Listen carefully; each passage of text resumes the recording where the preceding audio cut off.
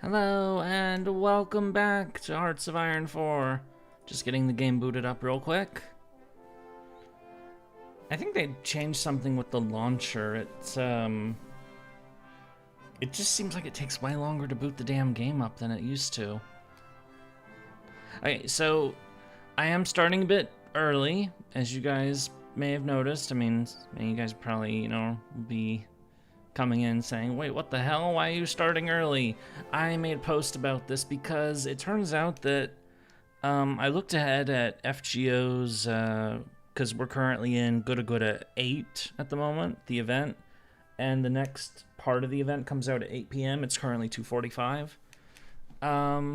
Attention, General Queries Harris on deck. Hello! But because, anyway, so the FGO stuff is going to be a raid, which means I'm going to need to pay a lot of attention to that. So, and I expect many of you guys who also play FGO will be looking into that as well. So, basically, I'm starting early because I'm expecting to end early, is what it boils down to. Unfortunately, I got to get up earlier, I didn't get as much sleep, so and I had insomnia, so I'm doing great. Anyway, so last time we played as the Philippines, and I discovered that I built a fantastic defensive army for a small country, and I just had to rely on the big countries to, do the heavy lifting once I had successfully defended my homeland, and then the big countries kind of shit the bed and fucked up. How's my Thanksgiving? I did not have Thanksgiving, honestly. I didn't have anything. So I think it's the first time I've ever skipped Thanksgiving. But so it goes. So anyway, today we are playing as the Chinese Soviet Republic. Also, I just realized it's the Chinese Soviet Republic. I named it on the stream title the Chinese Socialist Republic, didn't I? I did. I gotta change that. Soviet Republic.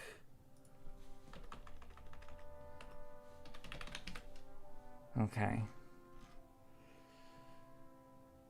Just had to, okay.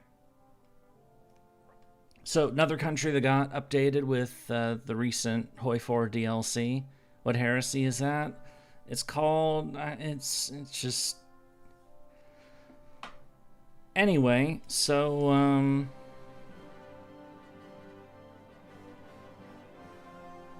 so I'm gonna read the blurb. Harry's watching...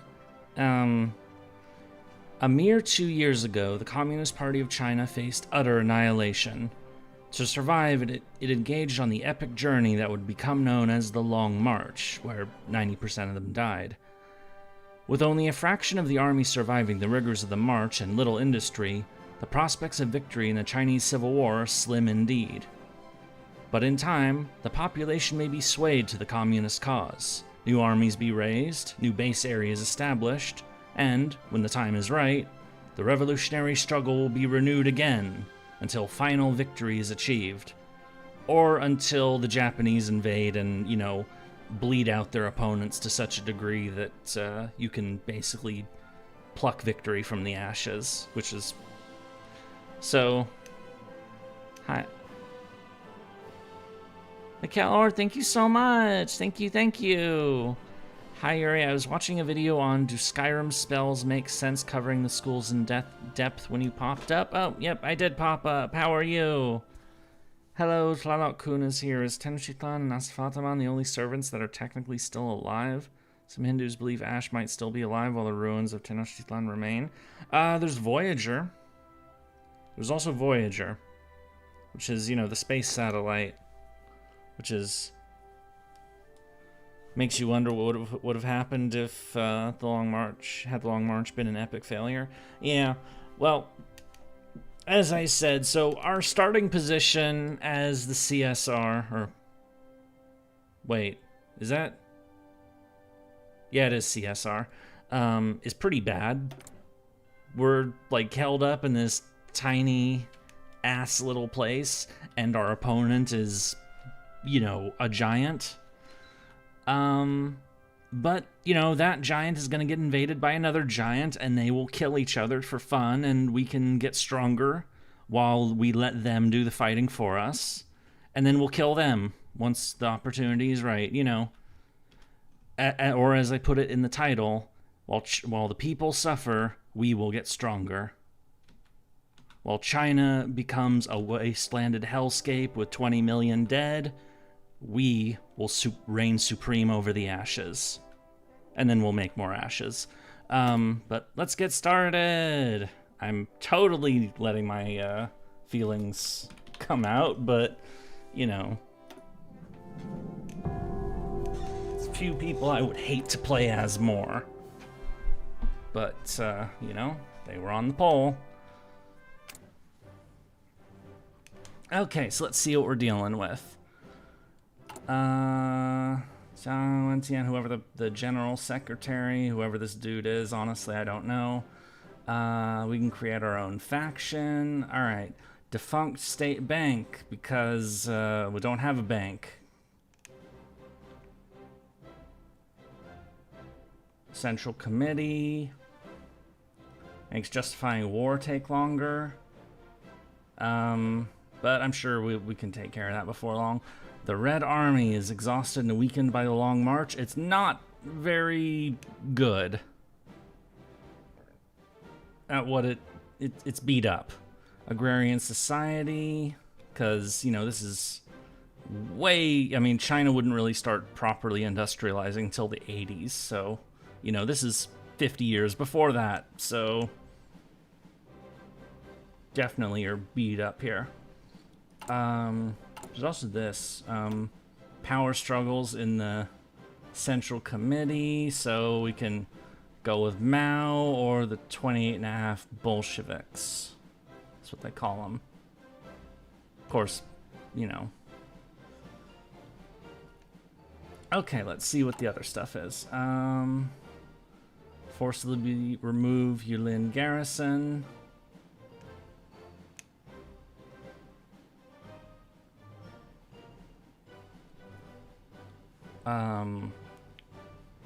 Spider Beffer test the 86th and 84th Thunder. Those guys whose names I will fuck up have managed to fend off our attacks and have effectively kept the north of the province under Kuomintang control. Must send units there to expel the Yulin garrison from Yulin, which is, you know, is it down here? No, I thought this was Yan'an. Where the fuck is Yulin? Oh, it's up here. Oh yeah, they added the Great Wall onto the map. So this is China's actual northern border, or was, and you know it capped out up here. And then, yeah, the original sections of the wall, and then more of it built up here, and then it just, you know, they kind of like added to it over time, and you know, so that's neat that they have that. But, alright, what else do we got? So we can dig for coal. Don't care about that. Don't care about this. We have 2 factories in total. So we will learn the power of research and the power of tools. We're gonna have to get more research slots. Oh, you already found a mech game you might be interested in, but it's in dev right now. Call Ironling Valley and Recorded Sarah. The art side very much inspired by Valkyria Chronicles. Okay. I didn't really like Valkyria Chronicles, though. Resources. We don't have... I mean, we have coal, I guess, but, you know, the fact that we don't really have factories, you know, certainly... I mean, we could build more, but our infrastructure is absolutely trash. So I haven't seen like any like playthroughs or like guides or anything. So I you know, I fully expect I'm not going to play this very optimally. Okay,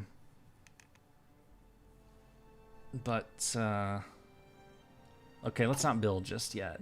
And then guns, because we desperately need guns.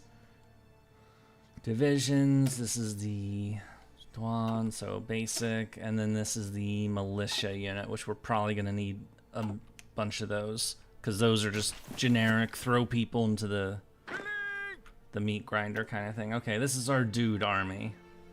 The army of dudes. And who are we putting in? Do we have a field marshal? We have 2 of them, including that guy. One of the most successful psychopaths in human history. Put Pang Dehua in charge. He was the guy who ran Korea, or ran the Korean War later. So that's 15 years from now. And yeah, I'll put this asshole in charge. And yes, I have no qualms about calling him an asshole. I'm going to do that. We have no air force. We only have the shattered remnants of an army. Rip, Shibe, Shama. Yeah, they split up the 3 Ma's into these 3. Okay. So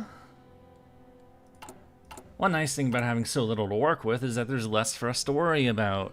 Don't hire the donkey. Okay, let's see what our focus tree looks like. It's bigger. Okay, so let's see what we're going to. So it looks like no matter what, we only have one choice here, which is this one. So let's just start it. But let's actually look at the tree and see what else is here. So rally the industry, expect to halt the land revolution, rural survey. So this is like economics.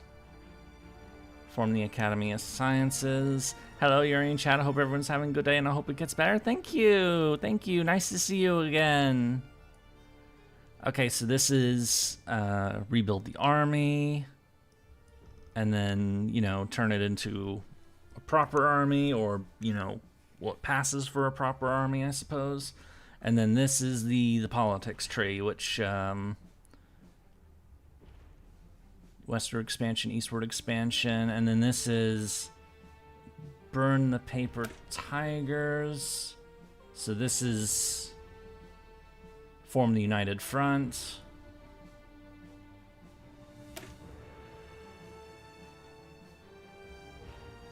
And this is the I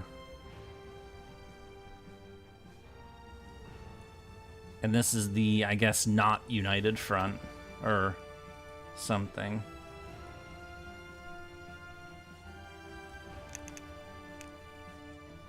Yeah, so, and then ultimately they converge into this tree, which is the post-World War II unite the country thing.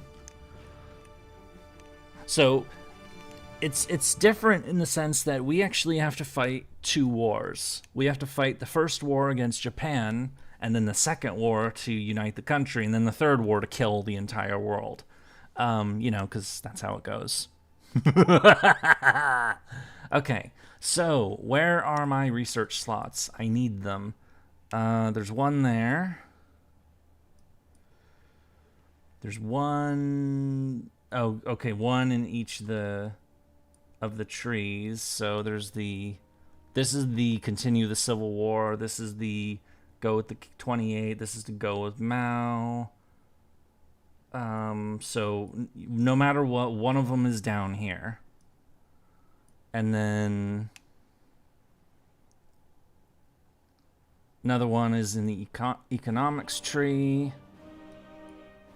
So we have 4 research slots total. Late, but boop. Hello!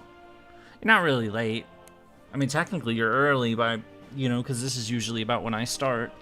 But I started early because we're going to have the raids later. Anyway, so silver lining is, because we have so little to work with, we can speed through the first year. So who we... Also, what is special about the raids in FGO? Basically, okay, so maybe I should explain what that is. So a raid event in FGO, I know it's a different game than what we're playing right now, so bear with me if you're not here. If you're only here for Hearts of Iron, don't know what the fuck FGO is. So basically, we will get more story content, and then there will be these things called raids, where there will be a boss fight that you can fight over and over and over and over again, and the boss has to be killed X amount of times. Usually, I think it's like in the millions, because it's everybody who plays FGONA. Each time they beat the boss, they contribute to knocking that counter down. So you beat the boss, and then eventually the timer runs out. You fight the boss in like a finale, you know, because everybody gets to do it at least once, basically. And then, and I think for this particular raid, it's actually 3 stages of raid. So like it starts with 1 raid, and then then that raid finishes, and it does 4 more, and then those 4 finish, and then there's one final one. Anyway, so the benefit of the raids basically is that they drop lots and lots of good materials, particularly gold materials. And it's a race against time, so you want to like basically try to farm as much as you can in the limited time that the raids will be active. So it's that kind of thing. Praise our glorious chairman. Oh God. So that's kind of a quick summary of what the raids are in FGO, and because those are going to start at 8, which is 5 hours from now, chances are this stream is going to end earlier than usual because of that. Because I want to get in on that too. I've seen what the mats drop look like, and some of them are things I need. Anyway, no more ado. Let's begin. Oh wait, I have to build shit. I almost forgot I have to build. Okay, just build roads, I guess. Well, if I build it, how long is... Oh, we can't even build shit.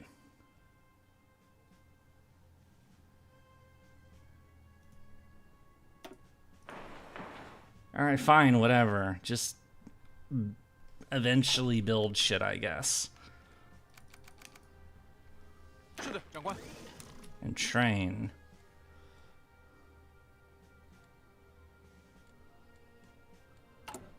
And then...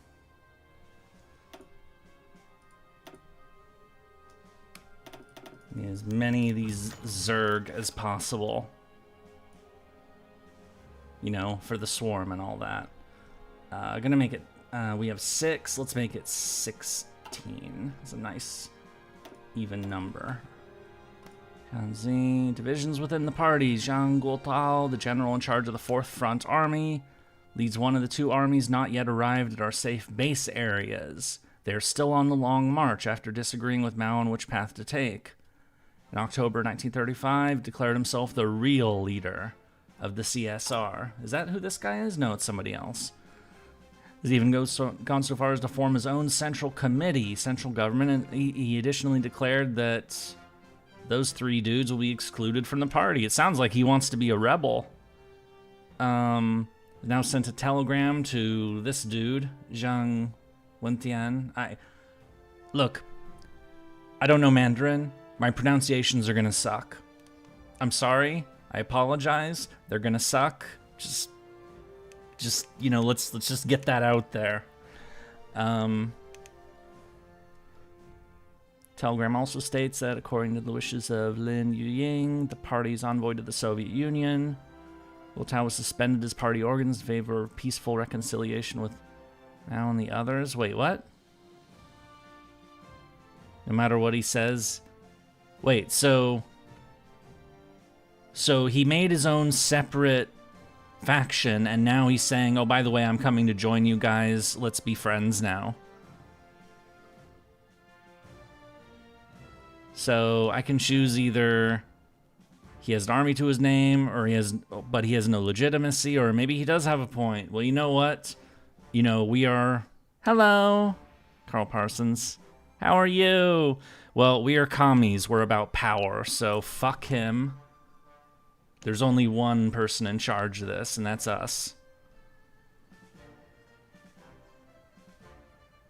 Put an end to the Sufan. Wait, what is the Sufan anyway? I didn't even check that. When we arrived at Shanghai local Politburo, Chief Committee Leader Liu Shidan, the other leadership was in the process of being purged. Oh, now we're stopping the purge.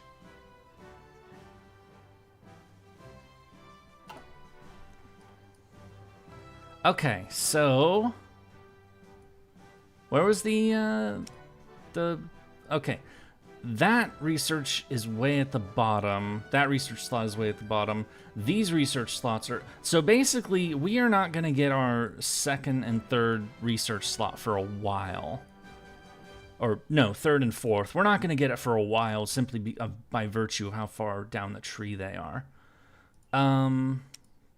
So we're going to be... I mean, we're China. We're going to be out-teched anyway, so... Okay, so what are we doing? We could... My usual approach when it comes to like playing games is build the economy. But we don't have a lot of time. So Alright, reborn, cooperate with the Please tell me you don't plan to make Mao the guy in charge. Well, despite the horrible shit that I've said, he actually, for the part that we're in, like, when it comes to, you know, Mao's a horrible fucking person. Let's just get that straight out of the way.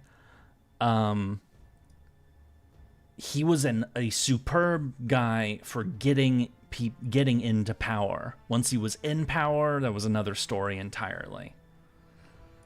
So for this phase, basically it's like, you know, we would want to keep him for this part and then purge him after the fact. But there is no after the fact in this game because, you know, we don't deal with the Cold War. Oh, hell yeah. How's it going, everyone? Hello. So, know the enemy. Unlock raid border defenses. Attack bonuses against country. Westward expansion, border wars. Interesting. This might anger the Republic of China. This might anger the Republic of China. Well, who gives a fuck what they think? But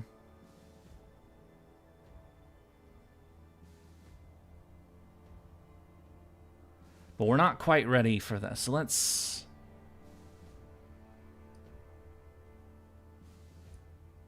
Speaking of China, what do you think of how the Korean War by India is going? You know, I have not watched the Korean War series in a while. I need to catch up on that. Which is weird because I'm a fucking patron. I pay to watch their stuff and then I don't watch it.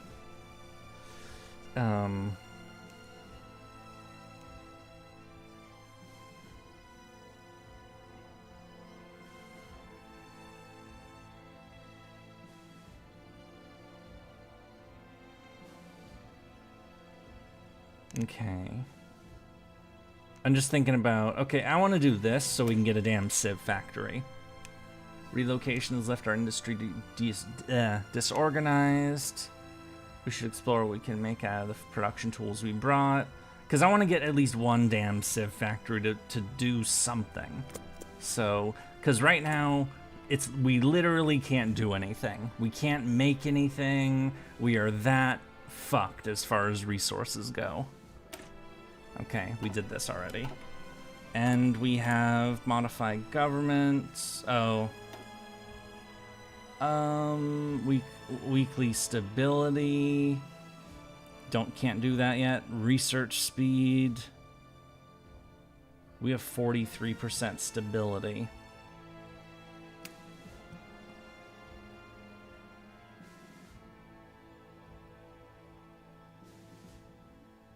Instantly canceled if the unwilling diarchy is completed. Focus. I don't have the Patreon on it, but I think MacArthur can make it to the Alu. Oh, we're way past... The Korean War series is way past that. MacArthur's been fired. He was fired a while ago.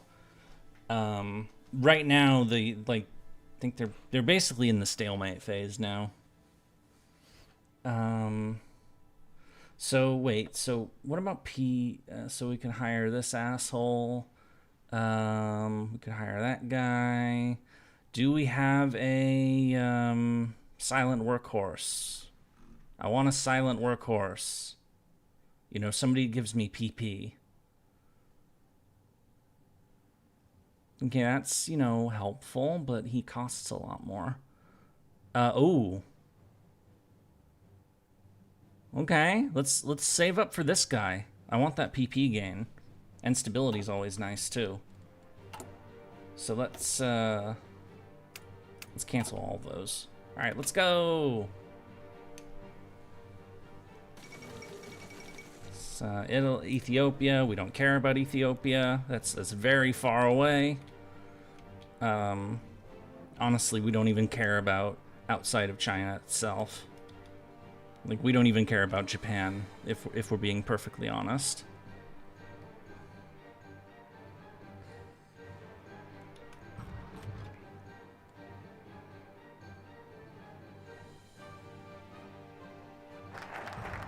Rally the industry.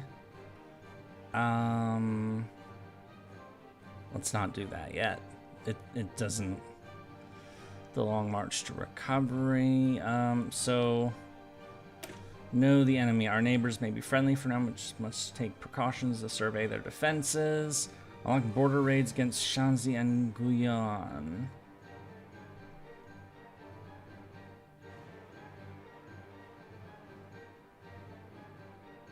Are we quite ready for that kind of thing, though? I mean, we're only just getting started, and we are badly short of equipment. Can they, like, give a shit? No. They need tension to be higher. Okay.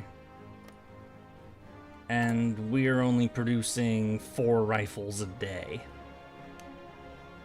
Fuck.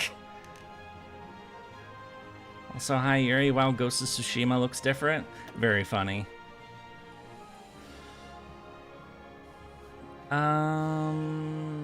Could go down here. Get more military industry. Or get more industry in general, so...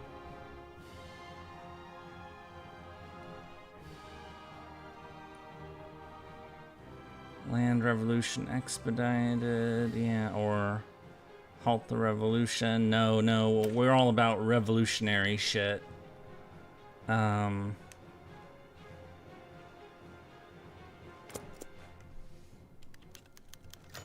Fruitful discussions. Earlier this week, our representative met with...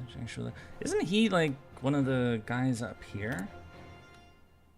I thought he was the... Is he not in charge of somewhere?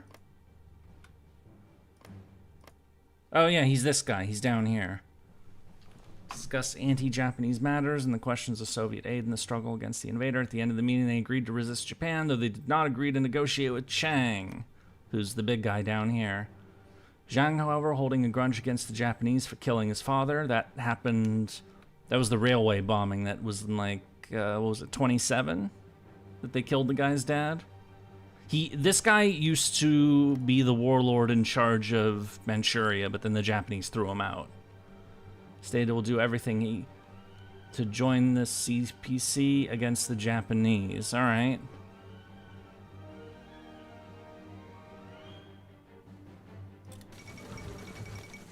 Okay, so we like him a little bit more because he stopped fucking with us a little bit.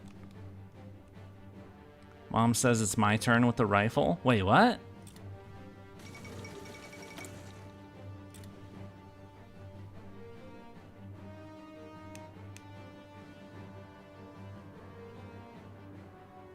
I hear a plane. Okay, how much PP are we saving up again for this dude? 187. What is this unstable cooperation shit that we've debuffed that we've got? It doesn't say, or oh, it just reduced. Oh wait, so how does this work? So Support these guys all the way, and you get PP gain, research speed, and Civ Factory. You support this prick, you get PP, and you get fighty bonuses. I see.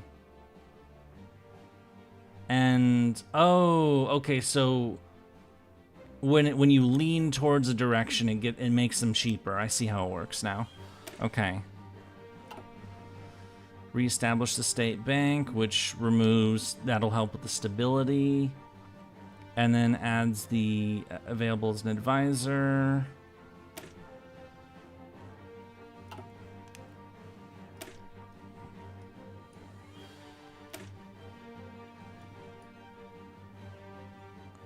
Allow trade of special goods. Yeah, special goods. We're talking about drugs. Drugs, you know. I forget, did they...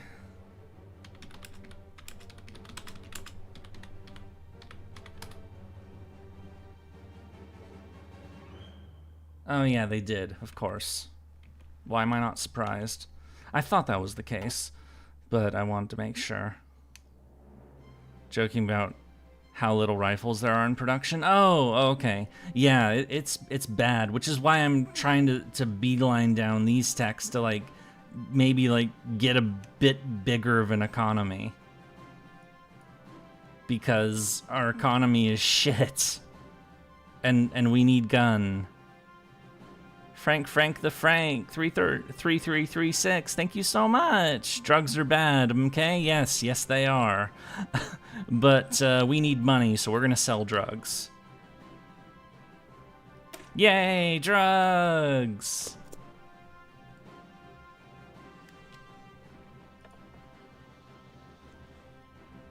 Alright, he's ready. That'll get our PP gain up. Because we need more of that, especially if we want to fill this out and get stuff going. You know how it is. Oh, these guys are trained. Neat. Who cares about navies? Yeah, indeed. We do not have a navy. We are not going to have a navy. I don't think we're ever going to have a navy. Let's be real. Yeah. Yurie likes to sell drugs in games. I mean, it is an option, so I guess. We're gonna be short on infantry equipment for that long. Wishes to halt the encirclement campaign. Is currently tasked with the suppression of the so-called bandits, which includes us. But he's reached out and wondering if we could cease hostilities as he prepares to establish a united front between us and the KMT. Do we accept? Yes, we do. I thought the opium wars were over already. Oh, they are, but opium is still a thing. And besides, we need money. How are we gonna get money? We sell drugs. You know? Well, you think we're gonna take the moral high ground when it comes to taking power in our country? Of course not. Why would we do that? Power is the only thing that matters. Didn't you know that?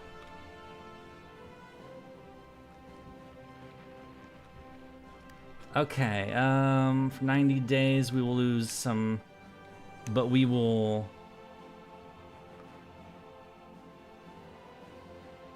Alright, let's take care of that, just to get that crap out of the way.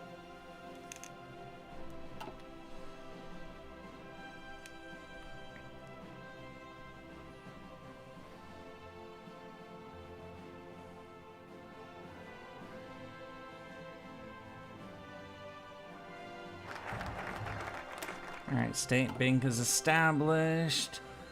Now, technically I would want civilian industry, but let's be real, we're gonna be fighting people, so let's get mills. Because we need more guns. We need the power of gun. As much gun as we can possibly get. Hey, hello!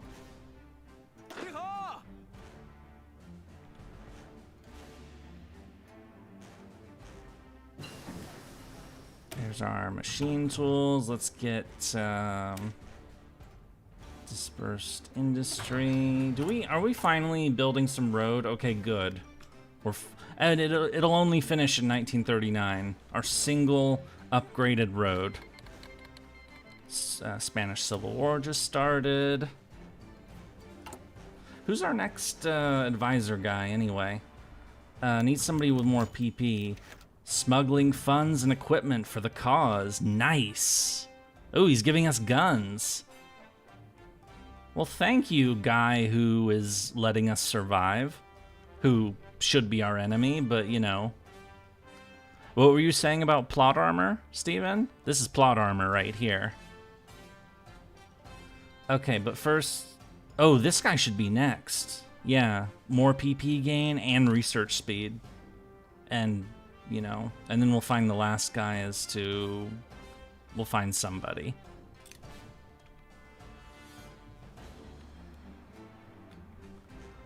Yeah, they basically got plot armor in the form of Japan taking advantage of the Chinese Civil War and deciding to start eating parts of China, which forced the Chinese Civil War to go on pause, which is pretty much where we're at right now. So if that hadn't happened, the CSR would have died. Big time. Telegram from Zhang Guotao. This is the guy who his army is nearing Shanxi. Where the fuck is that again? Oh, here. The province. Their long march has lasted nearly a year longer than that of Mao because they took longer, because they're dumb, because they're worn out. It's because of this that he is against stress, that he does not seek to challenge the current party leadership.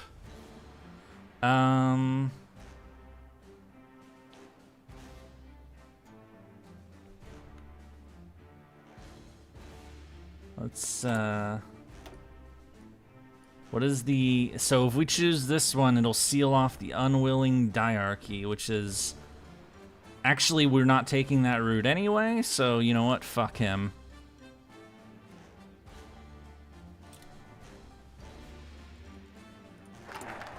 Which also means that now the power is tipped more in... Oh no, not quite yet. Who's the guy we're taking again? This guy. The Marxist philosopher. Ah, yes, because that's just what we need, more philosophy. Okay, what can we use down here?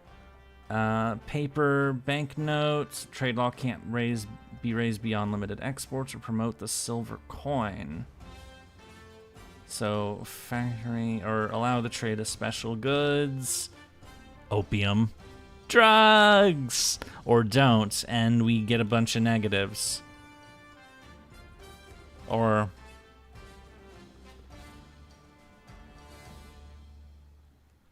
Yeah. Despite the popularity of special goods, addiction is a serious issue. Nah, get people high.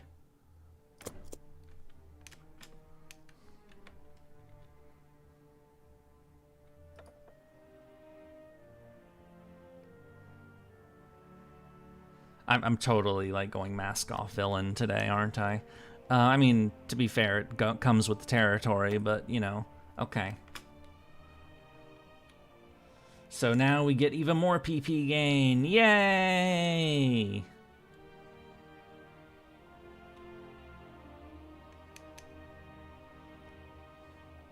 Okay, so who will be our last guy? Withdraws troops out of Yan'an, and now we own Yan'an. So he's trying to, so basically what this guy is trying to do is, this is the run up to what is called the Xi'an incident, which is, Xi'an is this city right here, where he's trying to get Chiang Kai-shek's attention. Chiang Kai-shek gets kidnapped and brought here and is basically forced to say, stop fucking with the, you know, leave the communists alone, we need to focus on Japan. Which is, of course, exactly what we want him to do. So he can die for us when he fights Japan. And then we kill him afterwards. So he doesn't die fighting Japan, he bleeds out almost while fighting Japan, and then we stab him in the back. So yeah, Chang's gonna head north to suppress. Is it just me or Chinese Soviet Republic just feels incredibly wrong? I mean, that's what they were originally called before they renamed themselves. The People's Republic, so... Okay. Yay, we now own more land. Oh, and we have another factory. Oh, we have a bunch more factories. Kinda rude, but okay. What's kinda rude? Who was being rude? Was I being rude? Oh, we're short on steel. That's not good. Who can we get steel from? We'll get it from our friends up north. Because we need guns. We definitely need the power of gun. So yeah, this is when the Xi'an incident happens, roughly, and then we'll,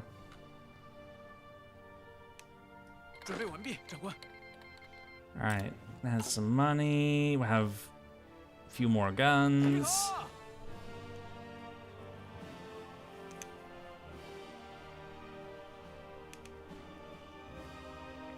Oh, these are almost full strength now. Nice. Ethiopia's dead. Special grade. Xinjiang is against these guys. They're killing them, and they're killing them. Okay, so they're getting bigger. So we should start some killing ourselves. Actually, let's do some killing. So raid border defenses of Shanxi. Let's do that. These guys. So wait, what province are we westward expansion? Guyuan, where is that? Oh wait. No, that's west, I'm stupid. I meant east. Shanxi, oh. Okay, we'll do west first. 是的，长官。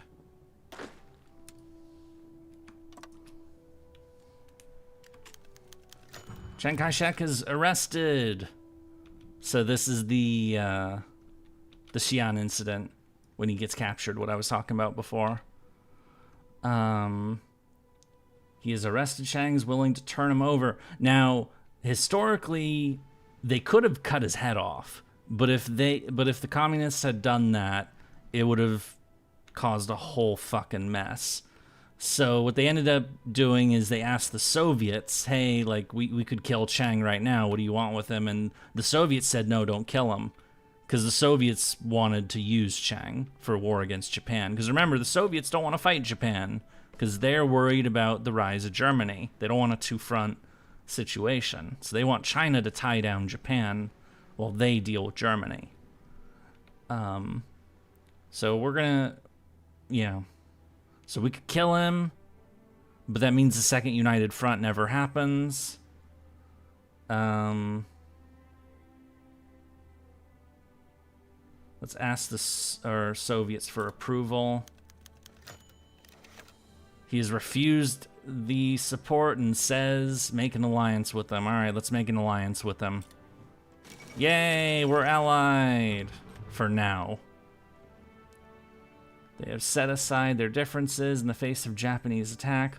We will have strict non-aggression against each other for as long as the war with Japan lasts. A number of smaller warlords have also joined the alliance. But not this guy. We're gonna take his land. Mwahaha and all that. What's this? Oh yeah, I forgot to check who's my third advisor gonna be. I could have that nerd, but... Or this nerd. Or no, that's... Okay, that PP's not bad, but not really. Stability, same ideology, monthly opinion. Consumer goods, factory output. I like factory output. Army experience, recruitable population. Soviet. Surprised the other warlords didn't quash the commies. Nah, they're too busy, you know, making bank. you know, doing their own thing.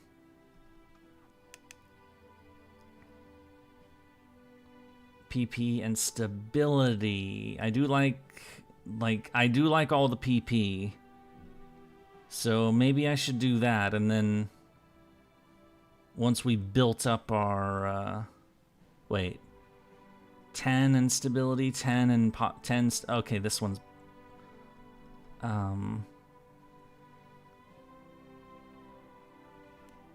you may notice there are a lot of female advisors in this tree. This is one thing that that Mao in particular did get going, is that, you know, he recognized that, you know, if he wants to stage an uprising to overthrow the oppressors, you know, it's definitely a good idea to get the other half of the population on your side, especially one that historically is, you know, would want to see some changes happen. So the fact that we have so many female advisors in relation to, you know, how you'd usually see for other countries is not an accident. You can always take away their rights later once you're in power. That was uncalled for, but it's also true. Well, not just women's rights, you take away everybody's rights. You know, we can all be, everybody will be equal. We can all be equally fucked together. Okay, westward expansion. This might anger the Republic of China. Yeah, I don't give a shit.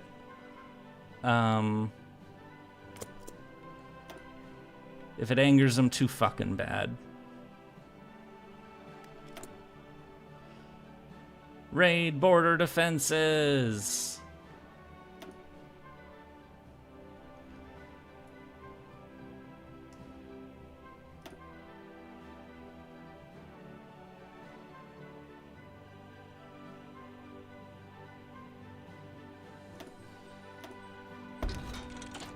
Yeah, auto launch it.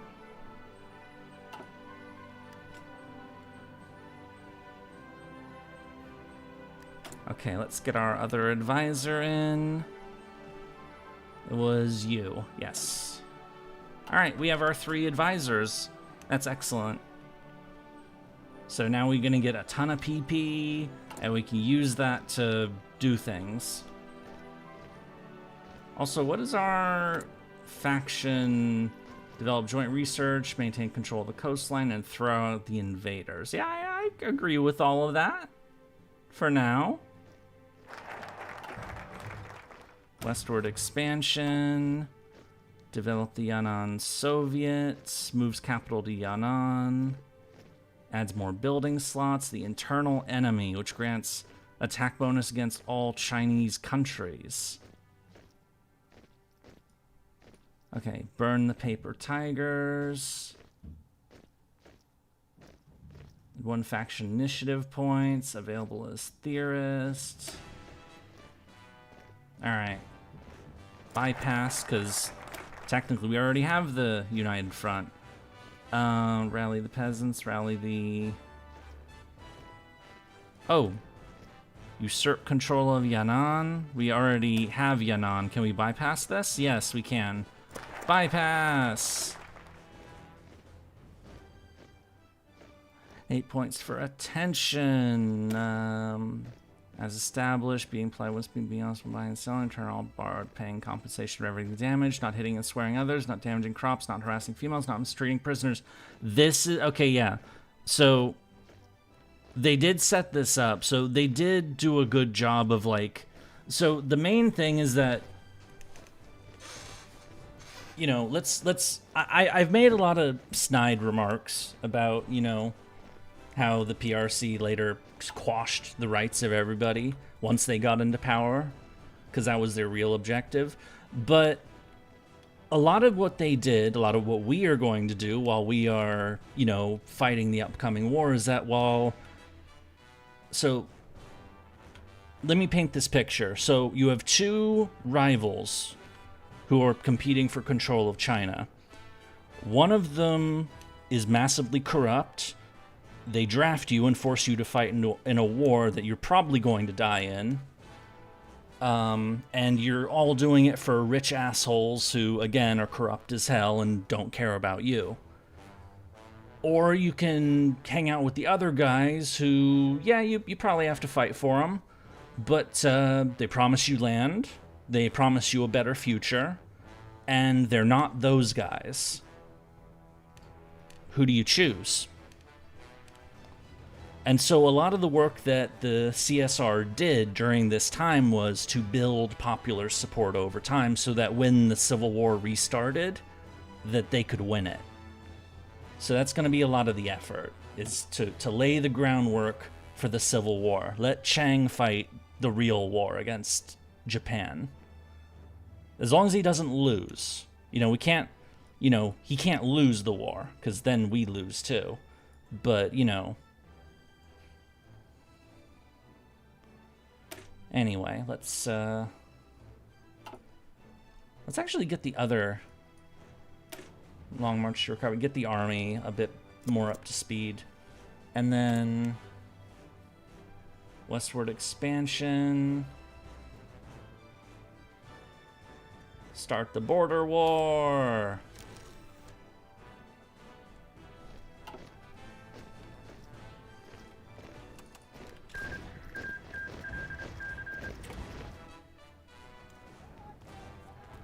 Alright, fuck it. I'm talking politics in my country. There's a candidate from the right, and I'm no fan of the left, so we want him to win, which he did. I don't like politics. Wait, we're currently losing? What do you mean we're currently losing?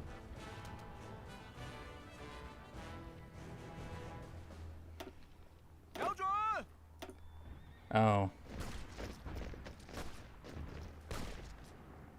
Maybe I shouldn't have done this yet.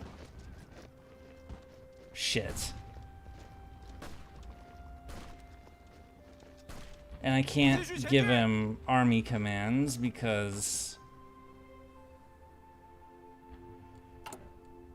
What about... Oh. Get in there.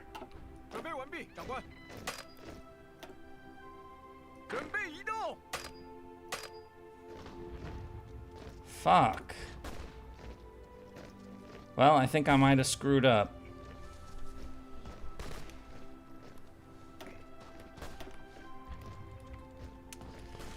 In my country, there was no fans, so we all wanted him to win. Then he proved himself a greater evil than those he denounced. In your country. Who are you referring to? Remember, I don't quite remember where everyone is from, so...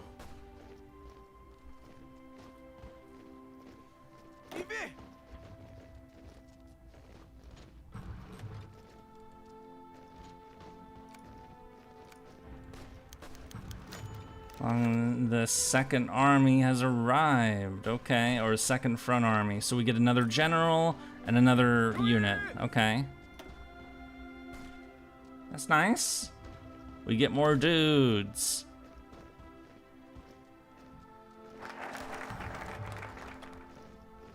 God damn it. I'm from where I live, in case you forgot. Yeah, I don't know where that is.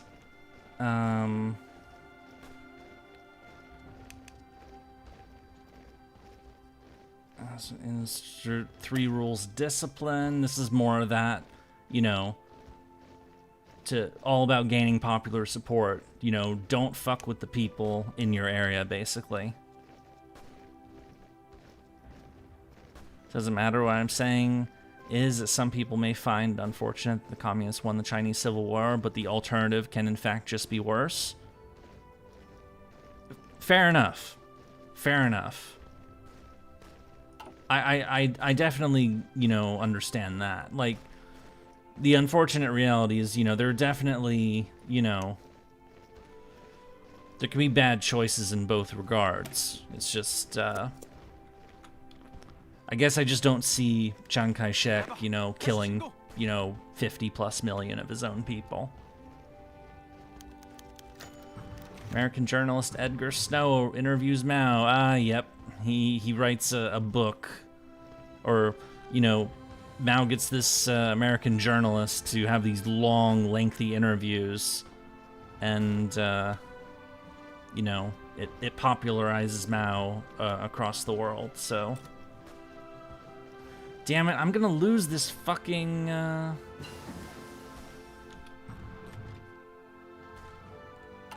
Well, then what do I do?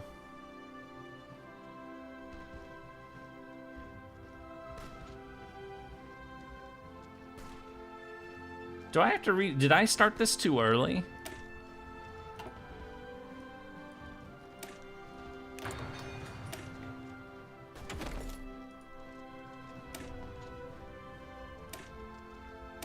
Let's get better gun. Fuck. Withdraws a temporary setback.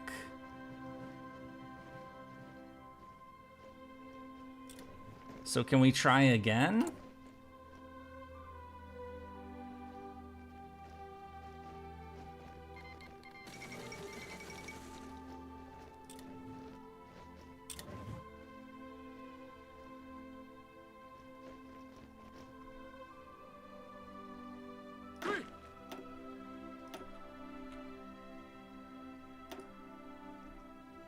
Let's put that nerd back in charge.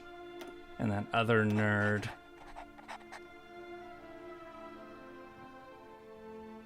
Actually, no. He's not quite as skilled as... Oh! Here comes Japan. Yeah, let's get this other nerd in charge. The internal enemy. So we lost the border war.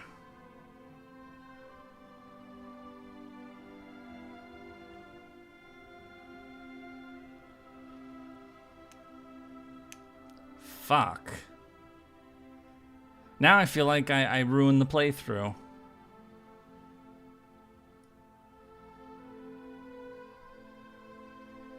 Okay. If we're gonna do it next time, we'll just, I mean, we could try to kill him for real sometime, but...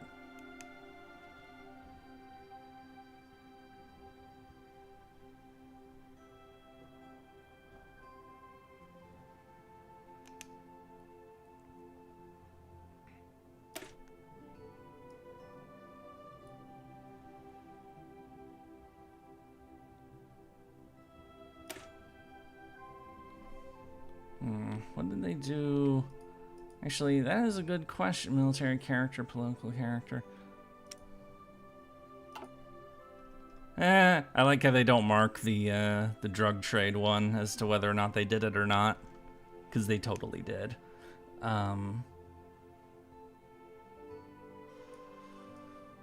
Anyway, enough of this shit.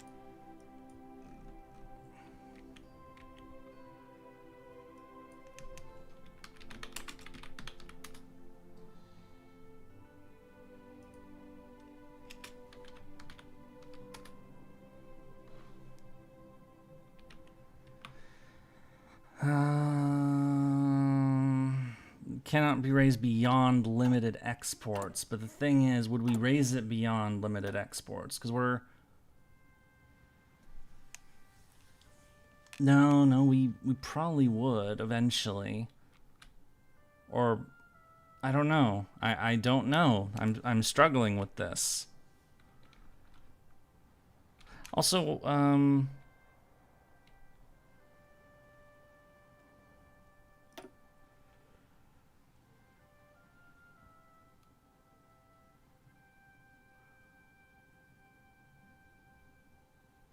yeah. Let's do that. Oh, wow, we have a ton of PP. Just realized that. So, central bank, which can also party magazine, daily PP, more PP, infrastructure, railway, mill factory, yes, please. And then let's get some army experience. Yo, hello! The Hindenburg Incident, the Neutrality Act.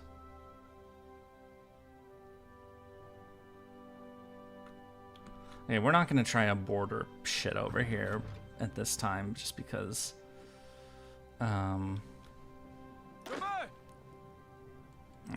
There's no more to do.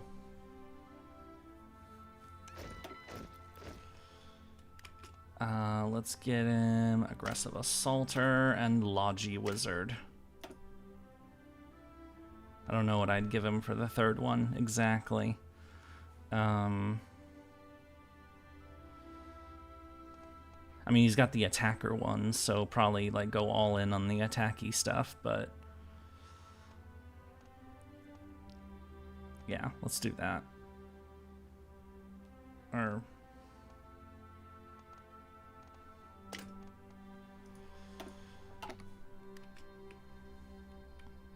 another division to join the party.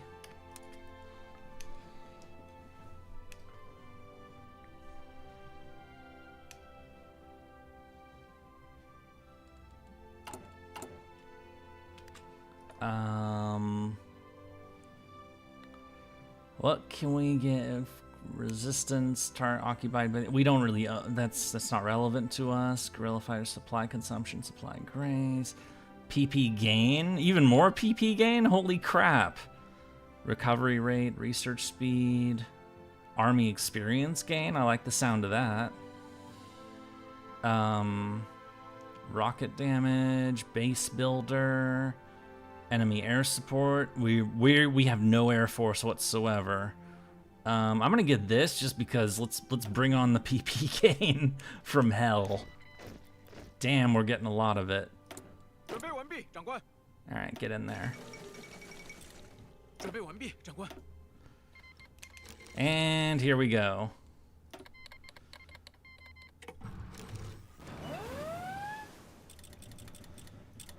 All right. The Second Sino-Japanese War has begun, which means full-scale Japanese invasion, which means we get to chill.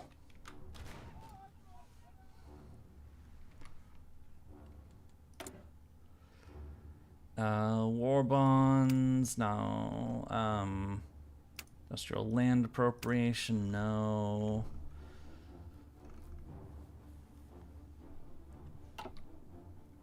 And now that they're in the United Front, oh yeah, we can set a new faction goal. Unlock faction military operations for your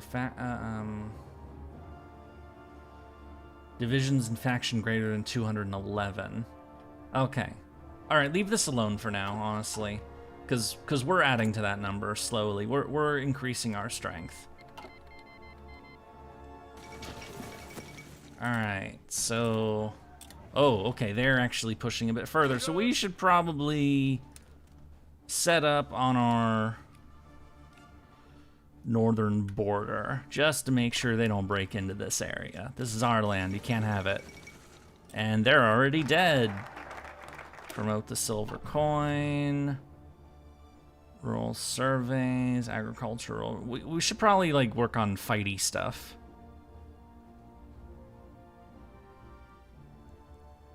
Oh yeah, get aid from the Soviets if we can.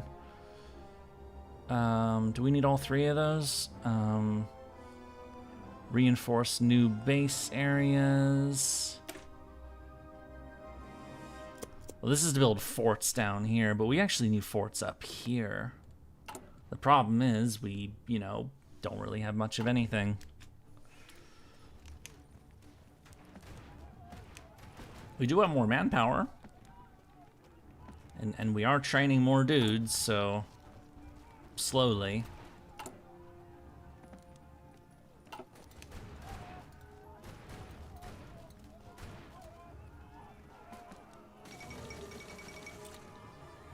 Panay incident. New rifles.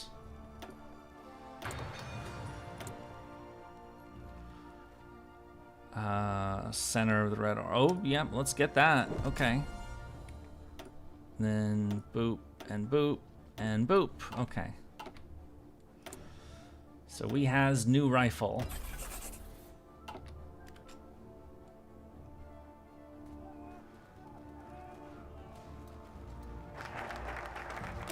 Reinforce new base areas. The Red Army reborn. This will make our divisions a bit better, and will also allow us to get another mill. So we definitely want mills. Start Lend-Lease. Yeah, please give us guns. We'll use them against you someday, but not now.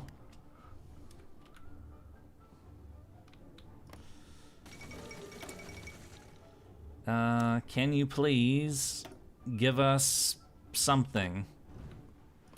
Let's see if we can take equipment from our. Can you give us guns? You will not give it. You know what? They'll give us guns, and you know, and thankfully, since this is all over land, I don't have to worry about convoys. I mean, not that convoys are a factor anyway, because I have no ships, but you know what I mean.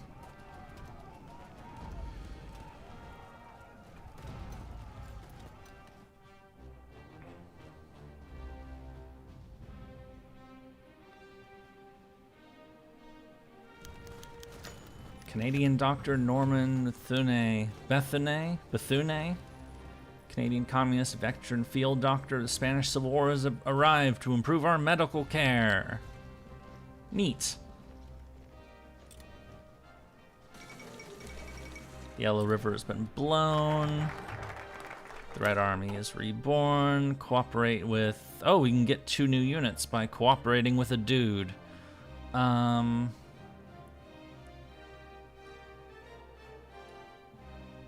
Asymmetric warfare.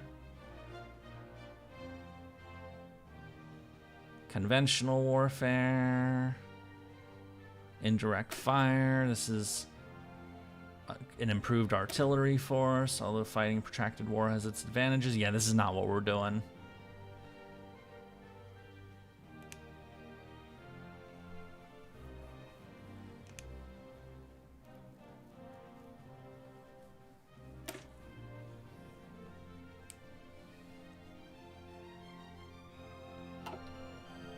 Okay, yeah, let's get 2 new units right away.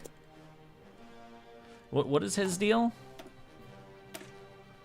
Yeah, Lanu's committed communist from Mongolia. Okay.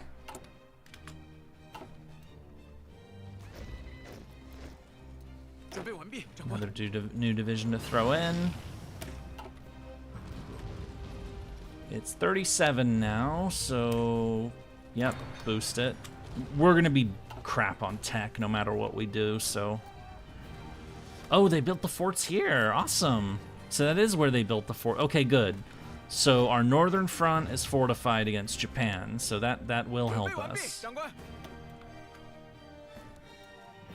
So long as they don't break into our core territory, it's okay. As long as Chang doesn't fucking lose.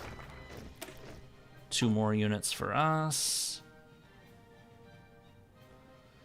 A request for aid from the USSR. Yeah, because we need more guns. Let's start that, and let's sweeten it by making nice with them a little bit. This mustachioed asshole.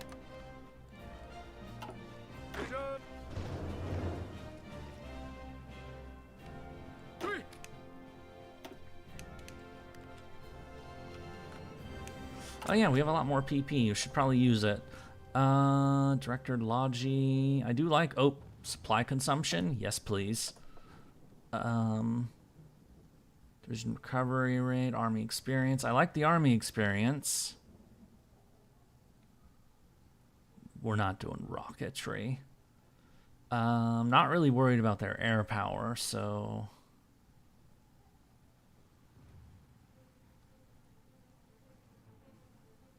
Yeah, let's get army experience.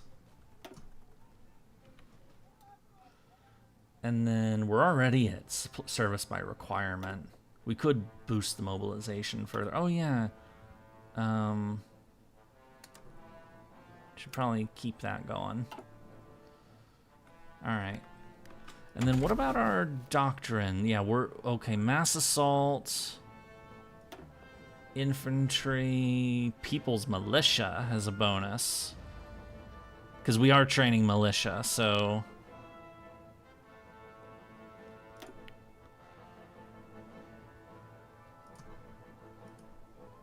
All right.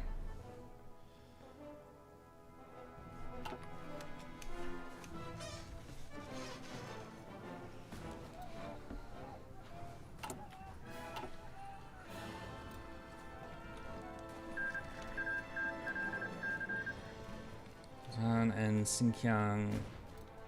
So these two signed a peace, okay. And now they've joined the war, because these two aren't fighting each other.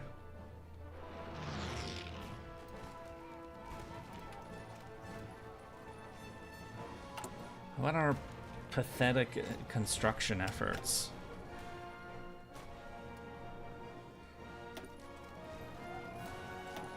I wish I had more factory, but I don't.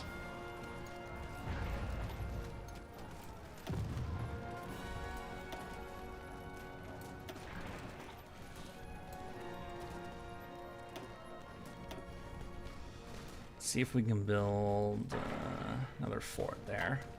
It's gonna take forever, but request for aid from the Soviets.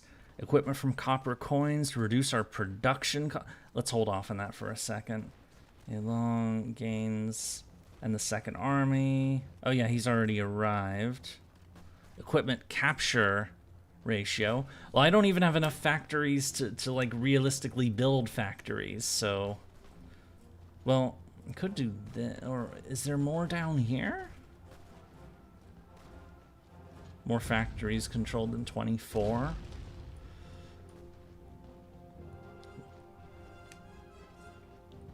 Well, that equipment capture ratio sounds good to me, so... Soviets send aid! Yay! We have gun!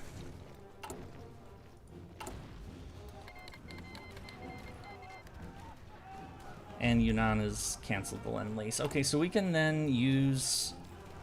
So this is our unit with artillery. This is the... Ooh, honestly, it's crap.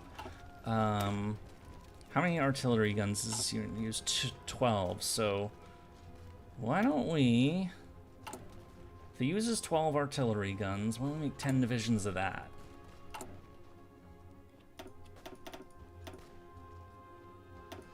And build it up over time. There we go. So we're short on rifles, but you know how it is.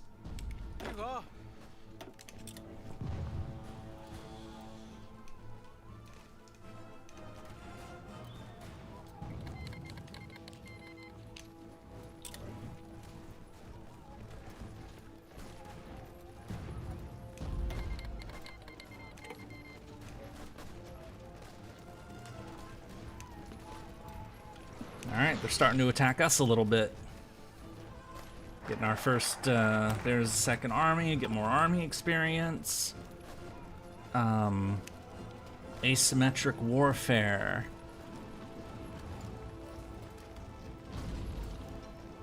Militia officer, militia defense.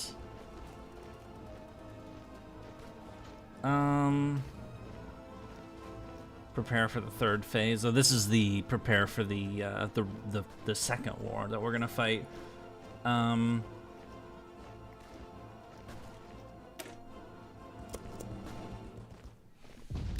Let's do some of the politics, I guess. Superior firepower, but yeah, let's be real. This is what we can do right now, so. And also, we can... Oh, not yet. Can't slam the mobilization button down. We can do this, though, because it's 38.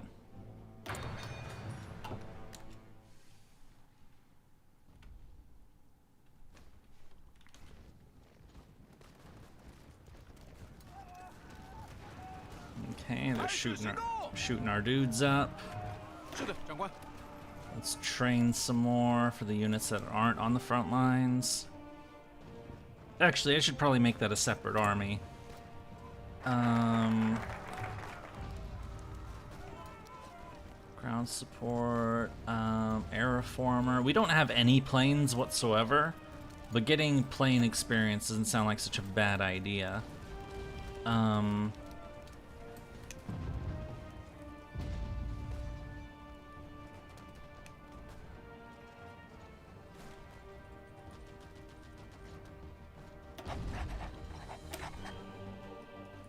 Let's rally the peasants.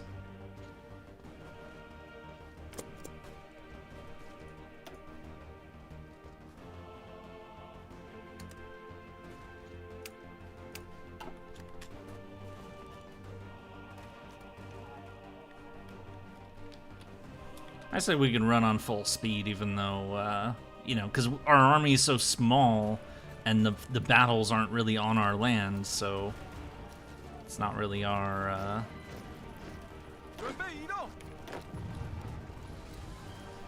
Okay, this is the new training army.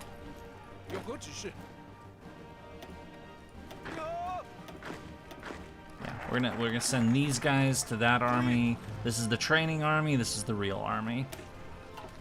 Guide the Central Committee.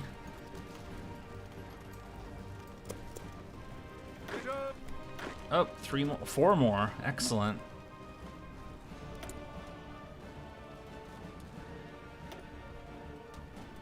So what are the full bonuses over here? Yeah, I like that equipment capture bonus.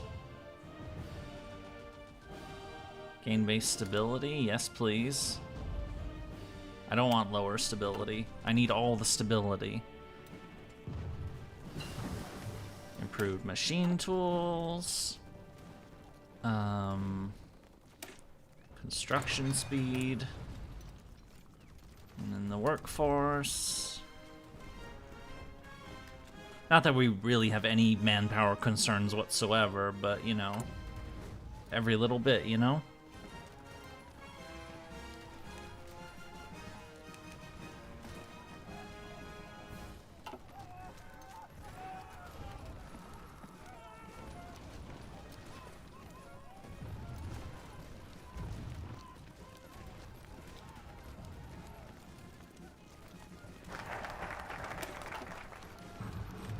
And then reclaim, or you know, this dude, this guy.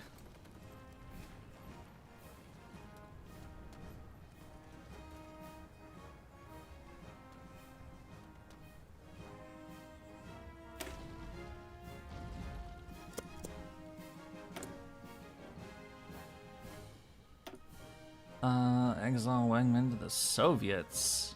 Wait, who's Wang Ming?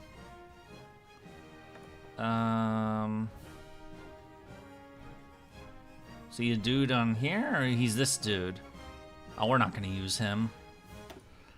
No.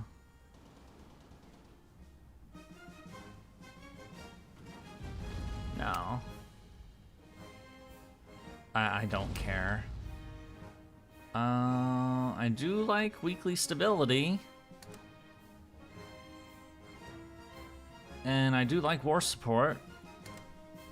I don't care if the balance gets a little fucky. We're gonna hold that off for now. Uh-oh, we're losing people.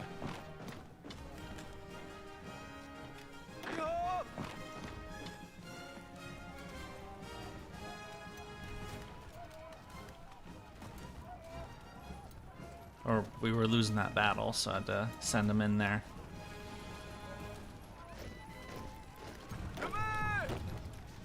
Seven more divisions, excellent. And we can send these 3 into the main army so they can join the party.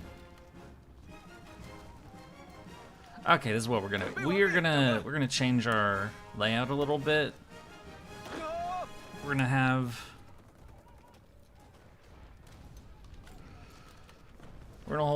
gonna go like right here, and we're gonna like help them hold the line a bit, but we're not attacking anybody, so just to get them a little more, you know, action. And then air guy.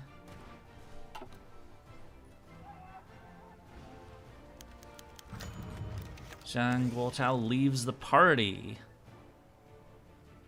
Okay. Productive period. Yeah.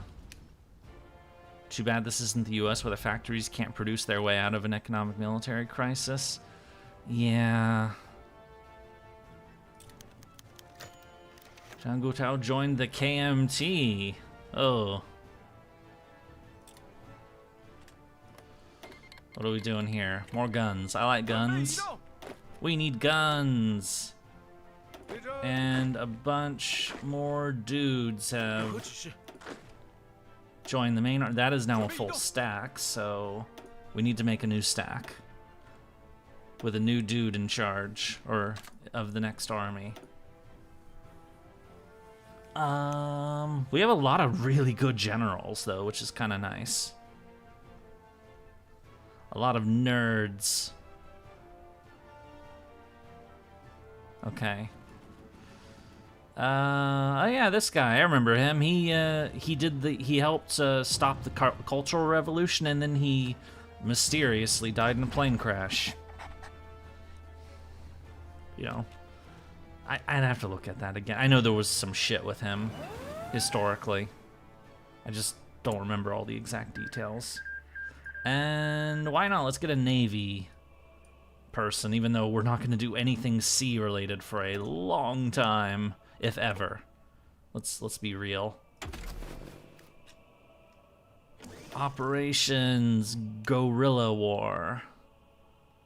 Because we are doing the guerrillas.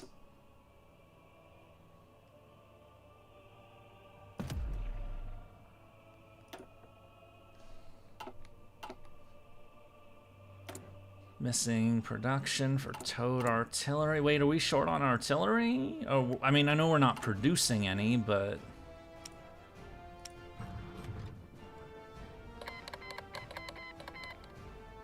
Cancel the Lend-Lease. Lin Biao's already ill. Not until the 2010s? Wait, what's not until the 2010s? The, produce our own artillery, or... Is my brain just malfunctioning today, or what? I mean, it's always malfunctioning, I know that, but... Let's get 10 more divisions, because why the fuck not? We're gonna have a huge-ass army. Looks like the Spanish Civil War is over.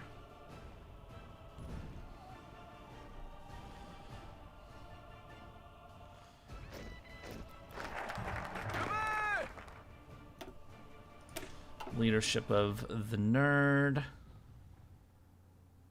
Or he's, you know... Perform rural surveys. What are these rural surveys? I suppose we could find out what that is.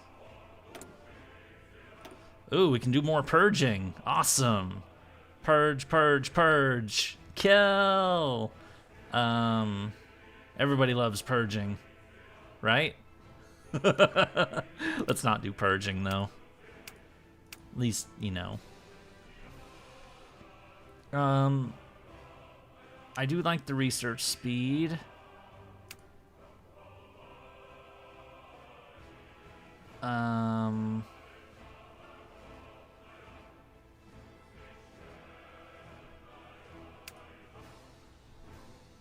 Utilize political connections.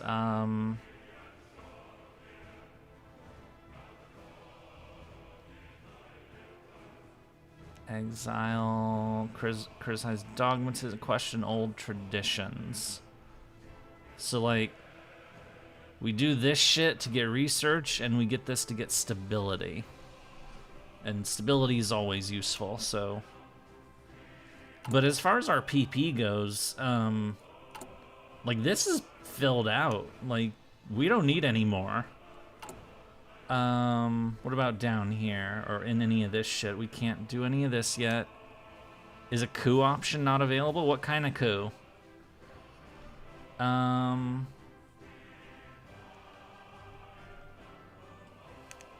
not gonna bother with this because we have so few factories, it's not gonna really matter. I don't really want to do that. Reorganize commandeer trains is pointless because we haven't even researched trains against the donkey. Well, that donkey is useful for now, so let's do these to...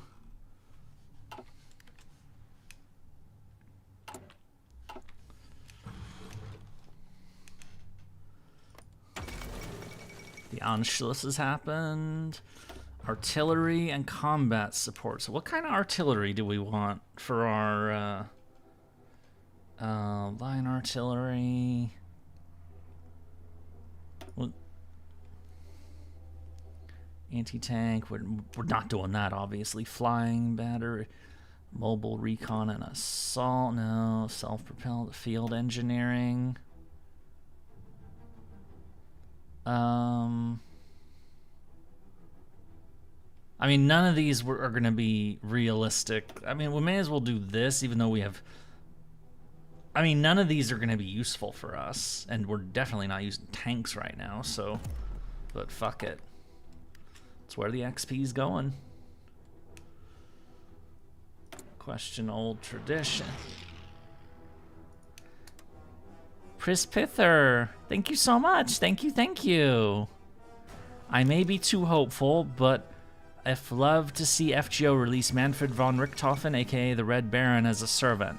I'd love some more German representation without it being the no-no people of World War II, since that's too controversial. I agree. I actually mentioned that before, that, I'm gonna give that a like. That the Red Baron is actually, it'd be kind of a cool one to add, because we don't have anybody who's in a plane, and he doesn't have any controversy about him. You know, he was a fighter pilot. He, you know, fought in the war. He was killed in the war, you know? You know, you could make some statements about, you know, he fought for the Kaiser, but, you know, World War I was very gray as far as popular causes were concerned. So, you know. Yeah, I definitely agree.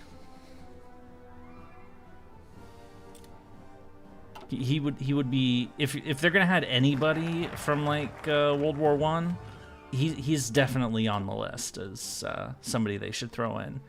Agricultural reform, which grants construction speed and max. Oh, unlocks first tractor company. Okay. Secure the people's support. Oh, infiltration decisions on guerrilla warfare. Add guerrilla warfare. Add mastery to people. Okay, yeah, let's do that. Yeah. So, one thing about this guy is, you know, he did know his shit when it comes to guerrilla warfare, so... Select new faction goal. Oh, we failed to maintain control of the coastline, or rather, he failed to maintain control of the coastline. I would say, yeah, in this one, inflict damage on the aggressors.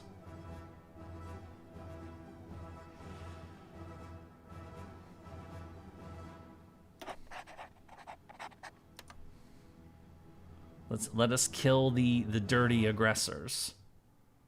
Wait, what the hell? The Guangdong clique has bigger factional influence than the main government. What the fuck? Okay. That's, interesting. I mean...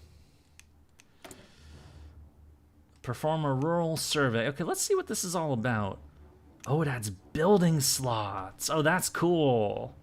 I mean, it's not much good for us because we can't fucking build anything. But, you know, one day at a time, I guess.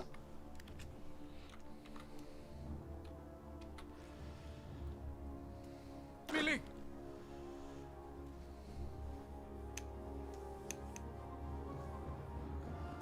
Hang on a second. Yes, that was mine.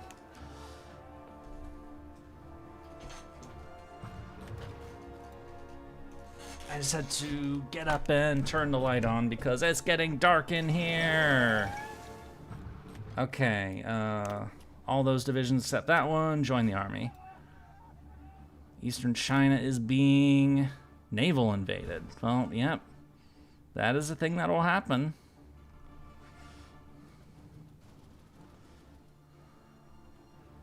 Perform another rural survey.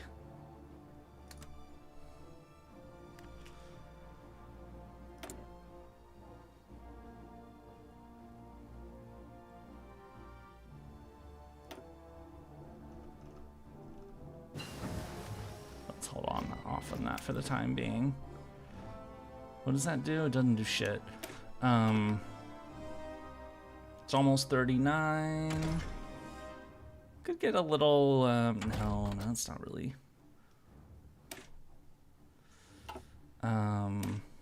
let's do research on stuff we can do now, so, or that's worth doing now. Spirit of the Academy and of the Naval Academy. Well, we don't care much about the Navy, but, you know. How much does this? Oh, it caps at 500. Oh, it's still. I was wondering if they changed it because they changed the way the trees work, but.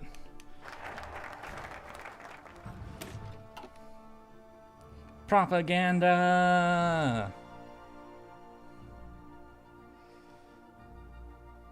Establish sabotage in enemy-occupied states that have. Oh, we can seek support from the Soviets.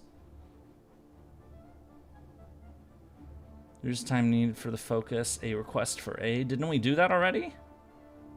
Appeal for foreign aid.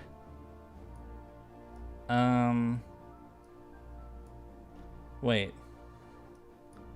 I'm pretty sure we did that. Yeah, a request for aid. We did that. Where's appeal for foreign aid?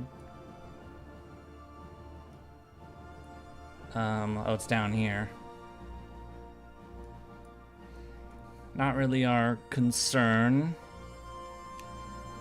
Oh, they'll be more willing to send Lend-Lease. Okay. Why not?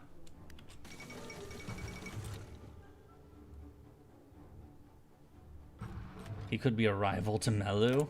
Wait, the Red Baron could be a rival to Melu? Oh, don't be silly.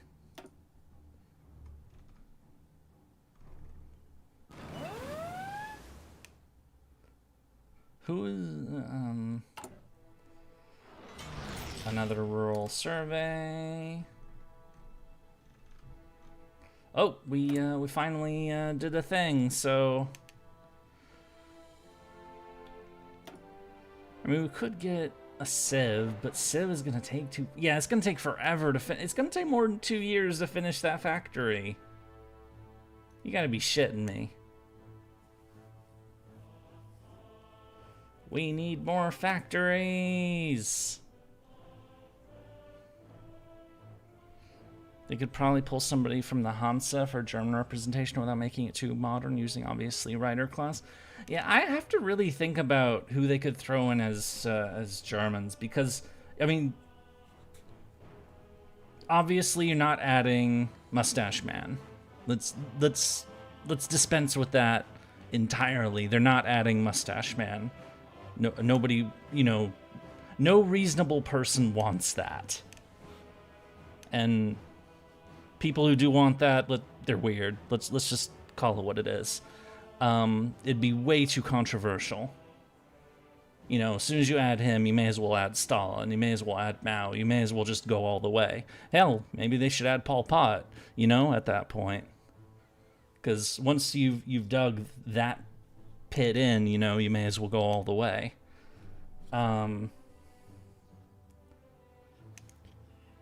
But you can go much older. You can go into medieval history. You can go into you can go ancient history. You can go with people like Arminius or Alaric. You know, people who fought against the Romans. Well, that smells good. You know, so I mean, it's a little tainted, but you. Ooh, that could be interesting. What if we added Frederick Barbarossa, who might have a bit of a complex about the fact that the largest and most genocidal military operation in human history is named after him.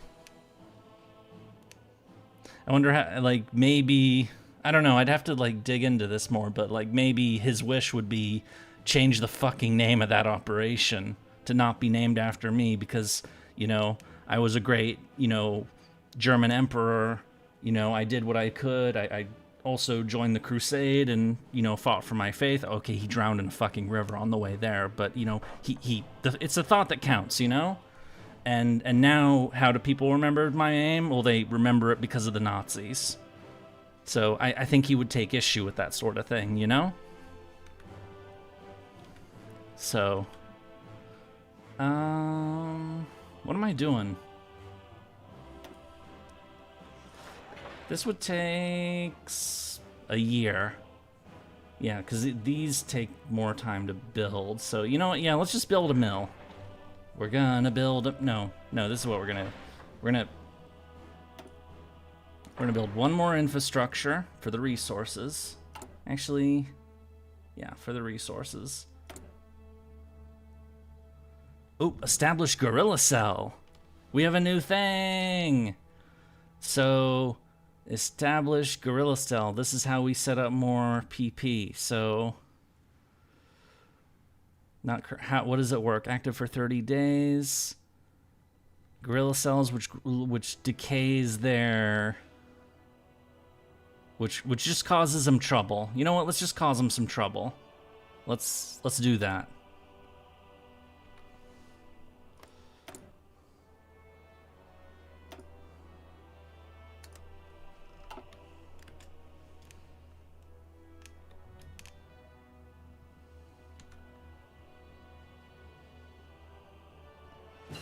Slowly building up our strength with the Japanese.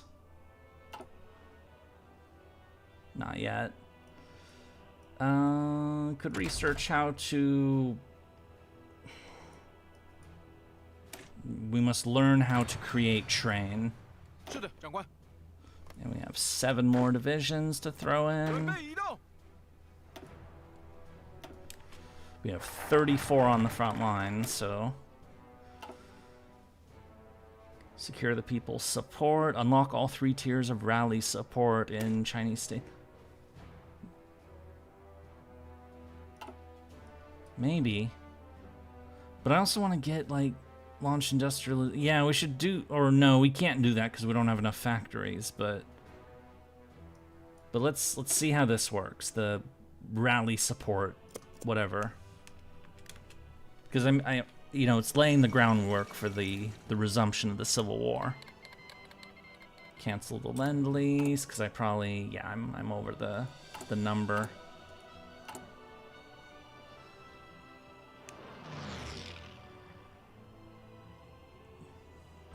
Wait, so we have 34 plus 8, that's 42, 45 divisions. 46, 47, 48.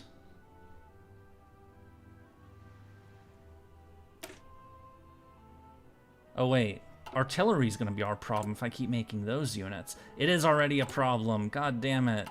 No! 2, 3.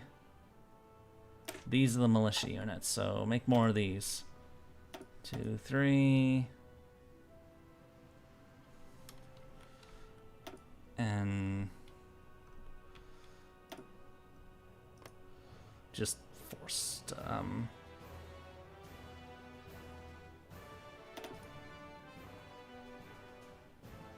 no. Yeah, force deploy those. They don't have the guns, but we will get guns someday. And just train these guys. And then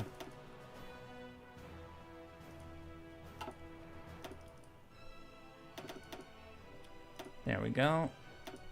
Low priority. We will get dudes.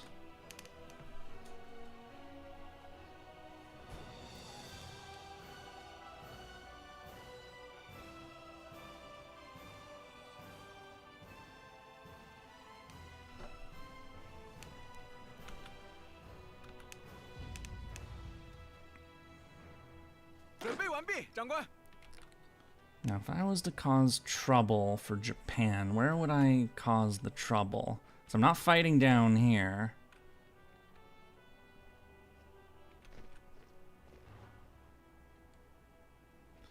The problem is, if I try to launch attacks on them, it's just gonna go badly. You know, let's be real about that. But I can at least start setting up a plan. So dissent in the United Front. Halves the cost for taking rally the support in Chinese states. Infiltration decisions. So what are these So where are these infiltration decisions anyway?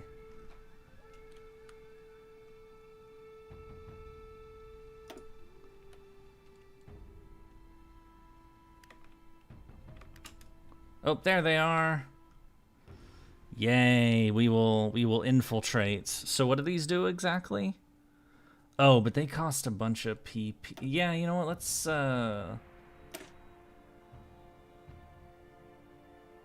yeah, let's do that first. Before we... If infiltration reaches level 3, the state will flip in the event of a war against the target state. So this is like a way of using PP over time. So let's do the rural survey thing again. So we're not going to do these other things yet. Even though they're gonna... Let's just tick them off right now. Get off the list for now.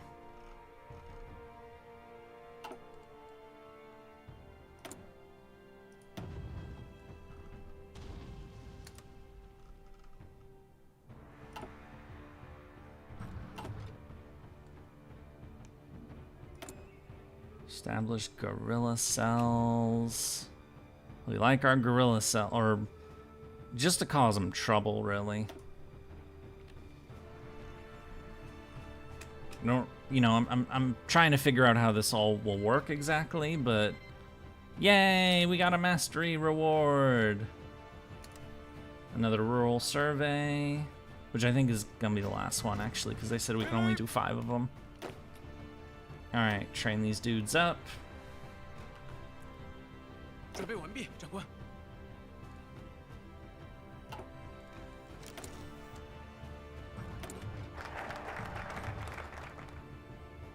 There's the sow dissent thing, which now question the faction leadership. No, let's hold off on that sort of thing for now.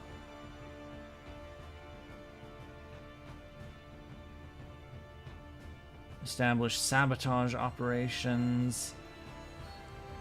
Enemy occupied states that have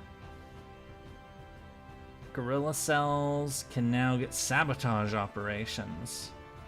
Yay, we can do sabotage!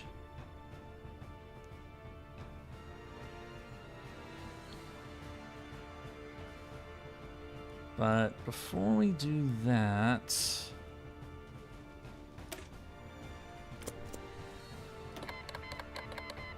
Let's get some more guns from our unlikely allies.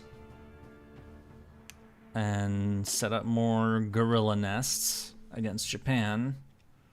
And while we're at it, let's do some infiltration of our friends.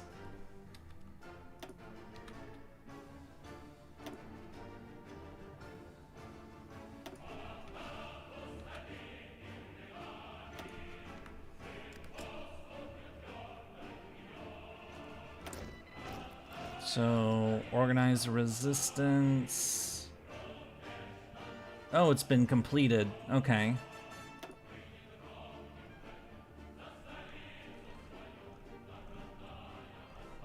Expand our armored fort and declare war on democracy. Construct military infrastructure. Build military R&D. I don't really care about any of this shit, honestly.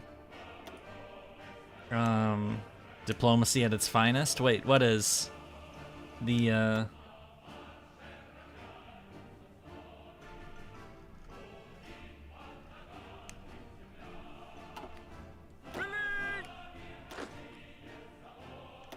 Alright, train them up.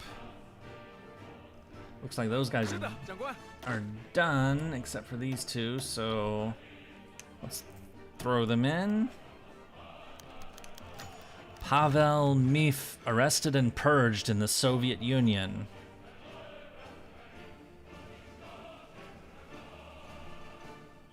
Okay. I mean, it's you know, it's communism. Purges is just, you know, what we do. You know.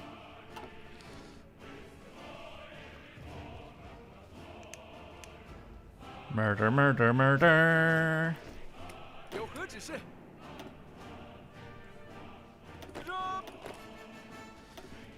know, I realize a lot of things I say could be absolutely taken horribly out of context. But, you know, that's just something I have to live with. This costs more steel. That's a problem. Because we're already short on steel. But it's 39, so let's get more production going. Let's build more gorilla cells. Asymmetric warfare. Revolutionary War, the mass training time. Equipment capture ratio, yes, please. Because we need as much crap as we can get our hands on.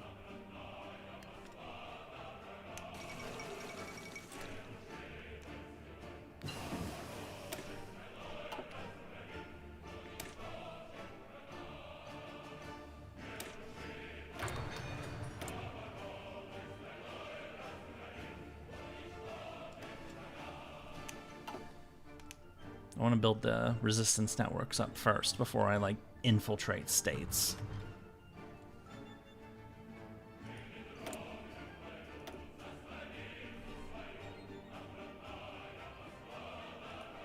Our stability's almost capped. I like that. Oh, the Nationalists want to give us a ton of guns. Wow, thank you. I will be happy to take your guns, you know, which I will later use against you. Okay. Recruitable population. We're holding off on that for the time being. It's a good one. That's why I want to make it count. And some extra manpower.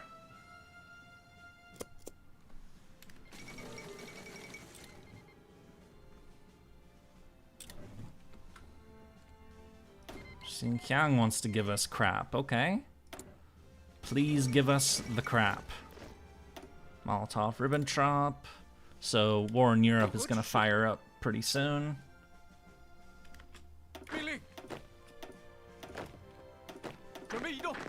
Alright. Those are 3 new divisions. Now we make a new army. So get in there. And who are we giving this one to? How about this dude? I don't know who he is, but he's a dude, and he now has a command. They canceled the Lend-Lease, those jerks.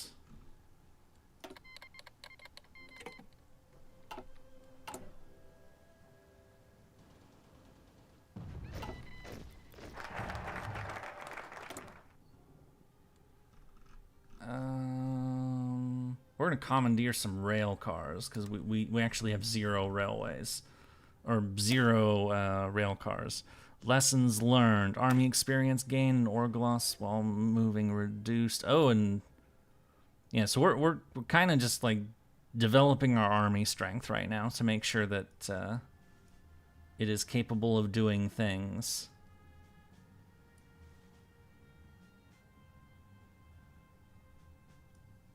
Also, I just realized I have completely forgotten about research slots because they were so far away from our objective, but we should probably, like, work on that. Establish... Yeah, let's do that. This is a long war, after all. We're, you know, we're in this for a long time. Would this plan do well? You know what? It's 2 years into the war. Let's launch our first actual attack and see how it goes. Charge!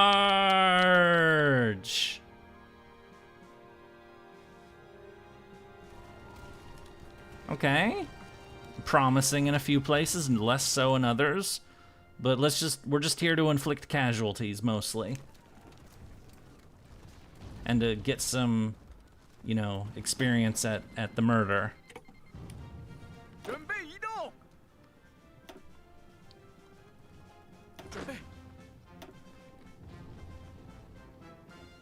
We might actually take some of this land back. Wow. Maybe my army's stronger than I thought. I mean, that attack obviously isn't gonna fucking work, but you know.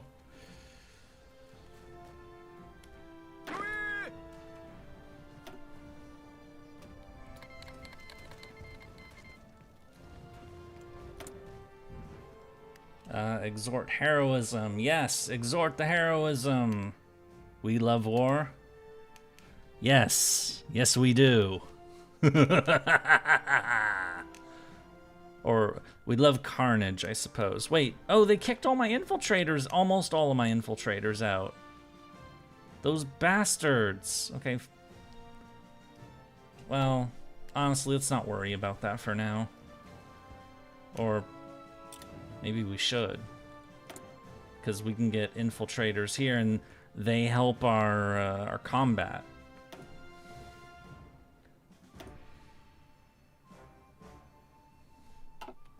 Besides, we're getting so much PP that, you know, I mean, that's what we're using it for.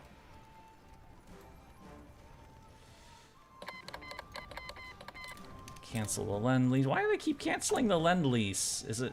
I'm not exactly high on equipment, but...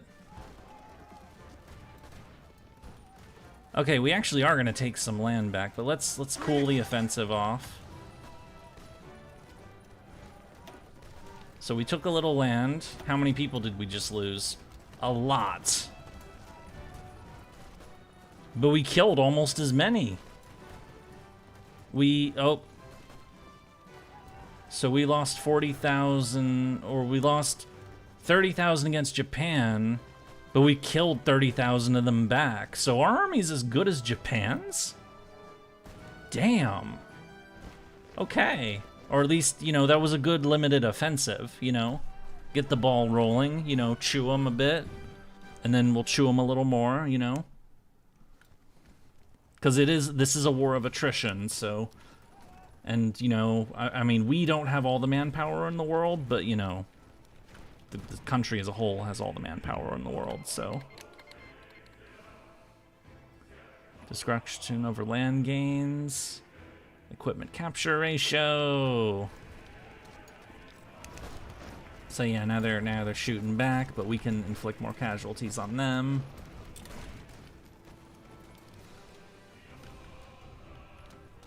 So get our... All right, war in Europe is starting.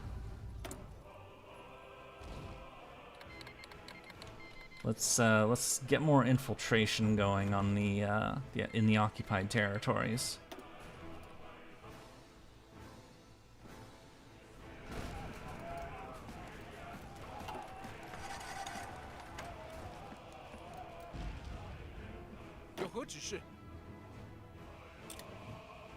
Alright. Could that work again? It says inferior enemy, so...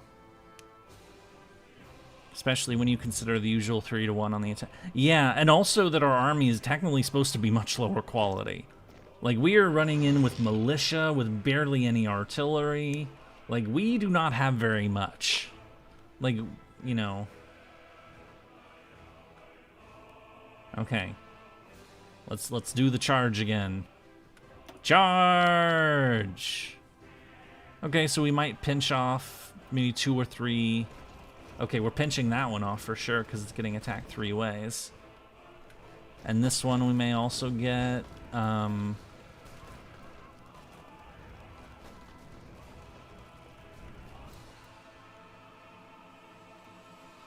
Hell, maybe if we can if we could somehow break through somewhere, we could. You know.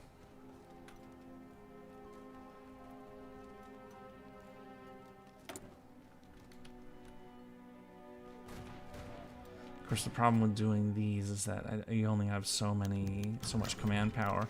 Government today is passed. Oh, the doctor that helped.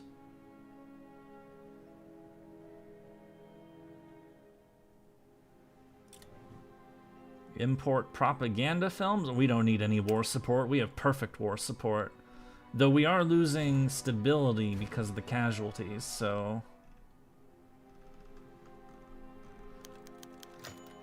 Peng Dehuai is wounded. No!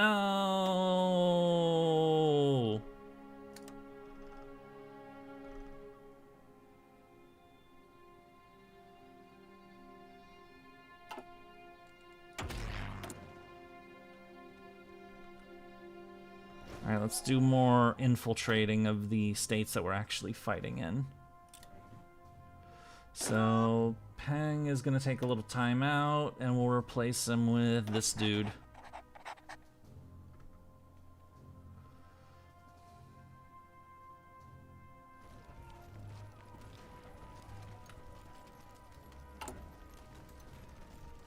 Of course, the problem is now that we're actually using equipment, making new units is going to take a lot longer, so... But, you know, we do have a sizable army. We're setting up to have 72 divisions. I mean, they're not very well designed divisions, but we can fix that. Propaganda... Empower the guerrillas. Halves the cost for taking guerrilla warfare decisions, and oh, that sounds good.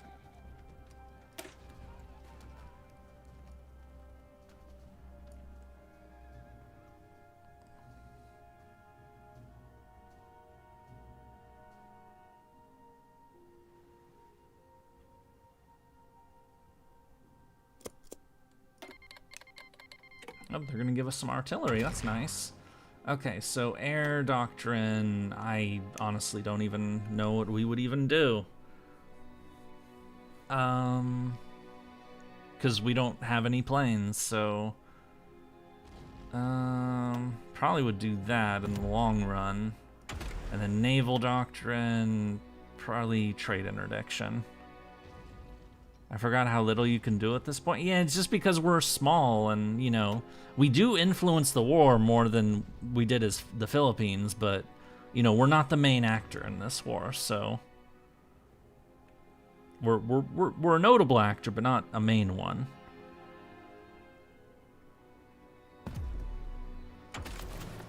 Meanwhile, armor doctrine. We don't really have any tanks, so...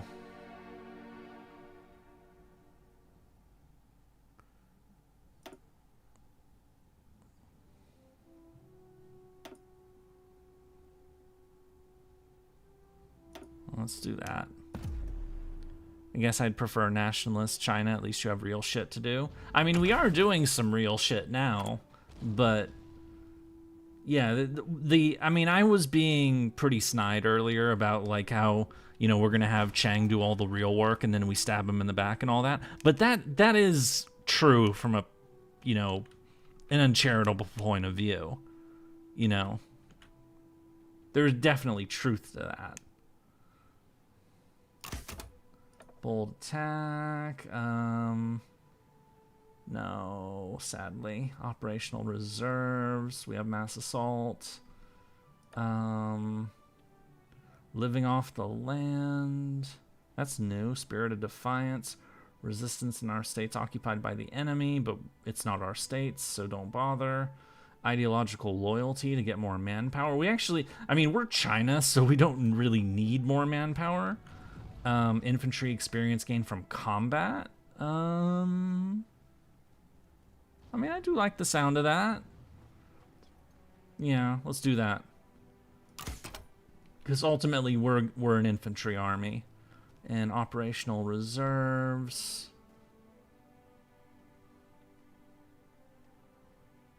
For health of our units.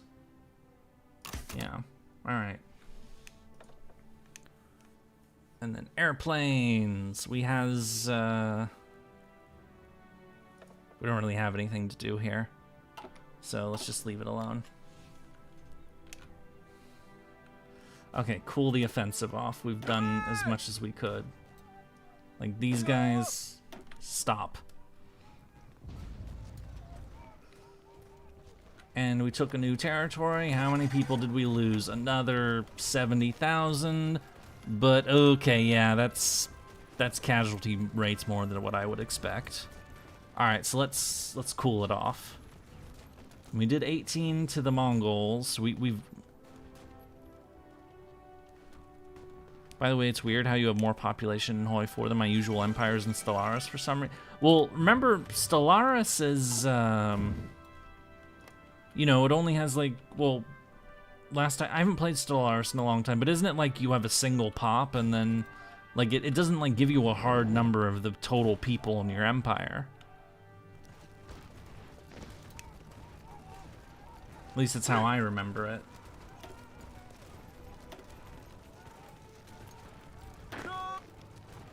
Okay, a bunch of our units got a bit mauled, so we need to recover for a bit, because our, yeah.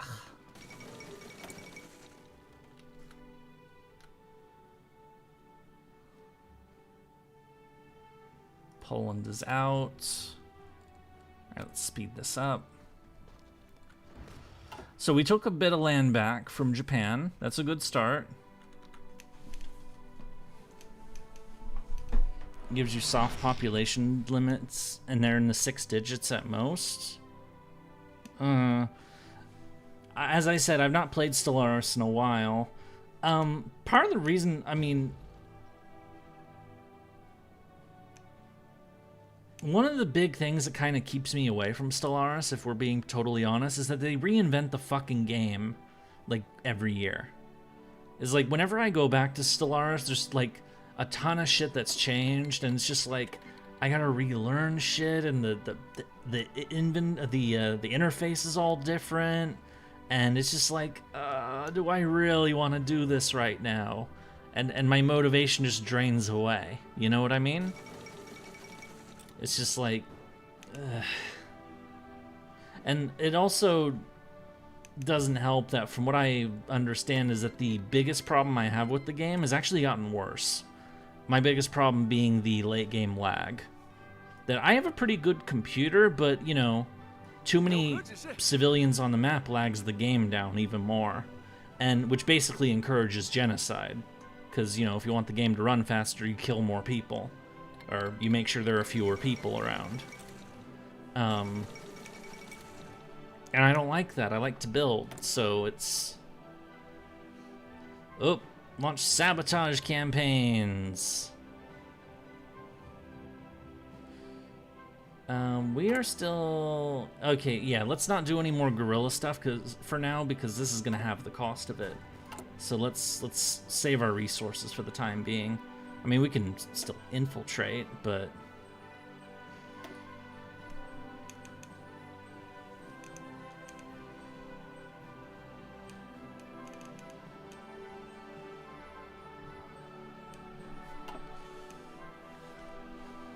Well, I mean, when I logged into the game last, which was...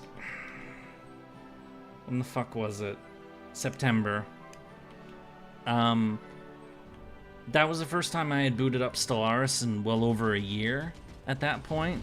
And when I logged in, it was just totally different. And it was like, what the fuck have they done? And it's just like... And I just didn't want to deal with, like, as I said, relearning everything.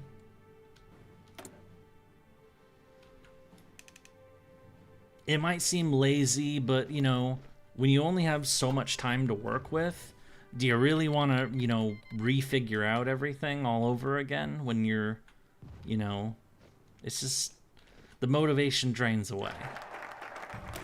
Empower the guerrillas, holding half the sky.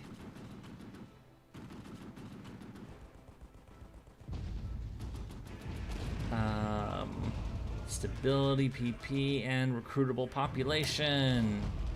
Yeah, this is what I was talking about before, that Mao put a lot of stock in getting women as supports for his army, which, you know, they would do all the rear area support stuff and make sure that the home base areas were secure while all the dudes were at the front. So, which, you know, was kind of, you know, he was ahead of his time in that regard. But of course, you know, as I said, you know, we can all be equal, we can all be equally fucked later, you know. But that's for the future. For the moment, it's very useful.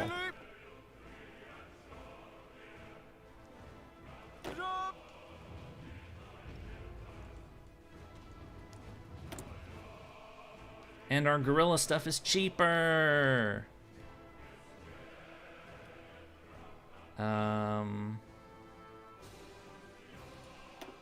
We can get more guerrilla shit going on. Launch sabotage. Oh, we can launch sabotage in actually Japanese territory. Okay.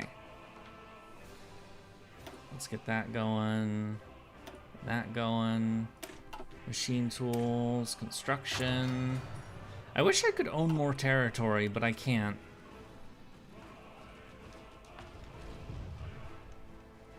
It really makes me feel like just a bit player in this conflict. I can't really, like, build up my strength the way I like to build up my strength, you know? Let's build a mill there once we can. More stability. Dispersed industry.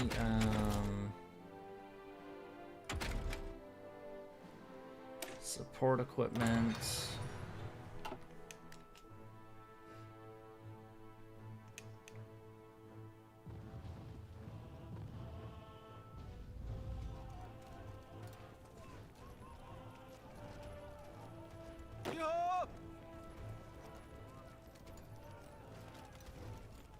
In case you're wondering, usually plays representative, democracy, or military commissariat. Yeah, the nation I usually play as in Stellaris is also democratic, but it's also very militaristic. So it tends to build giant economies, giant militaries, and proceeds to absolutely pulverize people that piss them off, which, you know, is inevitable. Yan'an rectification movement.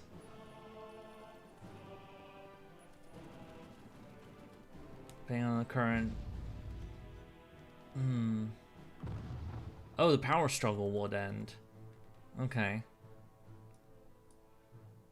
Develop the Yan'an Soviet. Oh, we don't need that.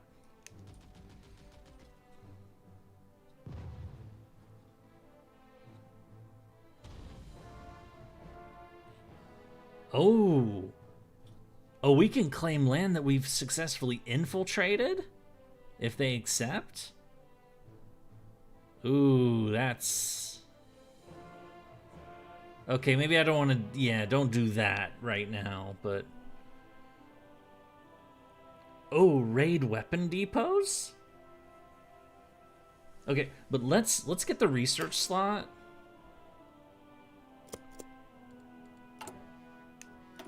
And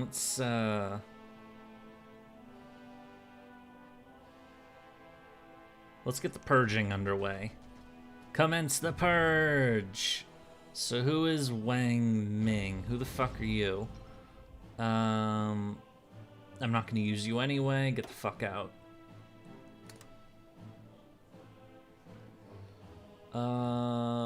Bogu. Who the fuck are you? Not gonna use you. Get the fuck out. Wang Ming. Didn't I purge him already?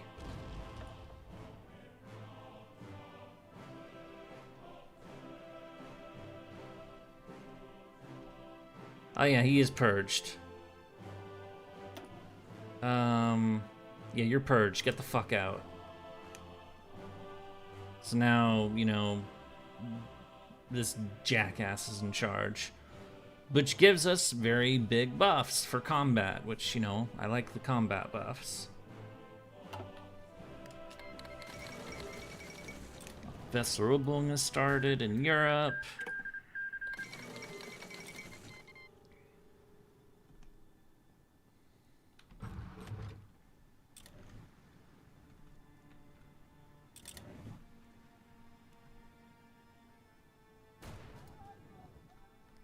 Ooh, Japan's getting a little bit of a breakthrough here. That's not good. Also just realized my front line is a lot... Oh, you border me now. What the fuck? I can't have that.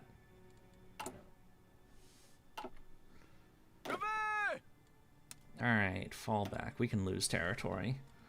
It's not my territory after all.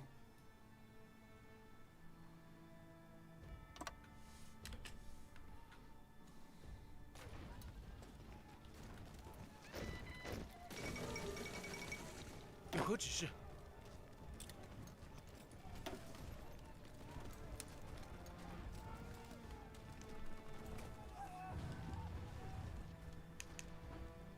Yep, and they're gonna lose all of that land now that I'm walking back, so... But that's fine. We can get it back, so... We just need to make sure they can't... Because our home territory is way more important than somebody else's territory.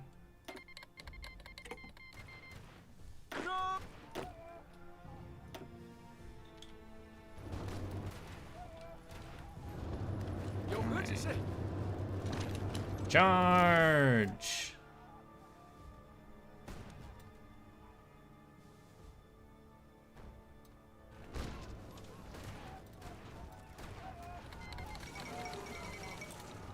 Alright, Benelux are getting hit.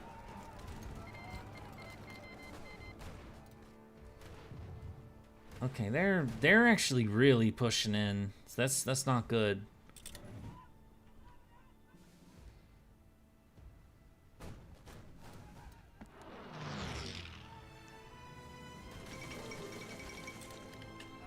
Alright, let's kill the backline thing. Let's get Xi'an back. Or Chang'an. Let's get more guerrilla action going.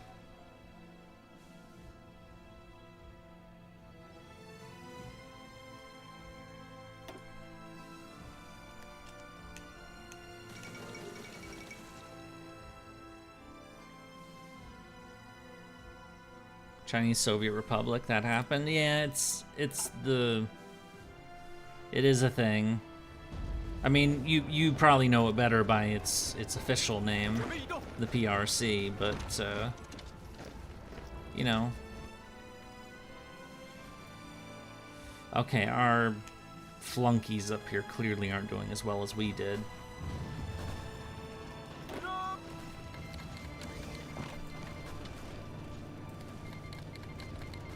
Cancel Lend-Lease. Belgium has joined the Allies.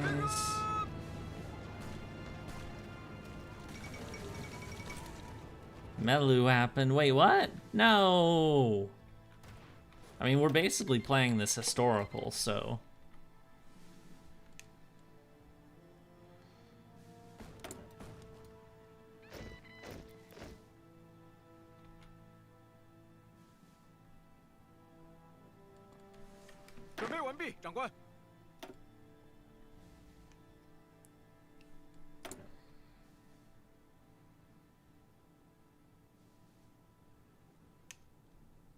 Never heard of it. Maybe because you zoned out in history class because you were bored. That makes me sad. I blame your history teachers for not making stuff interesting. Because, you know, that certainly is a problem. Charge! No, it's communist China is what it is. Or at least the precursor to it. Or, I mean, technically is, but whatever, it's those guys. Rudolf Hess is dead! He didn't die historically.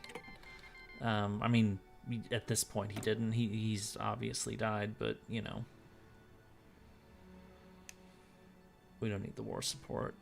We need the guerrilla action!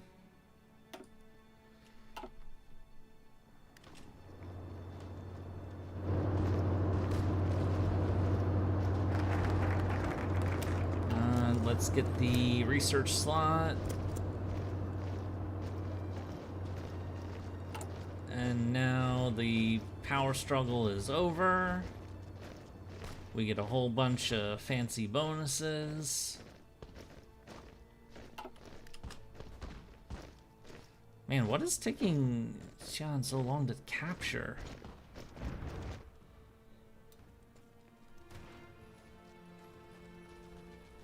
And Japan made the reorganized government. This is World War II.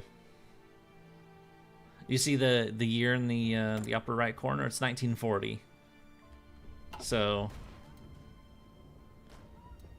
and that's assuming the school system. Oh, we took Xi'an. Excellent.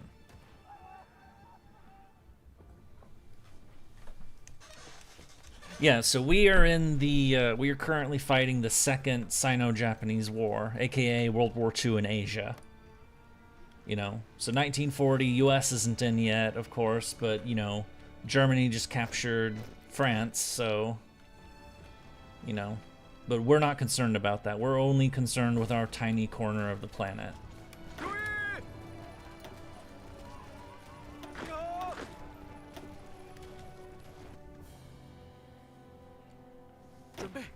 Okay, let's change our front line. Nope, not. And thanks. And sorry on my phone, it's too small to read. Oh, okay. Yeah, so yeah, it is, as I said, April of 1940. The timeline, I mean, this is a game, so the timeline's a little weird. Germany didn't conquer France historically until June, so they did it a little early in the game here, but okay, let's get our army to hold that. It's a much longer front line. I don't like it, but need to make sure that they can't threaten our base area.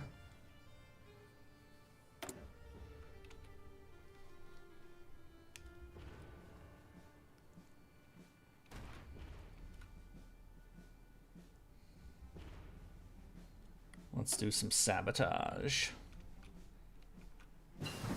And infiltration.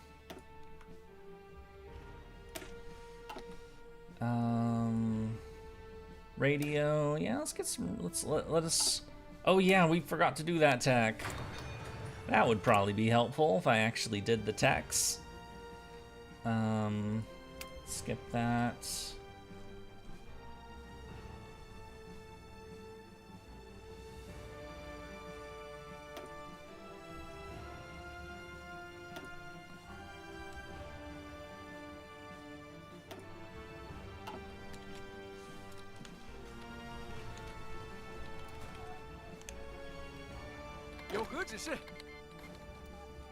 Okay, if I was going to launch offensives of any kind, where would I do it? We fight down here. I mean, this is a big salient. We could try to pinch it out about your history teacher. He was around his 40s, had a look of a weed smoker. Also, he explained into a boring way during all lessons. And now we're going to talk about the war in Asia in World War II, where it was the nationalist government of China against the Empire of Japan. And they fought each other for 8 years, from between 1937 and 1945. Did you do it like that? I'm sorry, I was trying to sound as boring as possible there. I don't know if I did a good job or not, but I'm sure you'll let me know in a moment.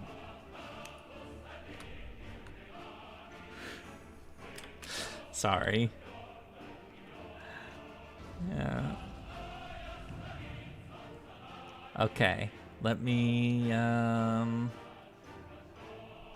see if we can get this area and or prepare for an offensive here.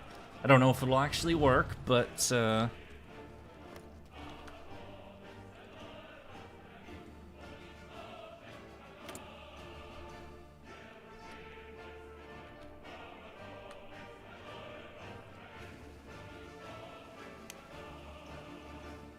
they had a bad argument for a decade, and a lot of people died during that argument. Yeah, like a fuckload, actually. It's so history of the Second Sino-Japanese War, aka World War II in Asia, or the war between China and Japan, the Second Sino-Japanese War. historiography, like the history of history, is kind of fucked for this conflict because, you know, it wasn't just China versus Japan. It was nationalist China, the Chinese collaborators, communist China, the Chinese warlords, the puppet governments Japan set up, Japan, like, there's so many fucking factions in play. And of course, you know, ultimately, Japan doesn't really like to talk about this war because, you know, they did some shit that, can charitably be called not YouTube friendly and uncharitably described as fucking murder. And the guys who ultimately won on the mainland, want to tell, oh yeah, we were the heroes. We totally did all the work. Hint, hint. Ignore the guys we beat in the Civil War later on. And Taiwan, where that Civil War retreated to, they don't really want to talk about this war because, they lost it eventually. So the point I'm making with that is that the history details of this war are kind of fucked, in that, like, nobody's really honest about it. Japan doesn't want to be honest about it because they did awful shit. The communist Chinese don't want to be honest about it because they will have to admit that they basically let their enemy do the heavy lifting while they just kind of fucked around and built up their strength. I mean, the old nationalist government that fled to Taiwan and is still there, by the way. I mean, I guess they're a bit more honest, but, it's,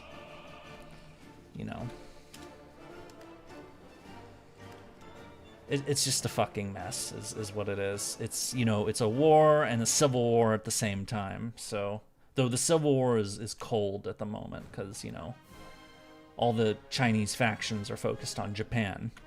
Though again, there's a collaborationist government here, Chinese on the side of Japan, so it's also that. They don't like to talk about that either. I mean, who would, honestly?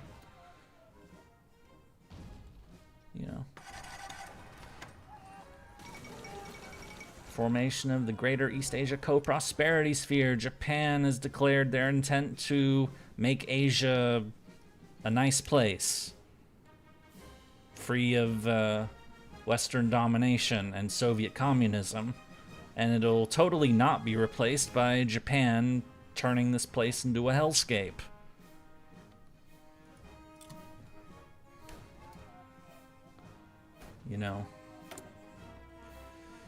Okay, let's do some more infiltrating.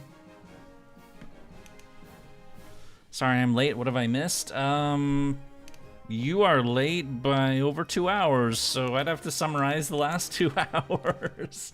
How could I summarize that? We're alive, we're causing trouble, and World War II is happening, and it's also really, really fucking bloody.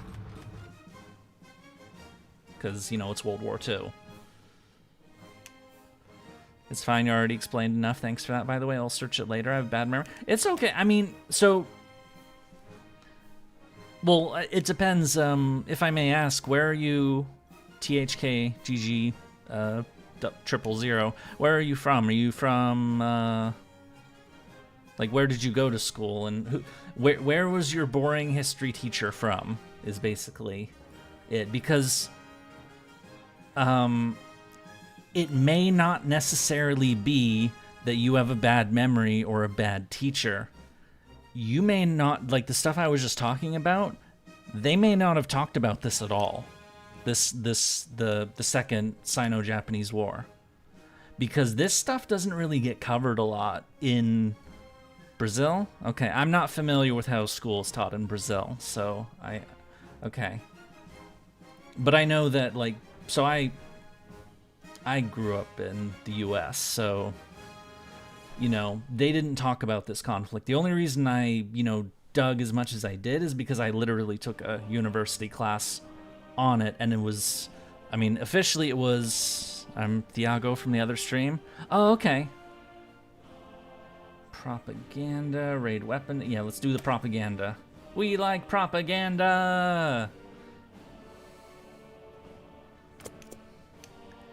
Nobody likes to pull up a sign to show what bad stuff their own country did in World War II and own to it. It's interesting, though, to see stuff listed in an article I'm reading about my own country. Yeah, I mean, it is... Nobody was clean in World War II. Let's, you know, if we're being totally honest about that, you know? You know, a lot of the popular portrayal of World War II is that it was, you know, black and white. It was good versus evil. There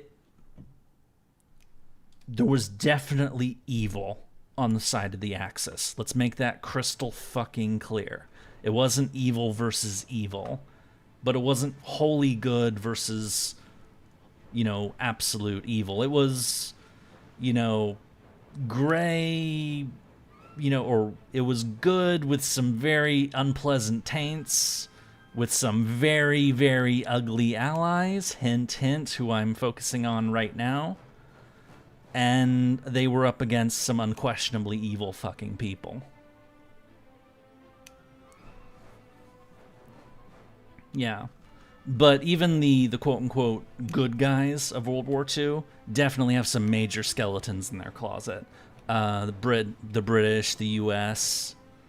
I mean...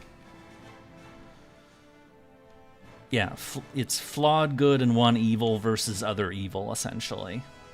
And even then, you can find things to admire in the not so unsaved, or, you know, there was the German resistance movements, there was other stuff that went against the kind of shit they were up to, but anyway.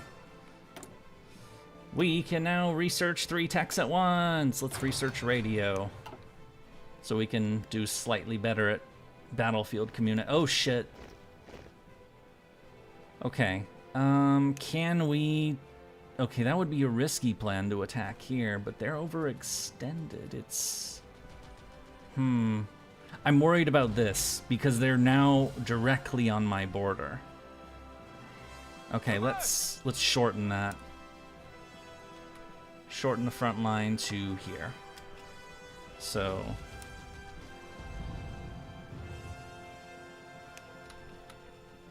I want to make sure at all costs they do not break into my base areas. I wouldn't call any of the allies good, it's just bad guys versus worse guys. No. No. I don't buy that bullshit. And for a very, very simple reason. And that simple reason is... I mean, maybe it comes down to my worldview. And this, unfortunately, is going to bleed a little bit into current events. But to me, the most legitimate cause for conflict in the world is if you are invaded by a foreign power that wants to subjugate and kill you. If that happens to your country, you have a righteous cause. You might do horrible things in service of that cause. We can talk about that. But if you are being subjected to invasion by a foreign enemy, you are, you know, you have a righteous cause. China, in this conflict, has a good cause. They are defending themselves against a foreign invader, Japan.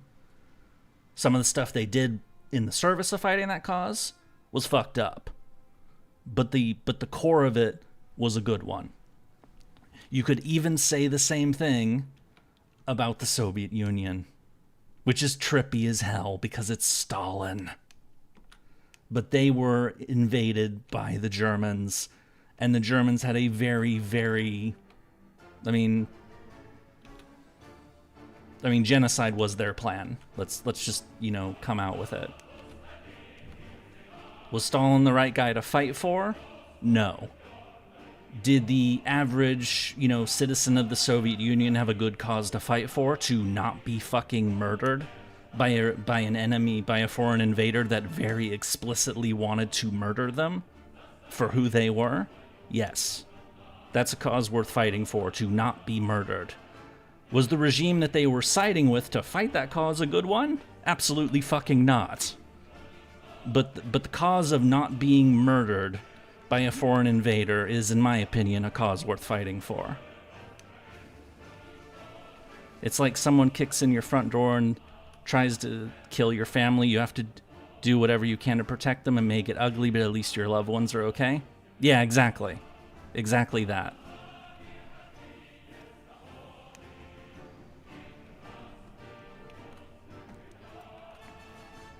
And you know, so, you know, another example comes up with Britain and Churchill, and, you know, a lot of stuff gets talked about, you know, was Churchill a bad guy and whatnot. You know, he definitely did some bad shit, but at the end of the day, Britain did join World War II to defend their ally. Did they defend that ally, Poland, very well? Of course fucking not. Poland was subjugated and then, you know, was occupied by communists for the next 40 years. They still joined the war. They were bombed. They were blasted to pieces. They basically fought a war where there was no good outcome. They were going to go bankrupt and lose almost everything they had, except their freedom, ultimately, and present day is certainly a little messy, but, you know, the final cause of that, defending them, you know, defending themselves from, you know, a foreign invader, a foreign tyranny that seeks to destroy all that they were, that is a cause. What, communists? I'm talking about you know, Poland under communist occupation for 40 years. I'm referring to the Cold War in that regard, the post-World War II era. Because Poland didn't really become free until the 80s, until the late 80s. So, because they were first under Nazi and Soviet occupation, and then they were pretty much just under Soviet occupation until the wall fell and communism fell in Eastern Europe, and Poland got to choose its own fate. And for all his flaws, Churchill was right in this conflict. Yes, he was. Was he did he do good things? You know, was he a pure of soul during World War II? Absolutely not. You know, we can talk about, you know, the Bengal famine, or the pretty blatant, you know, they called it dehousing, to firebomb German cities. That was not pretty. But the core of the cause, to defend yourself against somebody who wants to destroy you and subjugate your people, to me, that is a cause worth fighting for. To defend yourself against somebody who wants to kill you. And which is also why, to get into current events, why I support Ukraine. They are defending themselves against a foreign invader that wants to kill them. It doesn't get any more straightforward than that, for me. So, the Soviets were communists? Yeah, we can... I don't want to do the real communism straw fucking argument. That's...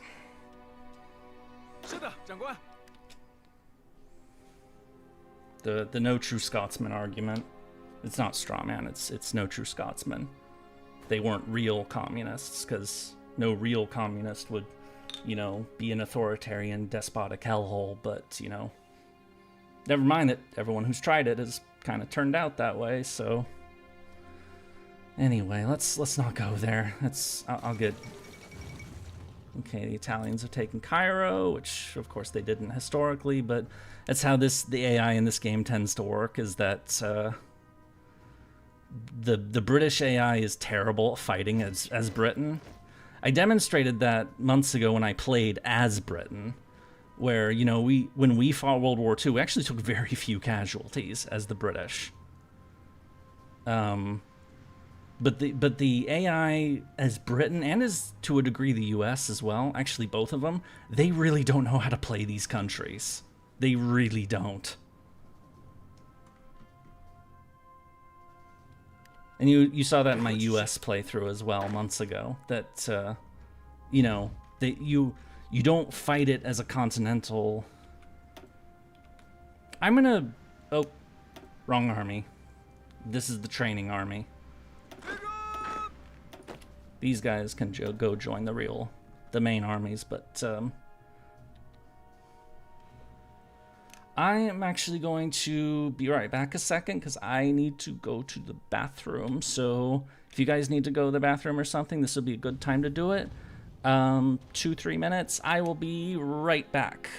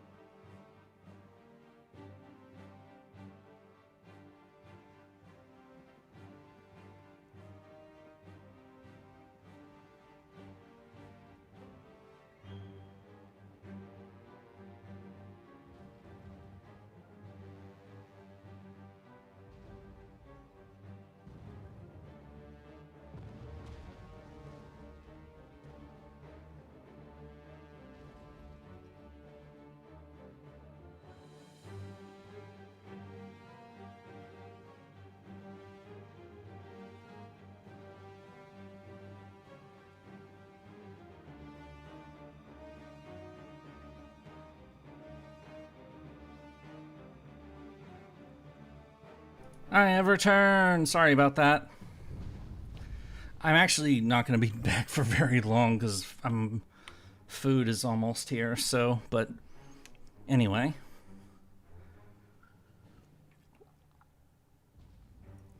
It's a similar deal for us in Sweden and the politics versus the rest of the Nordic countries at the time.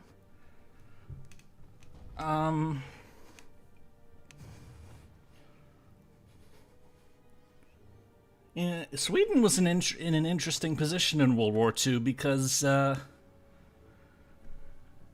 literally every country around them got involved in the war, but they didn't. I mean, okay, they had, like, you know, the war affected them, but they didn't join the war. Because, I mean, you can look at it right now. You know, we can use the game map to talk about this. So, Denmark, invaded and occupied by Germany. Norway, same thing. And then Finland was invaded by the Soviets. And they took, you know, this land in the Winter War.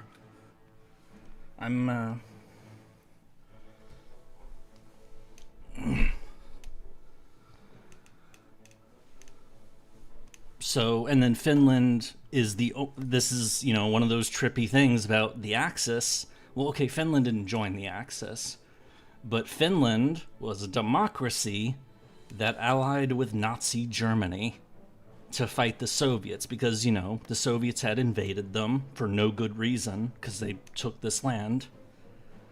And Finland wanted to get it back and to kill some Russians on the way because, you know, vengeance is fun. You saw your last comment, or did Mr. Evil Chaplin's name get said comment censored?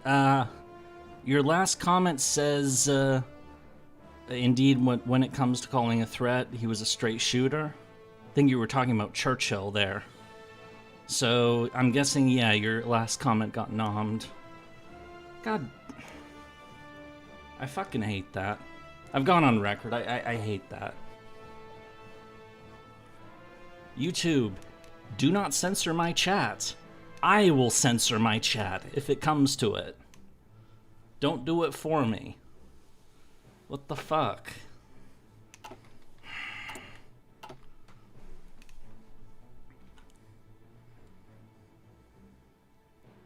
Okay, let's... Anyway, so what I was saying is that, you know, Sweden, you know, was kind of like a, you know, Sweden had been neutral since the end of the Napoleonic Wars. They lost Finland to Russia, the Russian Empire, and then, of course, Finland broke away in during World War I, after the Bolshevik Revolution. They had Norway for a time. Norway broke away from Sweden. What was that, 1905? But Sweden had sat neutral from roughly 1815 to 2022. Which was a big deal when that happened, honestly. That was like, wow. I didn't expect that. I mean, it makes perfect sense, because Sweden's old enemy is Russia, but, you know, that definitely was a thing. But, like, as far as, like, Sweden's internal things, like, on the one hand, you know, they had decent relations with Germany, despite the Nazi shit.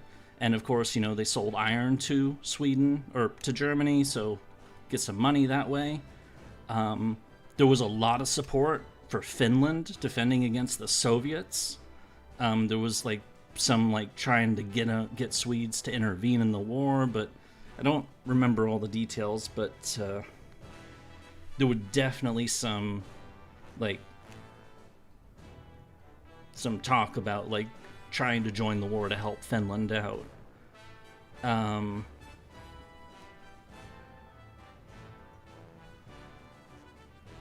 then, of course, since Sweden was neutral, it also was a hub for the Allies. You know, so espionage, ambassadors, that sort of thing. And then, what was that guy's name? Fuck. It's a Swedish guy. Moenberg. he helped save Jews, I know that. And then he was murdered by the Soviets.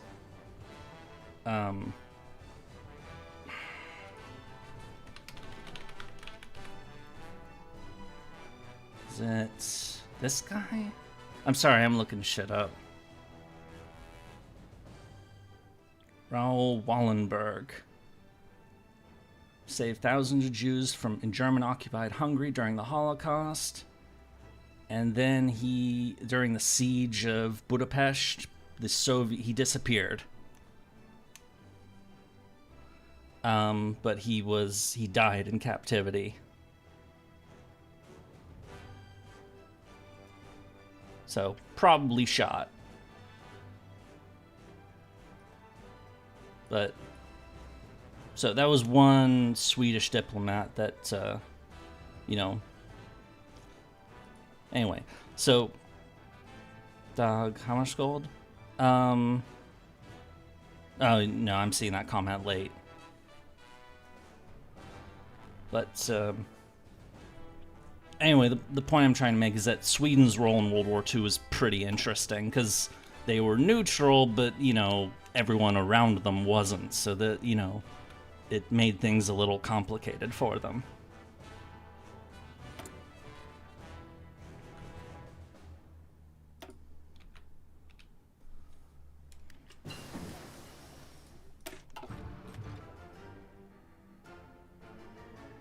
Okay, what are we doing now? See, I do want to get a better gun, but, you know what, just get the better gun. We don't have that many factories anyway.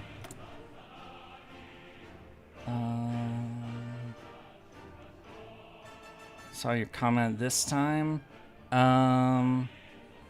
Let me try again. Churchill at least knew that you can't negotiate with a rabid dog like Mr. Evil Chaplin. Yeah, I saw that. Yeah, he knew that.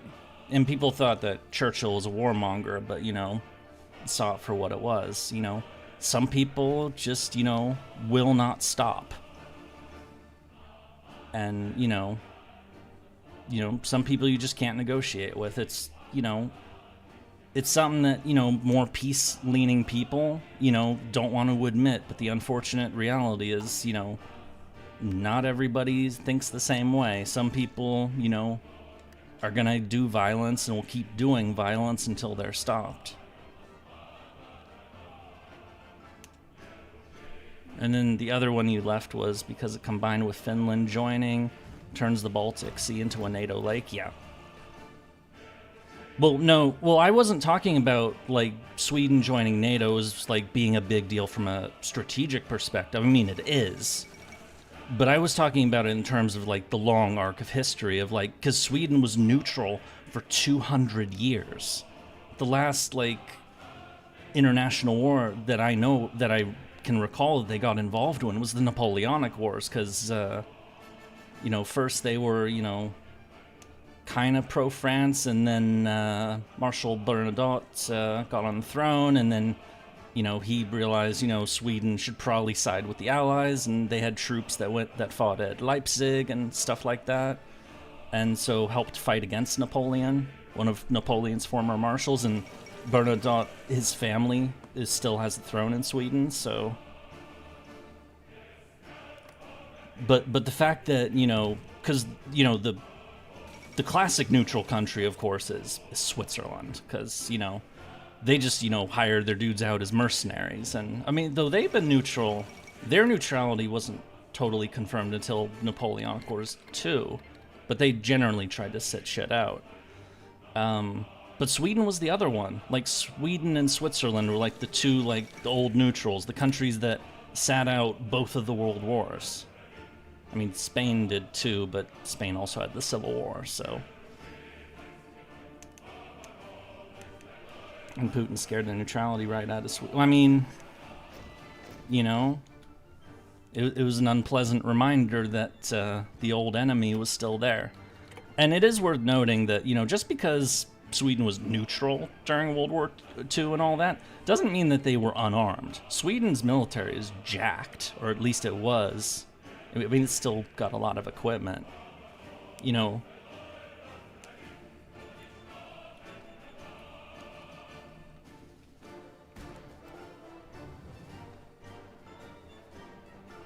like they cooled down the equipment like most everyone else did after the Cold War ended, but you know, for the longest time, you know, I mean, the Bofors 40mm gun is, you know, their own thing. More like our politicians jumped at it finally, since we had a don't rock the boat agreement with Finland against Russia. Yeah, that makes sense. I mean, as soon as, you know, they did the invasion in 2022, it was like, that was like a big, like, WTF. Like, I mean, I didn't expect, like, you know, I thought it wasn't gonna happen, because it was like, this is, you know, they can't be serious. This isn't the 20th century anymore. They're seriously not gonna do this. And then they did. And, you know, the fact, you know, seeing, you know, Russian troops crossing a European border to, you know, invade somebody for territory, you know, we hadn't, I mean, there were the interventions during the Cold War, like with Hungary and in 56 and Prague Spring in 68, but like the straight up, you know, war of conquest style invasion, I hadn't seen that since, you know, World War II. And, you know, of course, the last time you saw that with Soviets or Russians was Finland. And so, of course, it certainly brought some memories back to Finland and, by extension, Sweden. So, yeah, I understand the reaction. For sure. Also, I just realized we're not training any more divisions. We have 72 divisions now, though we should probably look at the makeup of these things, because they're not actually built very well. Like, these are really small divisions. I mean, these are militia. How long will I still be on? I mean, the raid event's gonna be at 8, so it's 5:30. I just realized I should probably... Food's probably here now. Balkan War is the closest we had in Europe post-World War II. Yeah, the Yugoslav wars. But even that wasn't a war of conquest. That was, you know, a country blew up and, you know, a bunch of independent nationalities wanted to, you know, form their own state, and, you know, the main, you know, country of that former, or the main, you know, when Yugoslavia blew up, you know, you had the Slovenes, they went, okay, fine. The Croats went, okay, that was a little more contentious. And then Bosnia went, it's like, okay, there's Bosnians and then there's Serbs, and the Serbs were like, we still want those areas, and, you know, it just turned into a fucking mess. And of course, age-old ethnic hatreds, which just, like, it got very ugly. I had an uncle that actually was involved in that. He was in a part of a peacekeeping unit that went in there, and yeah, he definitely didn't come back the same. Let's put it that way. Okay, I am going to be right back. Just a minute though, like I did before. But I must get food. Nom nom. Okay, be right back.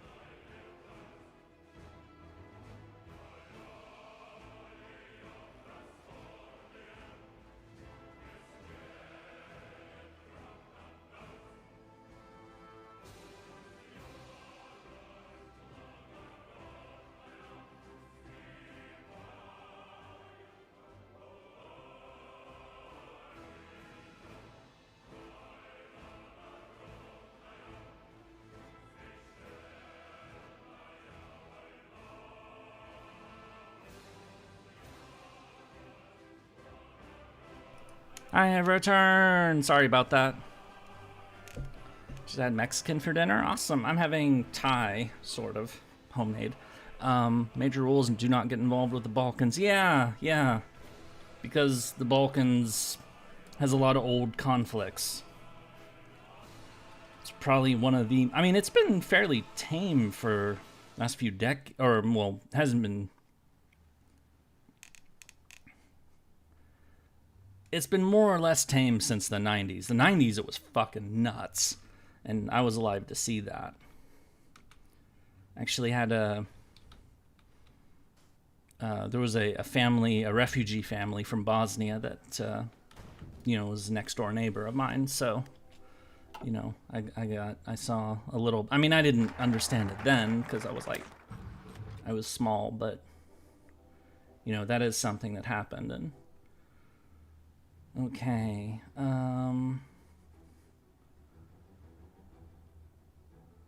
first need for agriculture region, raid weapon depots in order to gain infantry equipment and artillery. Let's do it.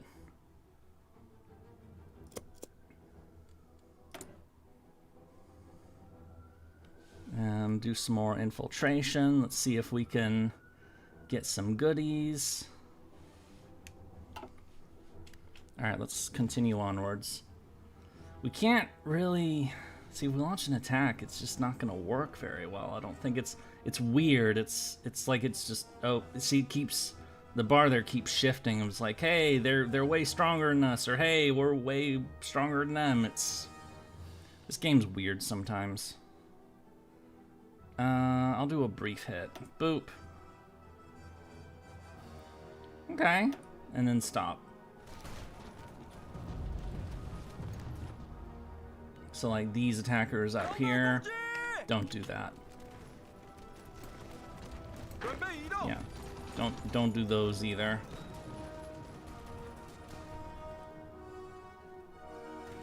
But, oh, we did take a piece of land, okay. We might take that one, but a lot of this is just like not really worth doing.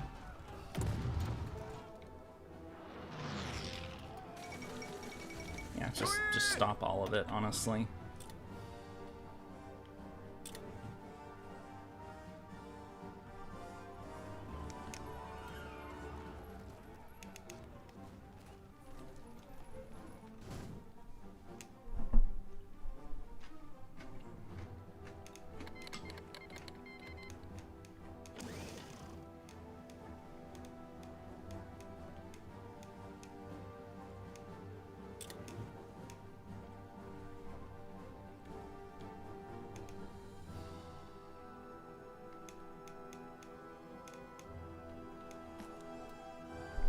So the long run of this war is a bit screwy for us because on the one hand, you know, we do have a decently sized army that we can do some stuff with. We can't win the war ourselves, but ultimately we're relying on the AI to win it for us.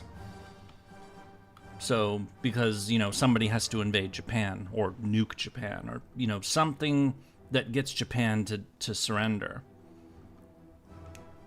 So, you know, we're playing a bigger role than we did as the Philippines, but this is actually true of the Nationalists as well, because the Nationalists, I mean, you could, but you'd have to build the entire navy, and realistically, you're not invading Japan. Am I playing historically? Well, we're basically playing historically.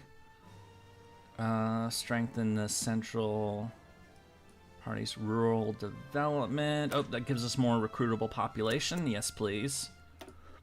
We are doing more attacks than history did, so 117,000. So yeah, we're losing more people than we're killing, but you know, that's just a fact of life.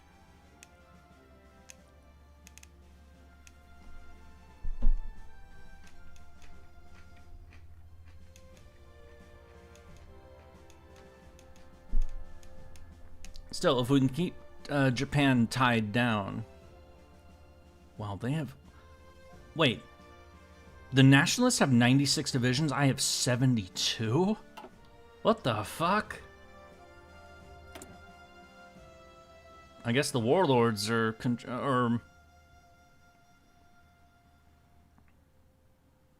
what's my opinion on the current good? I like it, actually. I like it quite a bit. I'm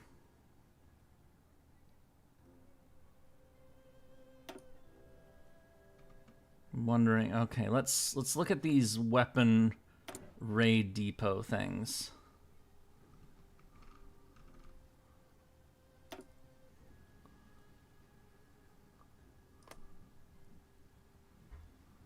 All right, let's do some raiding. And I wonder how much well, if it turns out like the Philippines play, it might. It might, honestly. But I think we have more freedom of action here because ultimately the Philippine game was, you know, we were stuck on our island. Whereas here, we're at least on a front line. We're fighting, so.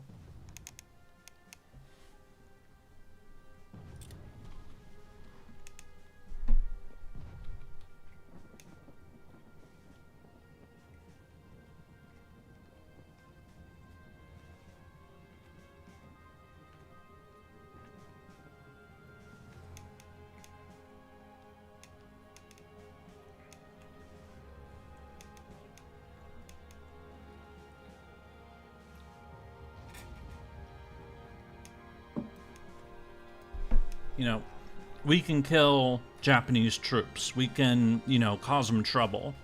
You know, when we were stuck playing the Philippines, we were just stuck on the damn island. I mean, we could send out submarines and blow up a few convoys, but it felt like we were just poking them with a fucking needle, you know? We couldn't, like, really affect things. We have a lot more power as the CSR. And we're, you know, we're not at full strength. We're building.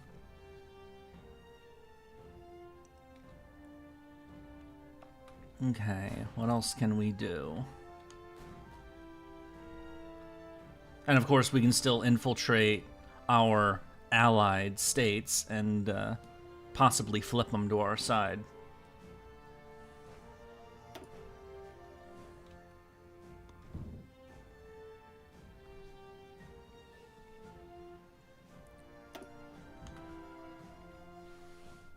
So there, we have more options. Basically, is what I'm trying to say. Role recruitment, strengthen the central party school, base stability, form central 100 regiments offensive. This was their, yeah, this was the one and only offensive that the CSR actually launched in World War II. Was the 100 regiments offensive. It was kind of bricked. It didn't go super well, but you know, they do anyway. So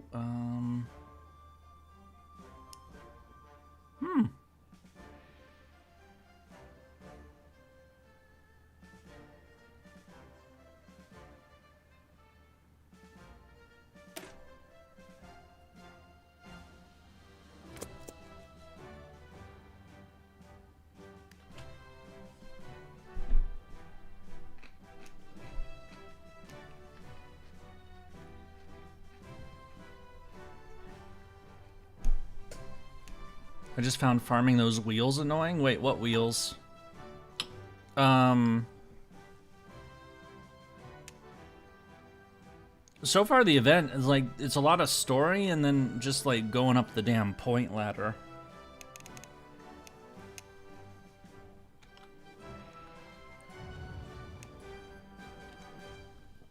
Okay, let's try and do some more precision attacks here. Let's take this out.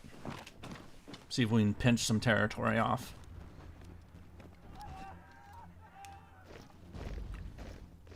So yeah, easy battle. Kill some of them. Oh, we got a factory. Wait, how's our production? Okay, we actually have a surplus of rifles for once. So let's make some artillery. Let's start getting some artillery.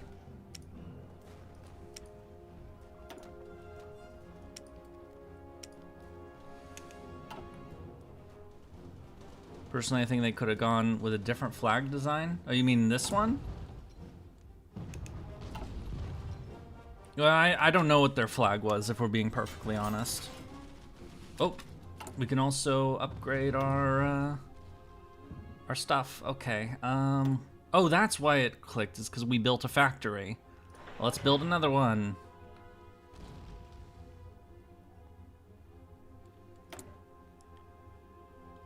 Okay, sabotage campaigns.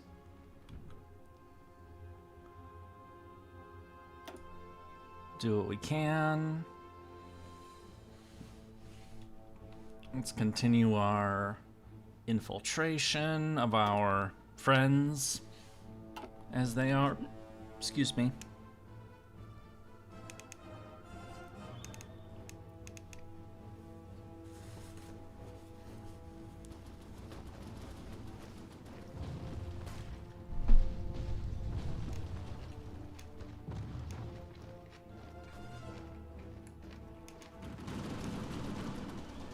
Why CSR have Soviet in name and alliancing? Well, it's because they're a communist state. They are, you know, they have links to this. They take inspiration from the Soviet Union. So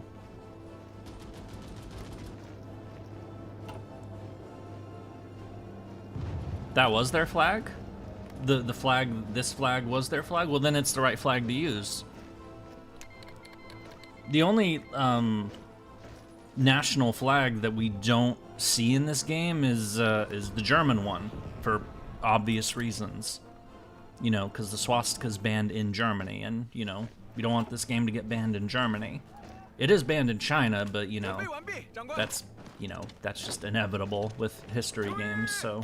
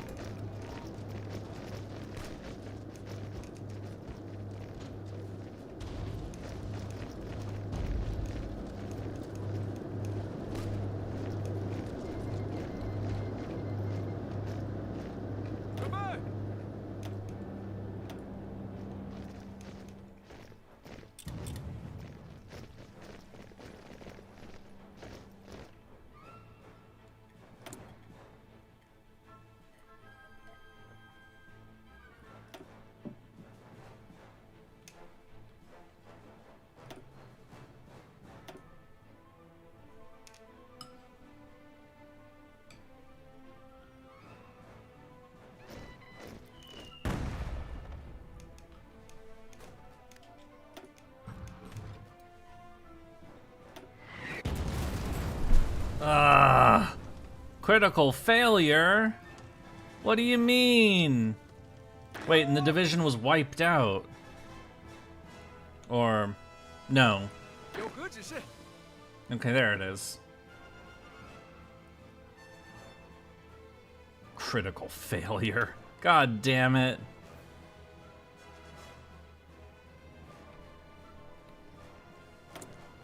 Our weapon raid was a critical failure. I am sad. We'll have to do another one soon.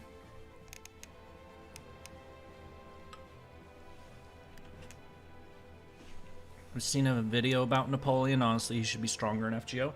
Oh yeah. I think a lot of people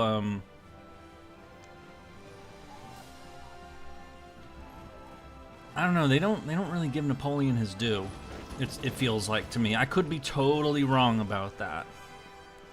But it feels like the main thing that people remember Napoleon for is the one or two times when he fucked up. You know, when he invaded Russia, that was a big fuck up. I mean, it was a very notable fuck up. That's why we remember it. But and then of course invading Spain, which was, you know, but the whole but for the other, like, you know, what was it, like 25 years of his fucking, no, not quite 25, but 20 years of his career, You know, the guy was a fucking crazy good at what he did. Definitely one of the best generals in world history in terms of just like sheer brilliance.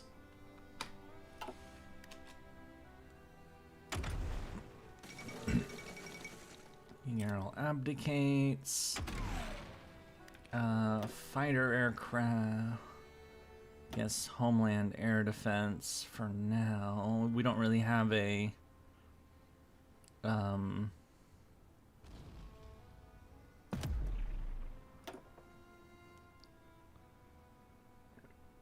he should be a rider because that short king loves speed and ambush. Archer makes sense for him actually, because no, make no mistake, his armies moved fast. That was a big part of. I mean, he lost it later on, but you know, speed was definitely a big part of it. But he was an artillery officer, and he was, you know, a very heavy user of artillery to the point of. You know, I actually pointed this out in the, which video was it? Was it the Caesar video? I think it was the Caesar video. That, you know, he would aim artillery guns himself. Like, even when he was emperor, he did that on a few occasions. You imagine that, you know, imagine the idea of, you know, if you were a soldier in the French army and suddenly the leader of your fucking country goes to your artillery gun and, you know, aims it, you know, because he wants to make sure that it hits the right place. You know, and also because, you know, he was an expert at that sort of thing. So because Archer is, like, you know, ranged attacks, that's why I think that works for Napoleon, is to make him an archer, because of, you know, how big he was into artillery.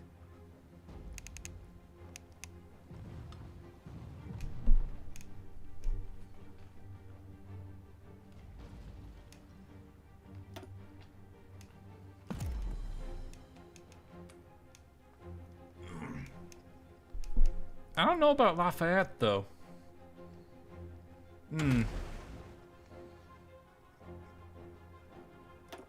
So I mostly know him as a advisor type. I mean, he did get involved in the French Revolution, but he kind of fucked it up.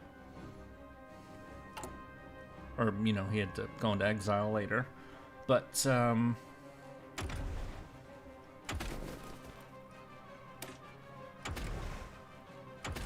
what am I doing? Oh, right. So how do I want to redesign these divisions?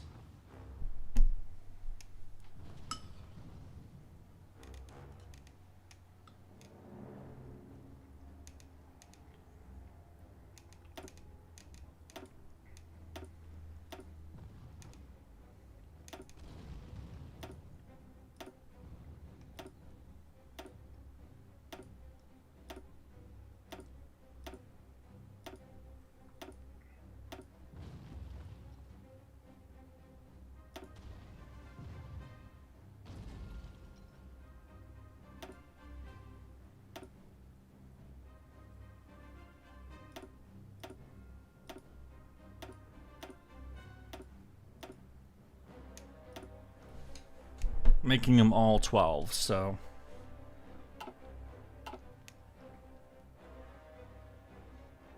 Yeah, I do get the argument you're making about, like, you know, Ryder... I mean, he might have some qualifications for Ryder. Though, if... I think, like, you know, if we were gonna get Napoleon as a Ryder, I feel like we shouldn't get Napoleon as a Ryder. I feel like we should get somebody like, Murat as a rider, for example. Let's not make 2 Napoleons. Let's get another servant out of this, you know? Because Murat was his cavalry commander. You know, the guy with the fancy... Well, okay, it's Napoleonic Wars. Everybody wore fancy clothes. Fancy uniforms.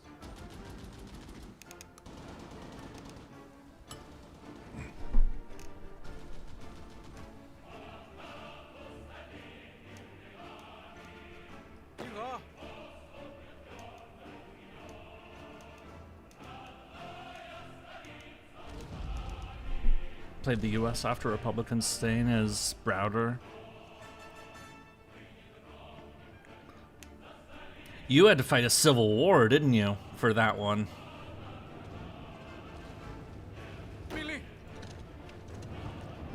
Okay, we have to defend Xi'an from this attack.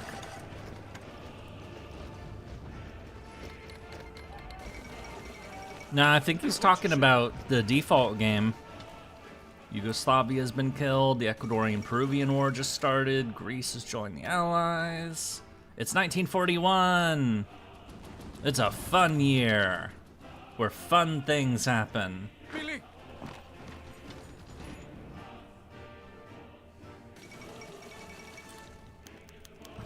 Republic of China complains about lack of coordination.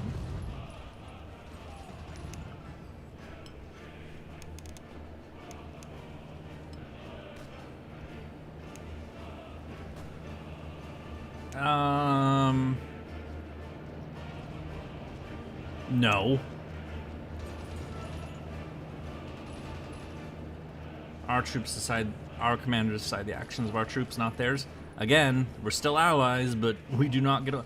I mean, the Chinese, the communists and the nationalists did fight each other a little bit during this war, like some skirmishes and stuff. Alright, let's,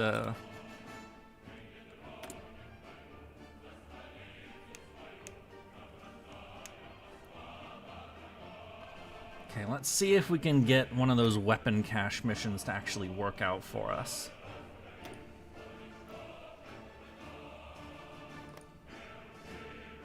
Go. And then... Oh, they took Xi'an back. Shit!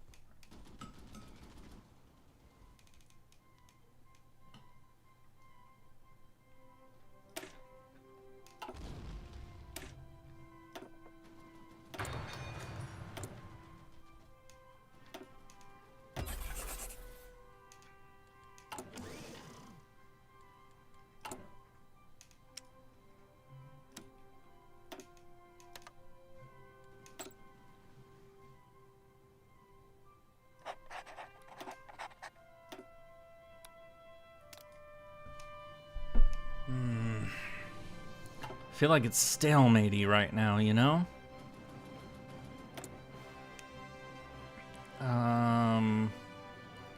See if we can raid more of these weapon depots. See if we can find another unit that could do it. That is a higher than 11% chance. I'm not seeing higher than 11. Alright. 11 it is.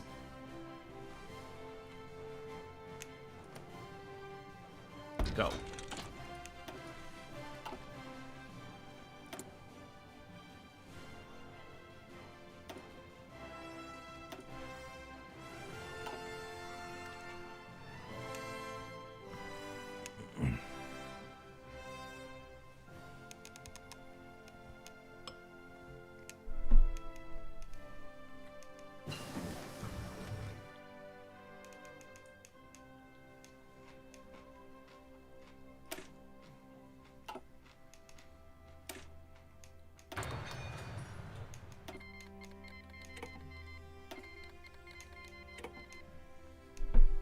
You oh yeah, so you fought the Confederacy, and then you joined the Kuomintang. Meep. That's a dark future. The U.S. tree is probably the one that needs the most work now, honestly, because so they just fixed Japan finally. Japan has been fixed, but so. The weakest trees that the big countries have, Britain, the U.S., and France, I think have the weakest focus trees. I mean, France, I suppose, okay, this is the Free French one. It's not this small normally. But the French one still has its merits, but, because you can get a Napoleon back and, do the Napoleonic Wars again, basically. But, Britain and the U.S. definitely need some work.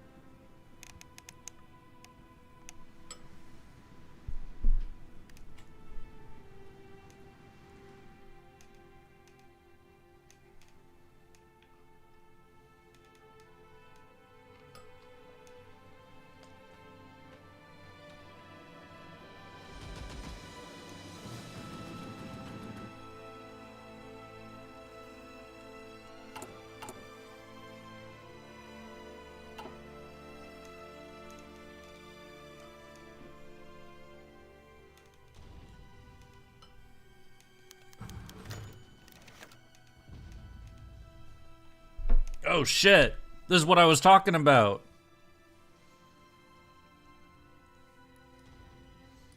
That nationalist and communist forces fighting each other. So you report that the new Fourth Army suffered almost complete annihilation after it was surrounded by nationalists while conducting a retreat that our command had not wanted to join. Friendly fire incident turned into a bloodbath. Demand action. Or we could just leave the United Front. I'm thinking demand action.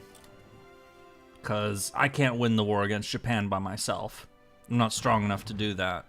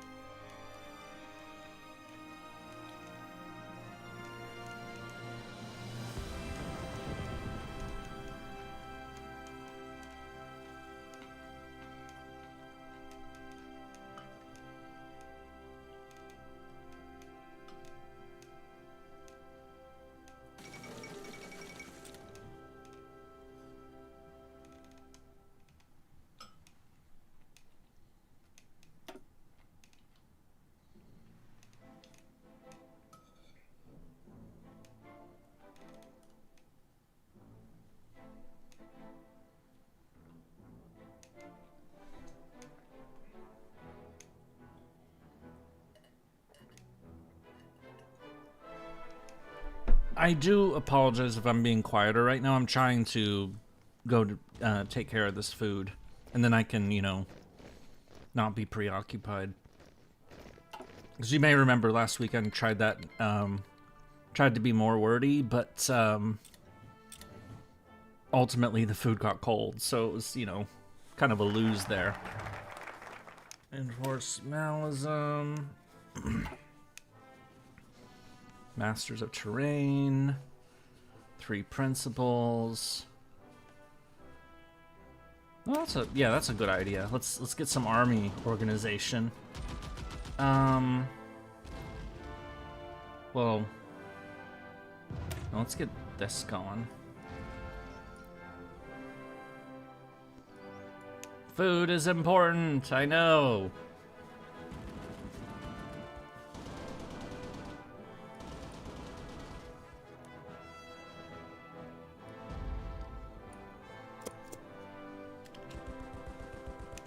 There isn't too much of it left, though, so don't worry. I has the nom nom. Chiang Kai-shek apologizes for friendly fire. That's good. This will do. Of course, it killed 10,000 of our fucking guys. Raids available. Yeah, let's raid a weapon depot. Another weapon depot. We're trying to raid these weapon depots so we can get more supplies, because, you know, we kind of need them. Like, a lot. Alright, go. We're launching, this is our third one, so we're launching 3 of these cash raids. See if we can get more equipment.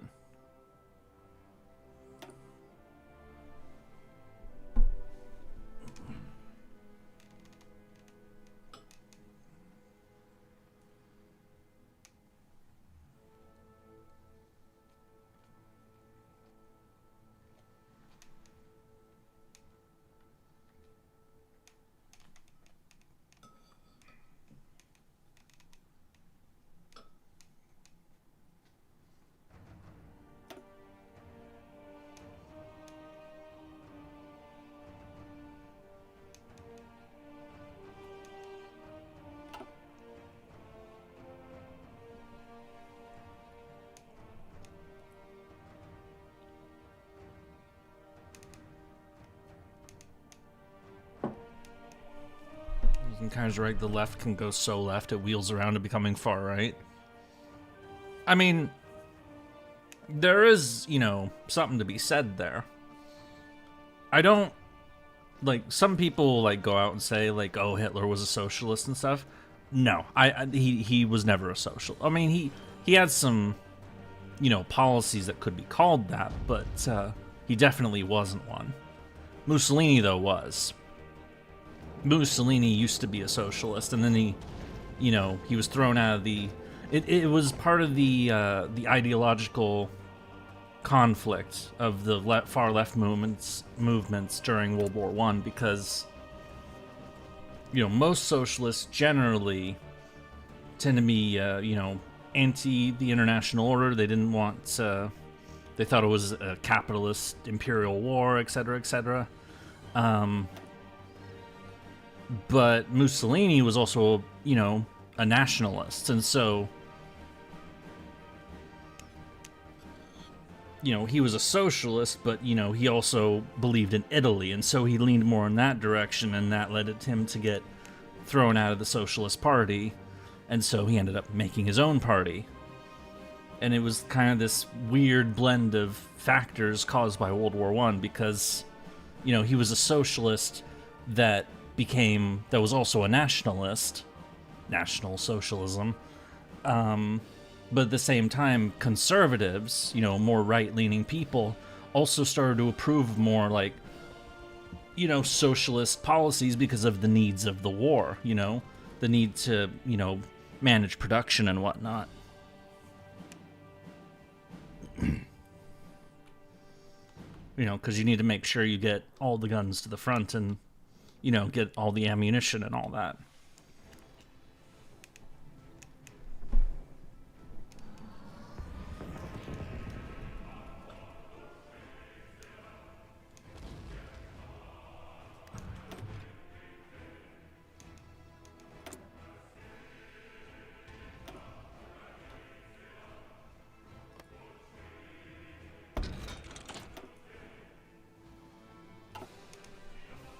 Launching another raid.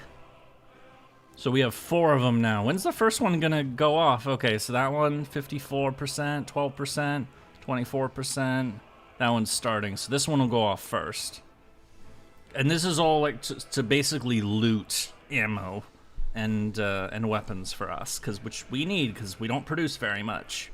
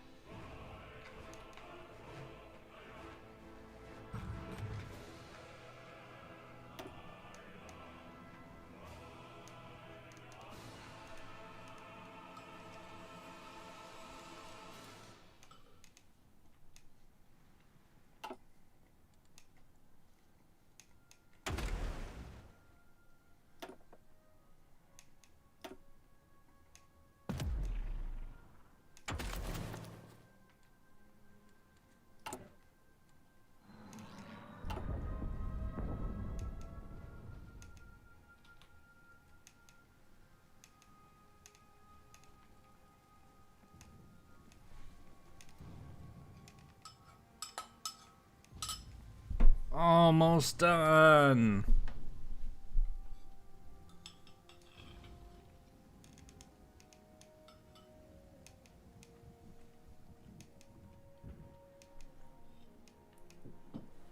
Here, how's it going? I don't understand shit of what's happening on my screen. Honestly, it's stalemate. The Japanese aren't really attacking. I'm not really... Okay, there's some fighting down here, but... Like, it really feels like a stalemate right now, so... The answer to what's going on is... Or how's it... You asked how's it going. Oh. Yay! We looted some ammo! And some artillery.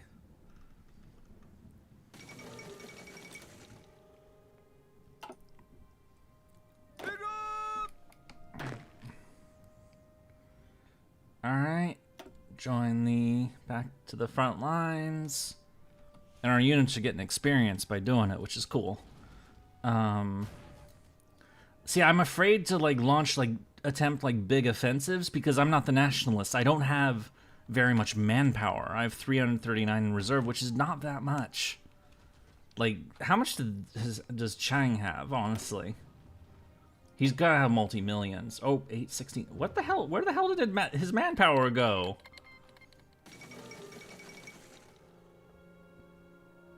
He's gotta have more than that. That's just what he has deployed. Or, no, he's basically used half. Oh. Well, Barbarossa just started.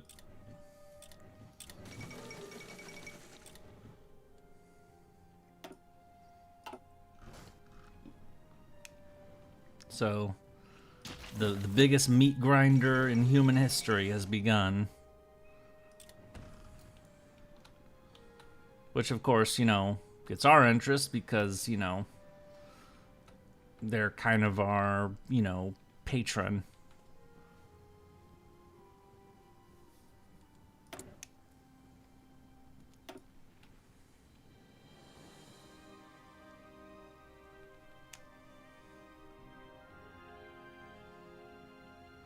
Mud season is fun. Yeah.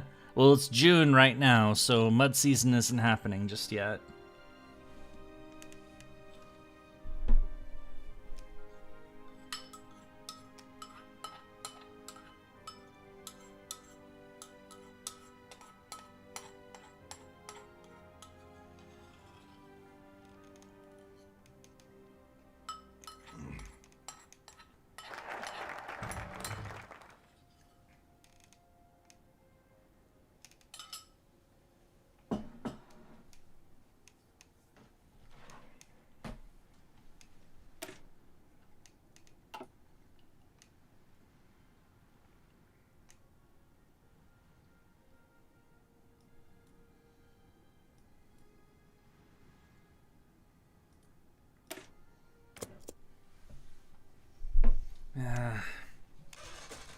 But really, it's just kind of like we can't really win the war by ourselves. We can attack, but we'll bleed our strength out.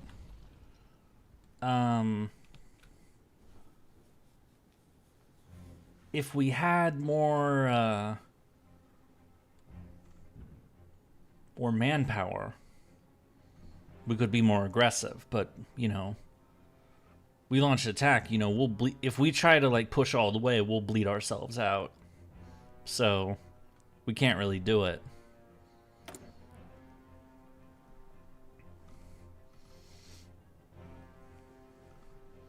That's 28%. That's good, but I want to get more units, more XP. So let's get these guys to do it. All right, go. More supply hub raids.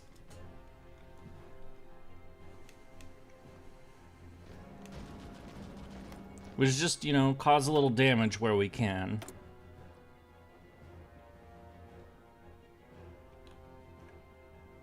What the hell? Why did my infiltrate of Shanxi disappear? Should I just infiltrate west?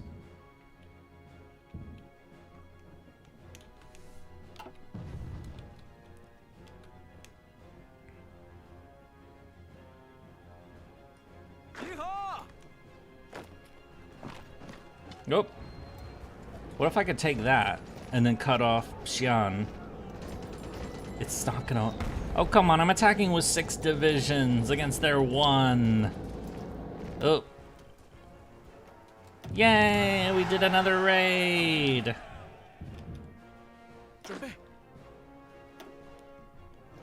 It's seriously not gonna work. Fuck off, alright.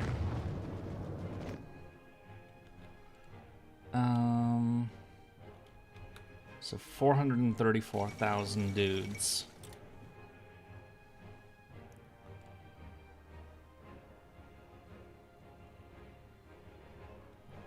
And this area is in bad supply because it's just too far away. So you know what? Let's shorten the front lines so that I don't deal with that.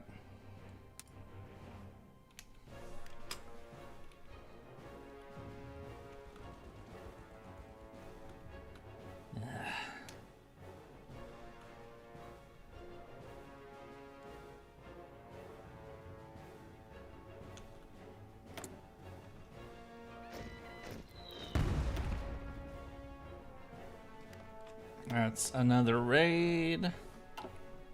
Gonna be doing a lot of these, so I like the artillery that I'm getting, because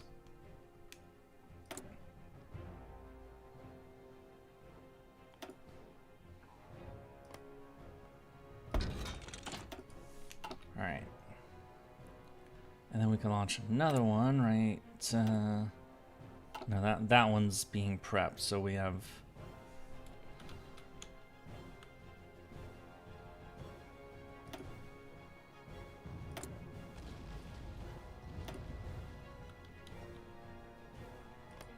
So basically we're sending out infiltrators to like go to Japanese supply depots and steal their shit.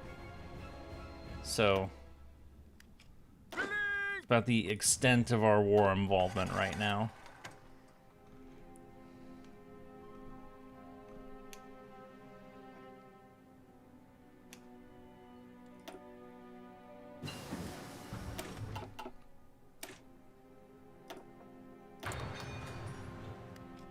Gonna play some games while I listen. Makes sense.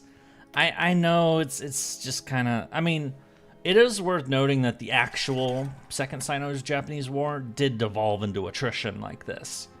It did become this grinding, ugly, frickin' mess that would never end. The difference, of course, is that, you know, it was Japan that couldn't afford that. And they were stuck in... They had to keep people in this war the whole time, while they were fighting, you know, the British in Burma and India, and the Australians and Americans in New Guinea, or the Americans all over the rest of the Pacific. You know, they, like, the bulk, like 3/5 to 4/5 of Japan's strength during all of that was still tied up in mainland China. And they did, you know, make big progress there. The Ichigo offensive in 44 was particularly effective. But it just, you know, it was a bog that never ended. But on the other hand, it was also for China where they couldn't really just win because they just didn't have quite enough punch, and the Allies couldn't get Lend-Lease aid to them because Japan took all the ports. And flying supplies over the Himalayas is not really effective. There's also the Burma Road, but my point is that we're in a slog. So if it feels like a slog, it's because historically it also was a slog. So I know that's not really, you know, a great answer, but god damn it. I just can't do anything without it being too risky.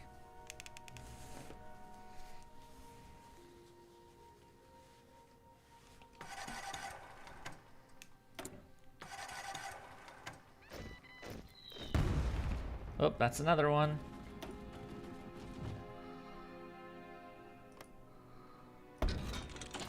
Let's set that one off. What about this one? Another raid succeeded.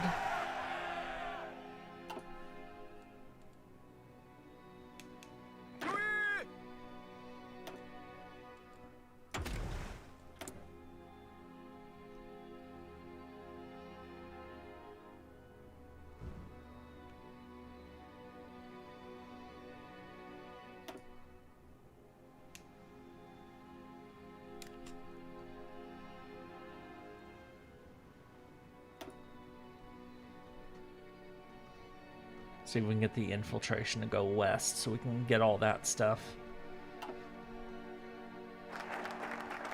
3 rules of discipline. Masters of the terrain.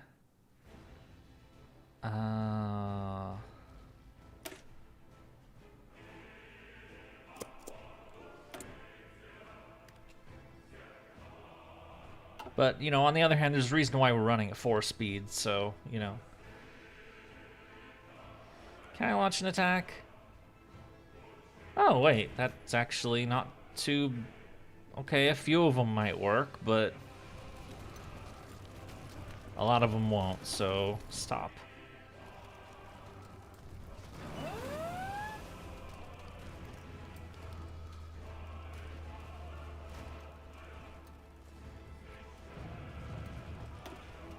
All I'm really doing is taking a lot of casualties, so... Oh, Trotsky's dead!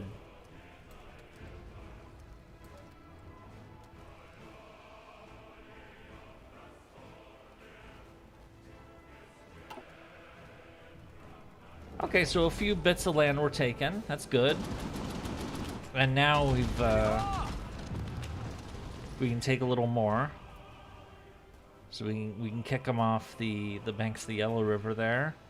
We took that railway. Okay, that's gonna help it's gonna hurt their supply situation a bit. A lot of this territory up here honestly doesn't fucking matter. It's just desert. Blame your ADHD. Why would I blame your ADHD? Why would I do this? Why am I talking like this? Don't ask me, I have no idea.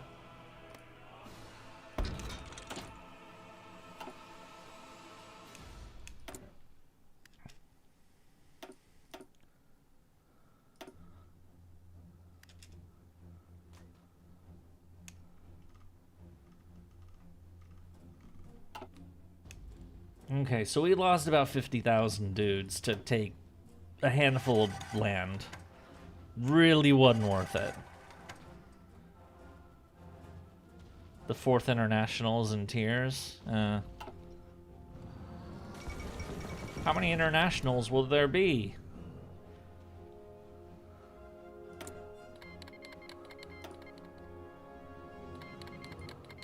Oh, Japan's expanded the war.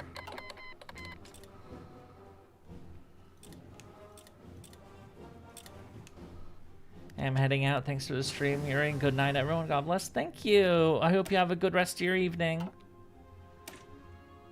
Let's get advanced radios.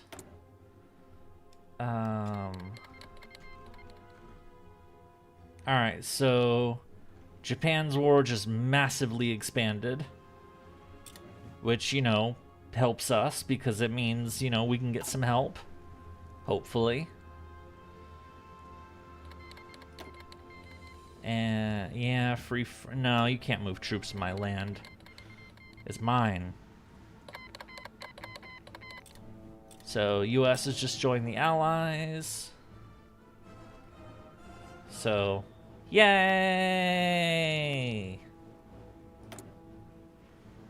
So, hey, Roosevelt, do you want to be my friend or something? I'll give you cookies. It is worth noting that the CSR did, you know, try to get some help from the U.S. and whatnot, and in some ways they did seem a bit more reliable than the nationalists, because on paper the communists were focused on the Japanese. In practice, you know, they weren't doing all that much, as we aren't doing all that much because we just can't. Whereas they thought that the nationalists were a bit more flaky, like they didn't do very good, there was a lot of corruption, their commitment seemed to be split about either fighting Japan or fighting the Civil War. It's just like, but, yeah. It wasn't like Tito in Yugoslavia, where it was like ultimately they decided, you know what, the commie is the one that's actually fighting the Germans, let's side with him eventually. which is what they decided over there. But, oh, air, okay, I will allow you air access, though do I even have an airfield? Japan's big mistake, yep. Massively expand. I mean, they felt like they had no choice, but yeah, it was definitely a mistake. Oh, the Raj will give me convoys, okay. And Transjordan will give me okay. And I'll sign non-aggression with Poland. And France. You can't march through my territory, though.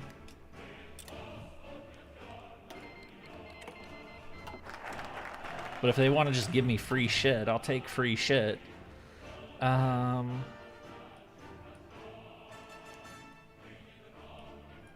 I maybe, US would be more willing to send Lend-Lease? That would be nice.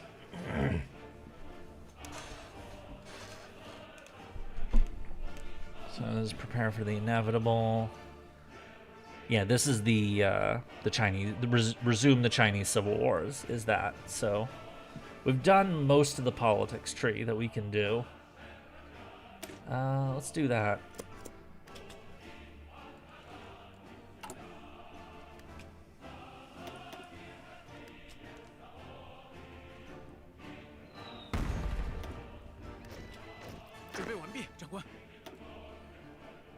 We did another raid! We took more of their stuff!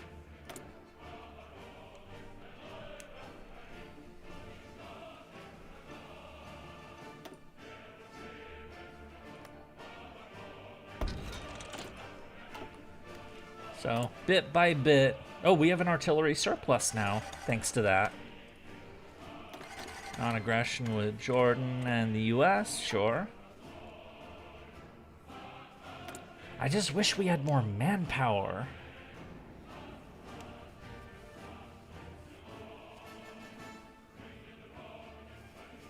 And then the Yugoslavs did their own whole market socialism thing. To be honest, I don't actually know a lot about Tito's rule over Yugoslavia. I know he, you know, split from Stalin pretty early on and just kind of did his own thing.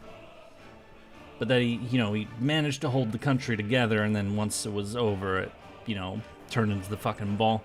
You know, it survived for a time, but then it eventually turned into the Balkan Wars in the 90s, which, you know, was a fucking awful mess.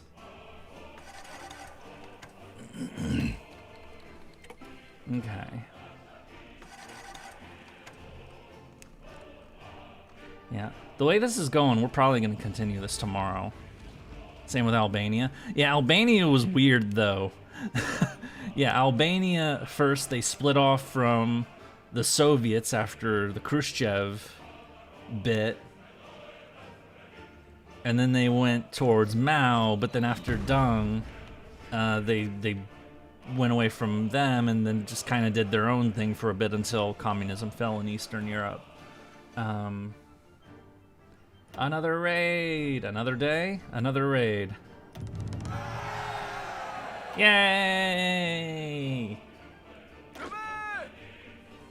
Alright. And this is actually, so these raids are definitely worth doing because our units are getting experience for doing it. And built a comedic level of bunkers. Yes, they did. That's true. They built a lot of bunkers in Albania, didn't they? I've heard something about that before. My Gura farming team is basically 3 Nobus, 1 Nobukatsu, and 1 Mori. Not the most optimized setup. Well, no, but is it fun?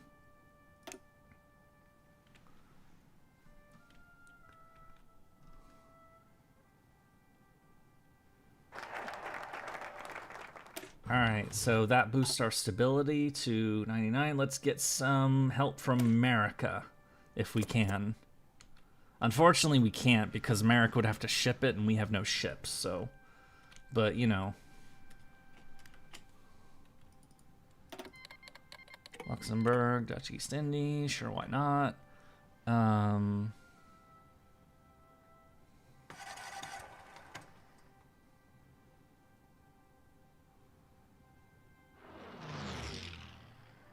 It's kind of It's fun because our servants I don't use too much, but it's not 3-turn. Yeah, hey, as long as it's fun, you know, that's what matters. The lineup I'm using for the event so far is definitely not optimized. I'm just using people who are, you know, at least competent at, whatchamacallit.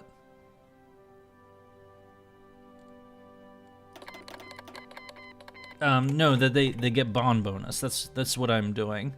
So, I'm using Mao Nobu, EO as the main AoEers and in Castoria, and then I have people in the back line who do the who just get the bond levels. Ryoma, Chacha, and Saika Magoichi, the new character.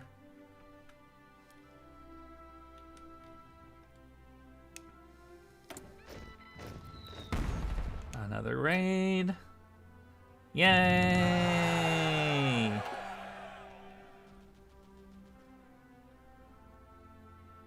Let's get some raiding going. Oh wait, that's already happening. That one's already happening too. That one's already happening.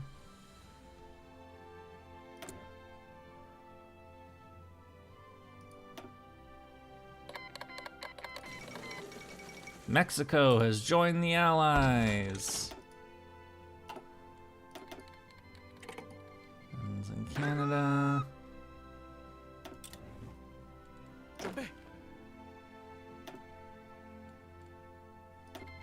Malaya and South Africa. Another raid. It's funny that the first raid was a critical failure, but every raid we've had since then has done well, and we're doing damage to their supply bases, which is, you know, every little bit, you know, whatever we can do to, you know, fuck with their shit. It's not great, but, you know. Okay, so we did the Dixie mission. I would like to get Soviet help as well, but let's try to... Faction influence is greater than 25%. Oh, I need to boost that.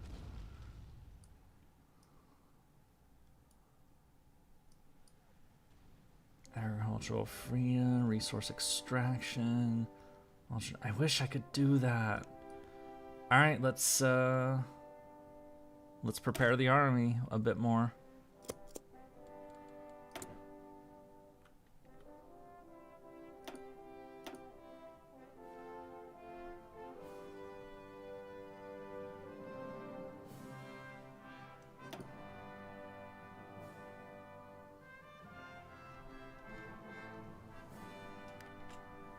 We don't need this.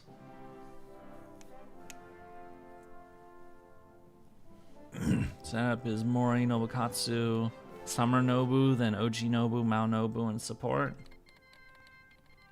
Oh, they stopped giving me boats.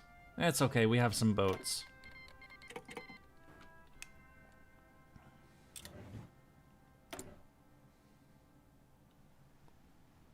What role did Mexico play in World War II?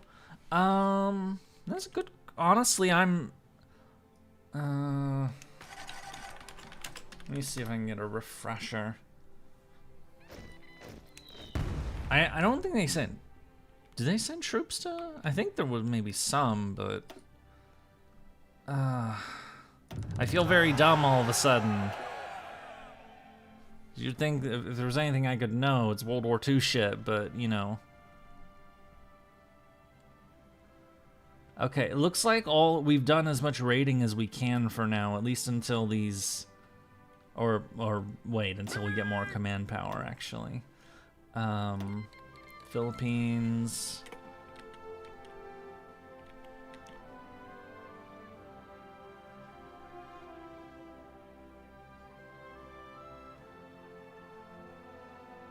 Combat participation. Oh yeah, they did send planes and some troops, but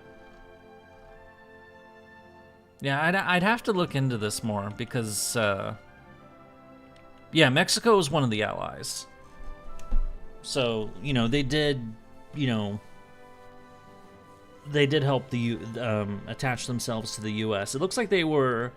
What I'm seeing here is that they were in the Pacific. Like towards the late part of the war, they sent troops to fight the Japanese. In the Philippines specifically. So 44, 45, you know, that time.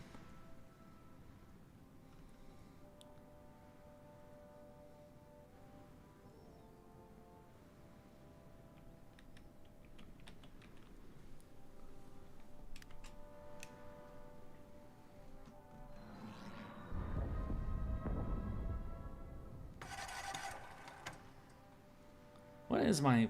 So why did my faction influence go down? Oh, it's 20%. So they're 23, so... Slowly, you know, basically... We need to boost our infiltration to get that higher. Anglo-Soviet invasion of Iran... To open the passage for Lend-Lease to get up to the Soviets.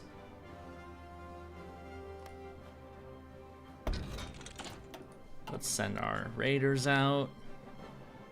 We need to watch more about Philippines, Vietnam history. Yeah, I know a bit more about Vietnam, but yeah, Philippines, my knowledge of their history is pretty fucking weak.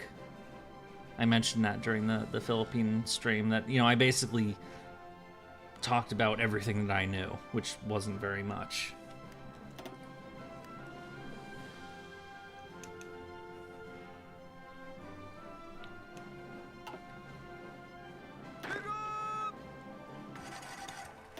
So it's March of 42.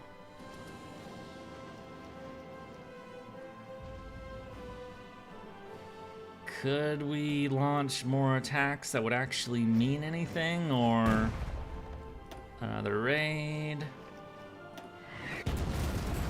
It failed. No, it was a critical failure. 是的，长官。 Why did they fail so critically? You morons, etc., etc.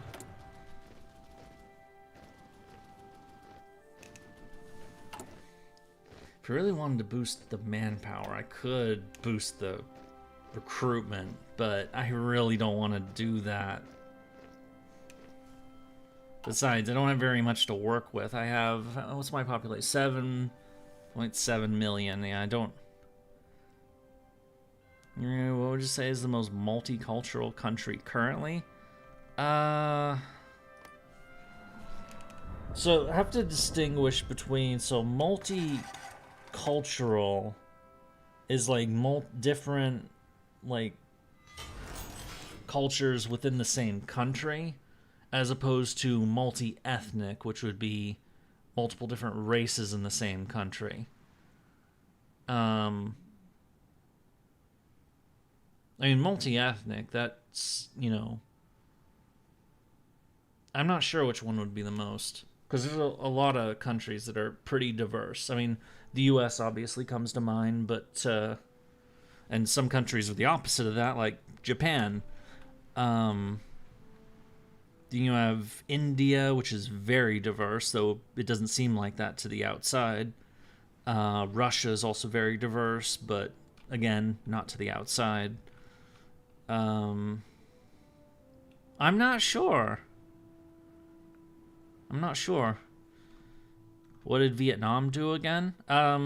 Define do. You're gonna have to be more specific than that. That's you know, do could be anything.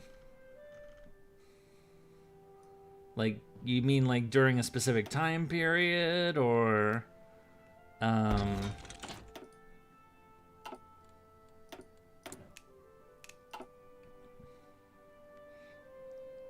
okay, we're slowly adding more factories. Let's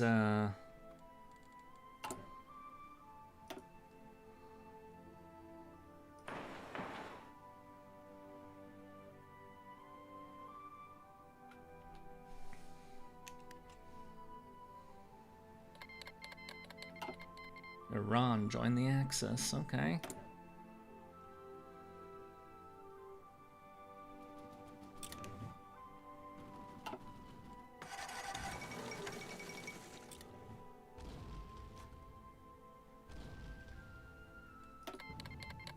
Australia. How's Japan doing? Okay, they landed in the Philippines. They set up their puppet. They've got the front in Burma. Oh, Finland is out. Okay. They've landed in Borneo. Okay, and then unfortunately I have to rely on the US AI actually not fucking the dog and being stupid, which, as we saw with the Philippine game, is no guarantee. Oh, wow. The Soviets are doing a bit better than I expected. Thought they would have lost more land. What was Vietnam's role during World War II? That's your question? Okay, so Vietnam, which, the Lapland War, which, you know, right here. It was part of French Indochina, so it was a French colony. When France was defeated, it became part of the Vichy French, the collaborationist government. And then Japan politely asked the French to, hey, give us control of your colonies. So Japan took over Vietnam, as well as Laos and Cambodia. You can see the puppet states that Japan has built here. So you've got, you know, the Empire of Vietnam, as they called it, under there, the Emperor, Bao Dai, and all these other dudes. Search the most diverse culture, and it's Liberia. Don't know where that is. Liberia is right here. This is Liberia. So it's on the west coast of Africa. This was a U.S. It's not really a colony, or was. It's more of it was a state that was set up as a, like, send, you know, if we're gonna free the slaves, the black slaves, let's send them back to Africa, basically, and let's make a country for them. That country is Liberia. Not the not the cleanest of histories, that's for sure. But it's Africa. What, you know, that shit kind of just happens, unfortunately. Anyway, so Vietnam was occupied by the Japanese, but the Japanese, being Imperial Japan, were not very nice occupiers. And they'd basically, you know, one of the main resources in Vietnam was rice, of course, because, you know, lots to grow there, and you need rice to feed people. So the Japanese army would take rice from Vietnam, send it to their armies, and it actually caused a famine in 44 and 45 in Vietnam. But the U.S. in particular, the Allies, but particularly the U.S., got in contact with a Vietnamese resistance group in Vietnam that worked to sabotage the Japanese, and you know, they also broke into the Japanese rice storages, so to help alleviate the famine and whatnot. So and then once World War II ended, that independence group declared its independence from France as well. And that was the Viet Minh, the League for the Independence of Vietnam, which was led by one Ho Chi Minh, who of course became famous as the leader of North Vietnam. But that, of course, led to the whole cycle of, you know, that eventually the rest of that conversation bleeds into the Vietnam War, or the multiple Indochina wars. The first Indochina War, which was the Vietnamese War of Independence against the French, and then the second Indochina War, which the U.S. knows as the Vietnam War, which was, you know, North and South Vietnam going at it, and then the third one, which was continuing that, which the North conquered the South, which only ended in 75. So it was a good, like, 30 years of on and off, mostly on conflict in Vietnam. And then they got into another war in Cambodia when they invaded to stop the Khmer Rouge, but in 78. And then they got invaded by China in 79 in response to that. So, yeah, that's more or less Vietnam's involvement in World War II. So you know, it was occupied. It wasn't an independent country, but it did what it could, and it, you know, seized the opportunity to get, you know, start its struggle for independence. So, okay, let's renames Chinese Red Army to People's Liberation Army Ground Force to reduce our training time. All right. And then, boop.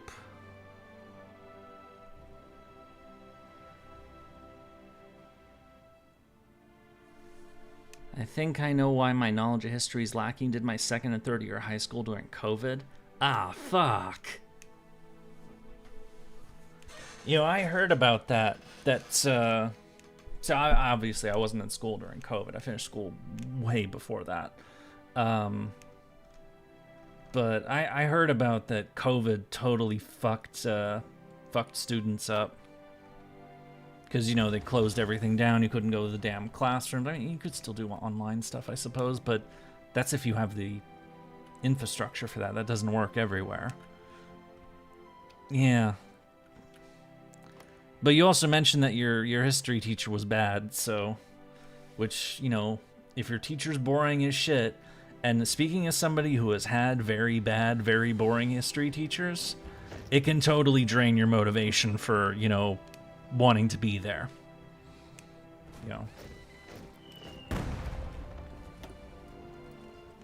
Hooray! We did another raid!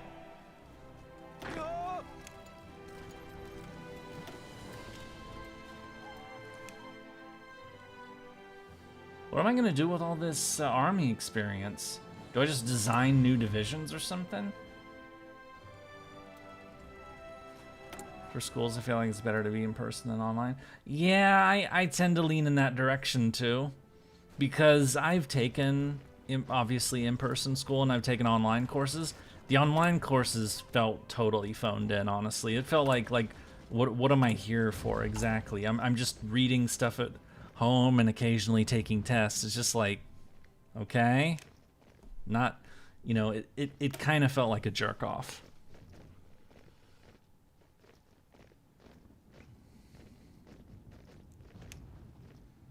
Thought the PLA wouldn't be formed until after the war when they took over Tibet. I actually don't know when the PLA was formed, now that you mention it. PLA.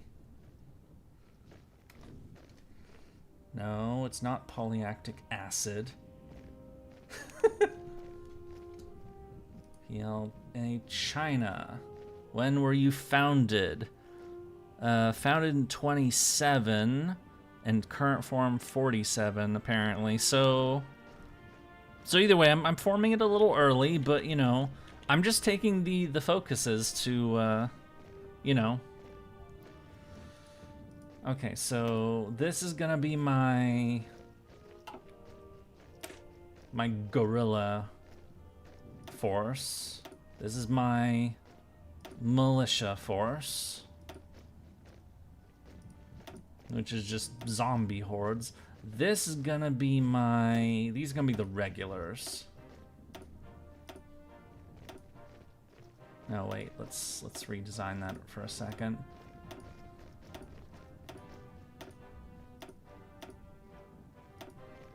So these are, I'm making it, wait, 22. Oh shit. That's right, I have the mass combat doctrine.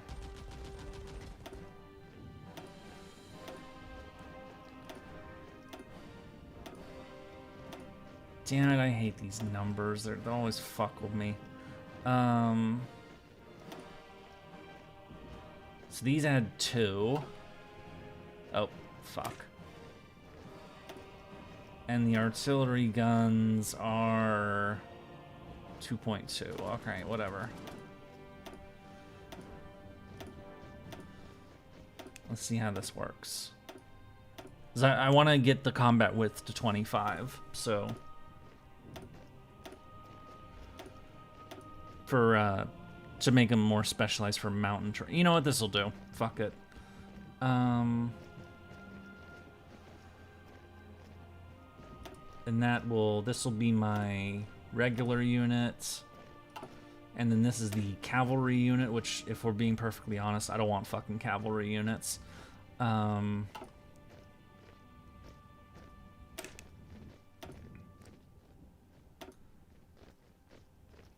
on, so this is infantry unit, militia unit, infantry unit, militia units.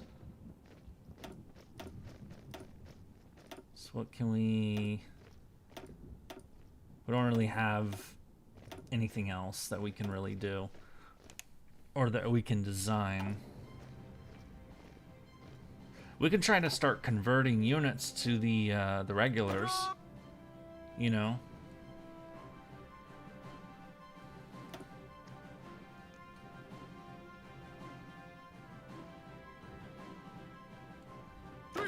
Like, what if we... So we only have one of the specialized units, but what if we convert these? Like, can we pull that? Oh, we don't have quite enough, but we can... Let's say... convert those ones to these better ones, which will be beefier infantry units. I prefer in-person for learning, but I like online because I don't like going outside. Yeah, I totally get that. I 100% totally get that. Also, if Japan's not going to attack me, why don't I just fucking train? Let's fucking train. You know? Let's make my army stronger. Let's use the time we are being given.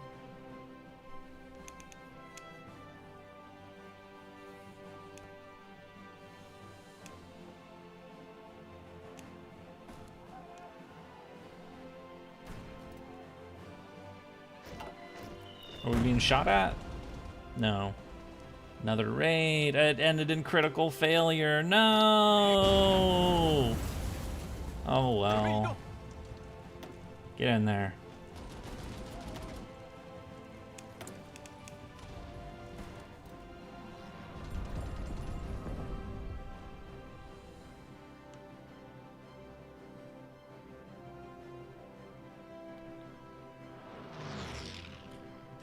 Let's see, Ule, Shanxi, and... Oh, not quite. There we go. Still have that short that they're teasing you, so adorable.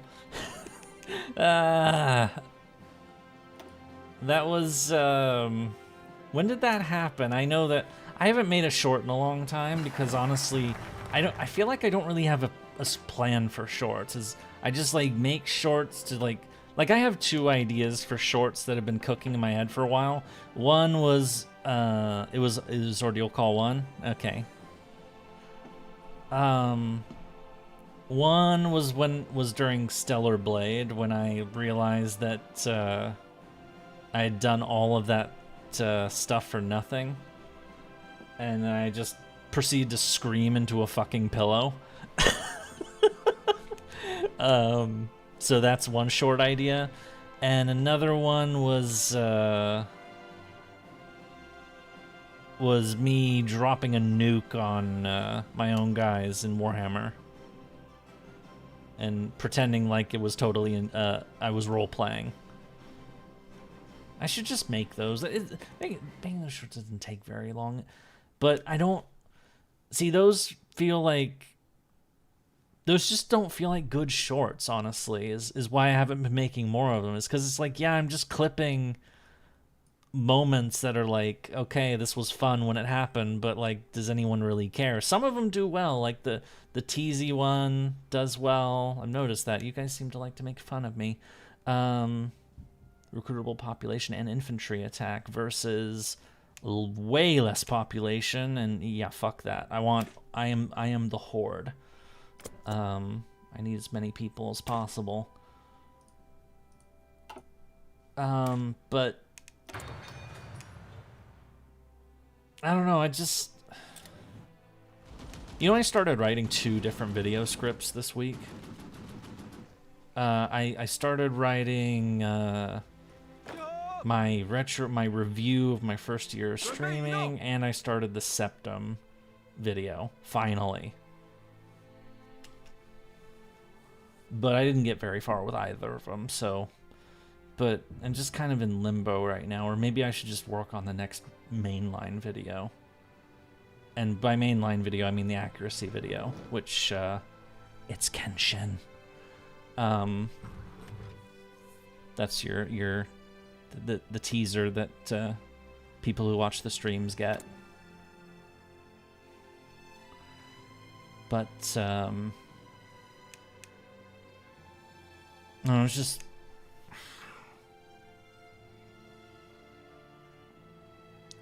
I guess where I'm sitting right now is that if I'm gonna do, like, more, like... I feel like I need to come up with a plan for, like, you know... what to, like, really, like... Where do I want to go with things? Like, I feel like I've just been kind of spinning in place for a long time. Septum, like, yeah, just like an idea for a read-write. I don't know if it'll do well. And actually, my most recent video, the one that I released about games making me a history nerd. Oh no, they wiped my infiltration in Shanxi again? God damn it, how many PP have I spent on that stupid province?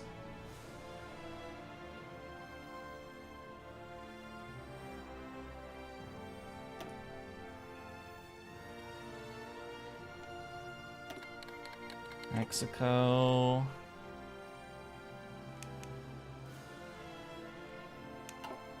Didn't watch it. Yeah, it was my worst performing video. Probably, like, I can't remember the last time I had a video perform that badly. I thought Hannibal did badly. That one was even worse. It was like half as good as Hannibal. It's just like, you know, I thought this video was gonna be like, maybe it was gonna be a bridge. Like, it was gonna be like, maybe it'll make people realize, like, oh yeah, like, I wonder, like, maybe it'll be like, attract outsiders or something. Of course it fucking didn't. Why would it? I was very, very disappointed with how that turned out. I mean, the video wasn't bad, it was just... I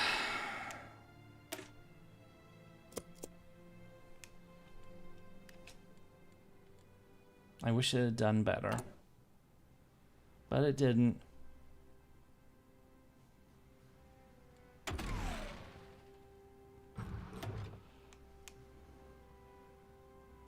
Yeah, that was... Yeah, on the other hand, the Philippines stream did really freaking well, oddly enough. But not during the stream. It did well after the fact. Because it seems like what happened with the Trung Sisters video happened again with the Philippines. In that a ton of people proceeded to jump on and start and watch it after the fact. So... like, during the stream itself, it had, like... I'm checking the analytics right now. So it had, like, 200 views when the stream was live, but it's gotten 1,600 more views since, which I've never... For a stream video, this has never happened before. Ever. I've never seen anything like this before. Usually, after the stream is live, it gets, like, no views after that. It's like, forget it. Like, nobody's watching a VOD, essentially. But this one was different. It's weird. But what I've noticed about it, and this is my theory, is that it's like the Trung Sisters, is that when I look at the audience and their geographies, 63% of the audience is registered in the Philippines. So almost 2/3 of the people who watch this video are themselves from the country I'm playing as. So I'm thinking it's kind of like the Trung Sisters video in the sense that, you know, people who are in the Philippines, you know, doing whatever, and they saw, oh, somebody's playing as my country, let me check it out. You know, that sort of thing. That's a theory. I don't know if it's true, but that's what I think happened to it. Which did bring me to an interesting place. A thought experiment. Or not a thought experiment. An idea. So, like, you know, when it comes to, like, you know, doing history stuff and whatnot, I don't want to, like, I mentioned this when I made the Caesar video. in that, I know this was like over a year ago now, but one of the issues I had is that, and this is actually coming up again with the Yi idea. Honestly, I don't even want to fucking do it. Is that since there's so many videos about Caesar or about Yi or about these really famous people, why would I, like, what can I bring that would make my video worth watching? What else can I do other than make an inferior version of a video that somebody else has already made, essentially? Because if I just make an inferior version of a video somebody's already made, what's the fucking point? You know? So I originally was going to do a 2 Caesar videos where I was going to do a history version and then a fate version, and I ended up not doing the history one at all because I realized, 1, this is going to be enormous, and 2, I'm just going to make a lower quality video on somebody people, you know, have already made better videos on. You're picking it up. However, not everybody's as famous as Caesar. What about places that don't get as much attention, that don't get all the big history videos? My 2 biggest my 2 biggest surprises when it comes to viewership that I did not expect to get were the Trong sisters, the Haba Trong, mainly viewers from Vietnam, and then people checking out this VOD from the Philippines stream, which is people from the Philippines. Like, so it made me wonder, like, you know, what if I made stuff more on, like, Southeast Asia, you know? Because there's clearly some potential there. The problem is, my knowledge of history in that region is not very good. It's really not. I mean, I'm not blindly ignorant, but it's just not very, it's not as good as, say, like what I know about Japan or, you know, Europe and whatnot. Hello, Floop. Isn't Filipinos one of your top 5 demographics? It is second, if I recall. Let me check analytics. Audience. Lifetime. So, of all time viewership, it's going to take some time to load because there's a lot of stats to chew through. Yeah, the US is 37% of my audience, and the Philippines is 7.3. So the Philippines is the second largest demographic. Third is Vietnam at 3.9. Fourth is Indonesia. And fifth is Canada. What the fuck, Canada? I live in your country. You don't watch my fucking videos. Sorry, I had to do it. How much is Brazil? Those were the top 5, so I'd have to open the graphs to check. So U.S., Philippines, Vietnam, Indonesia, Canada. Brazil is number 6 at 3.1. And then it's UK, Thailand, Australia, Germany, Malaysia, Mexico, Singapore, France, India. So in the top 5, 3 of those countries are in Southeast Asia. Which which surprises me, but it's like, I wonder why that is. And, and the fact that 2 of them, as I said, the 2 like biggest surprises that I've had have been, Brazil's number 6. Of like people from Brazil have given me a combined total of 41,000 views. 41,970. With watch hours of 5,953. That's what I'm seeing right now. So, yeah, and my biggest video was the Trong sisters. So, as I said, it makes me wish I knew more about Southeast Asian history, because I'd see an opportunity for, like, what if I could make videos on this shit? Maybe there's, like, a real audience for this, but as I said, I'm not like... I wouldn't be an expert at any of that shit. Yurie, notice me, Senpai Canada. well, you would just think that, you know, if I live in their country, you know, I mean, I shouldn't say their country because it's also my country. I'm a dual citizen. But, what am I going to do here? I've been at this window for... Just do that. I don't give a shit. I guess I just... Patrol boats. Convoy no, not convoy escort. Torpedoes, definitely. If I was gonna do an actual Navy stuff. Our country would be the correct term. Yeah. Yeah, you're right about that. Floop, you have been noticed. You have very much been noticed.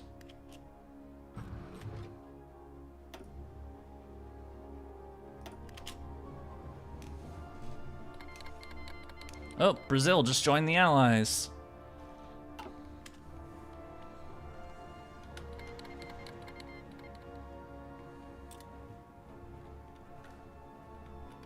So, what's going on in the wider so, Philippines still fighting here. Not in that way, Baka. Who knows how this is gonna turn out. Oh, another raid. Yay, we stole things. Mountain infantry. Excuse me. Let's upgrade our artillery. We definitely need better guns. Excuse me again. Get in there. Establish guerrilla cells in various places.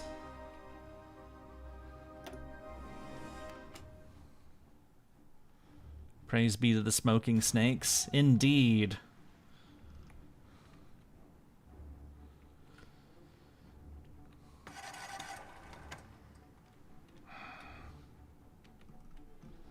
I don't know, I feel like I'm kind of dependent on the AI to win the rest of the war for me. Because I can't really, I mean, obviously I can't invade Japan myself, and I'm not strong enough to beat Japan on land. Ireland joined the Allies, what the hell? Oh, China's launching an attack? Oh. The Nationalists are, okay, let's cool the training off then. Is there an opportunity for a counterattack here that I've just missed? Let's wait till our units recover a little bit, and then let's charge. I mean, we've cut some rail lines, so I want more rail lines cut. We cut this rail line. I mean, they'll have to rely on shit. It's worth a shot. It's worth a shot. Try it. Charge!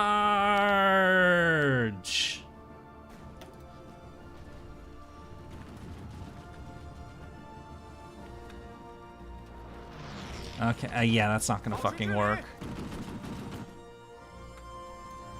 And none of these are really gonna work either. I mean, we might take Xi'an back, but... Yep, we did. Okay.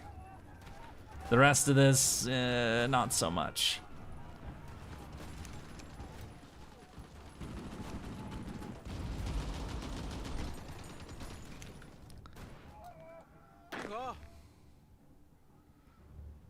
I watched a video saying that the Germans feared the Brazilians in World War II because the smoking stakes charged lines instead of retreat, like they didn't know how to fight.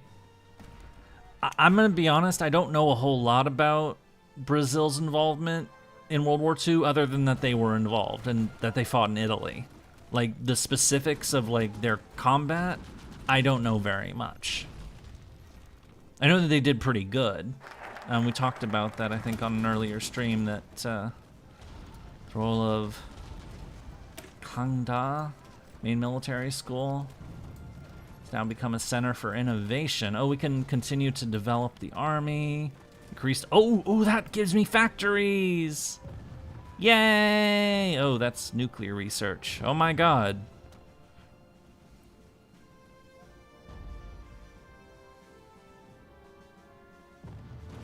TLDR, smoking snakes are berserkers? Well, you know how I feel about berserkers. They're my kin.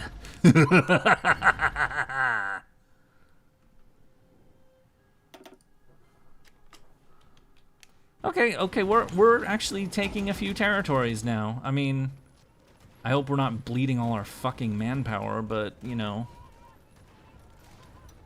We are losing. But we are inflicting damage, actually. We are winning battles. This is good. Took some more supplies from Qingdao. Get in the fight. Okay. Okay, we're doing some actual damage now. This is cool. But how's our 312,270? Yeah, we're losing more people than we're killing. But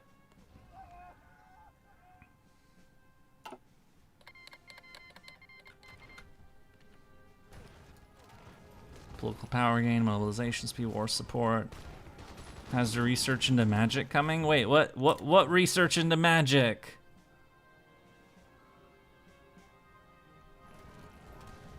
Oh, we took Zhengzhou. Zhengzhou. Which means this area, if only we had, like, speedier offensive force. Oh, the invasion of Vichy France just went off. So, we're doing damage. I mean, we're losing people, a lot of people, but...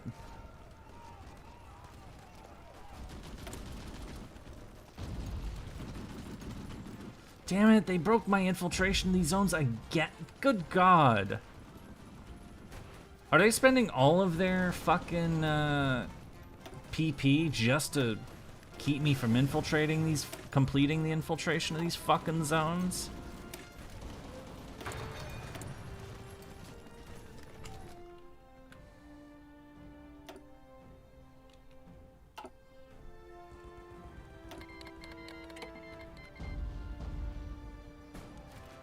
Didn't realize there were raids. Yeah, we launched a couple raids, and now we've, oh, we might get an encirclement right here. This is nice. I mean, maybe, probably not, but the fact that we're winning battles against the Japanese, I like that. So, unfortunately, we've lost like 100,000 people now, so it's like, you know, hooray, we're winning, but at what cost? Oh, we might get an encirclement. Please take Kaifeng.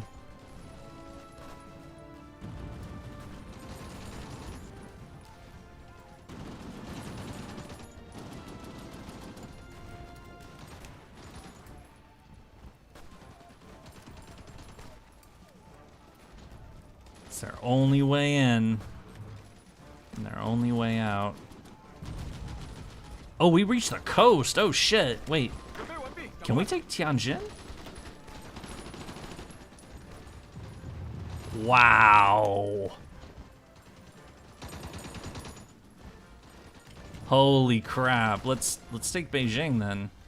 Wait, what the hell? What do you mean I can't move?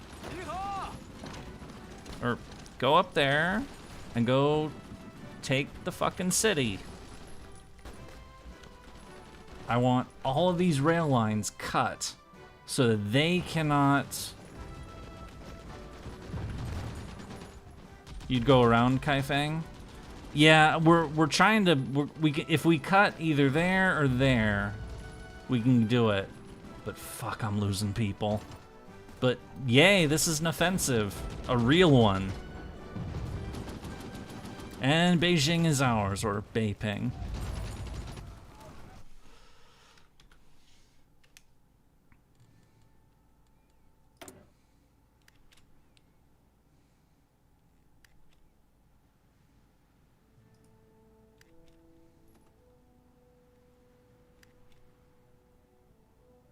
want Shanxi right fucking now. I'm tired of infiltrating this province and not getting it. Yay! We have an encirclement!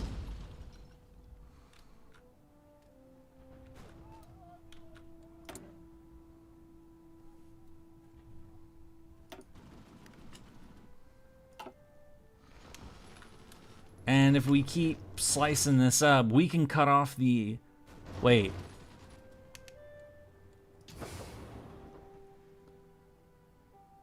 The entire Japanese army in northern China is cut off from supply. This entire region is cut off.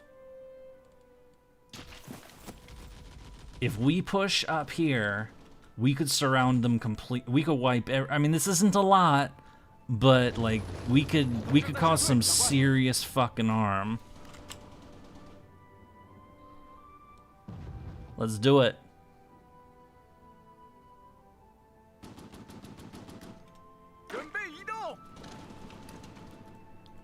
Go, go, go!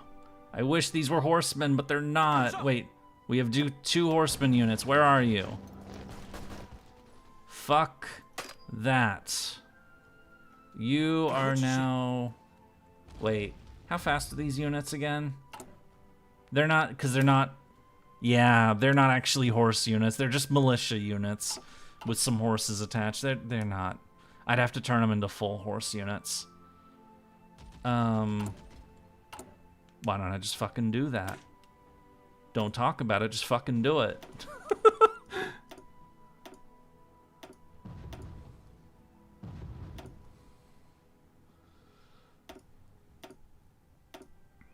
There. Boop.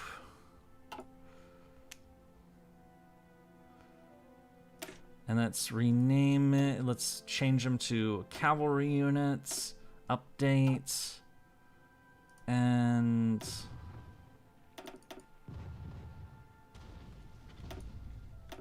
I know I don't really want to use cavalry units, but it's... I should have made these a while ago, but I didn't expect to be in a situation quite like this, so...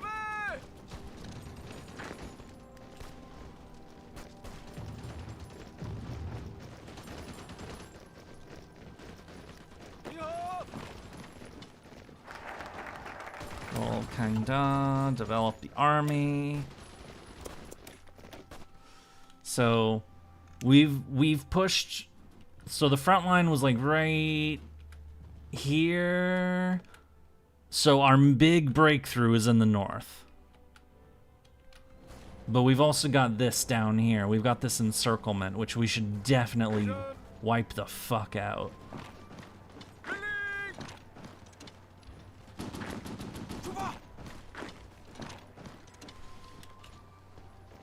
Oh no, they broke it! No, it's not an encirclement anymore! Son of a bitch.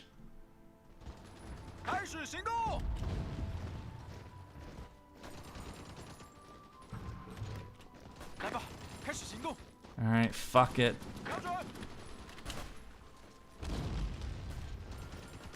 Alright, let's change the front line from to there, or to here, so that shorten it so we defend this area to make sure that these two big hubs remain in our hands.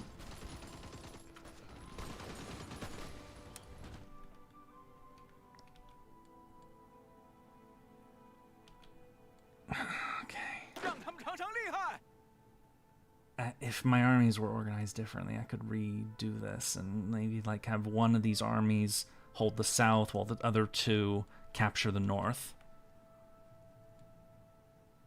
Because I don't trust the AI to hold this line, to hold my rear.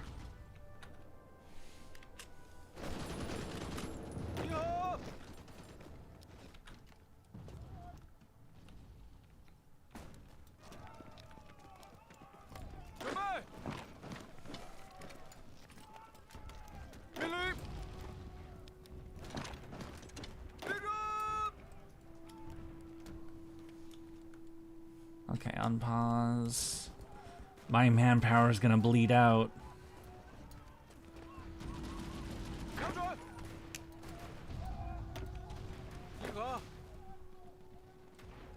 Alright, stop the damn offensive.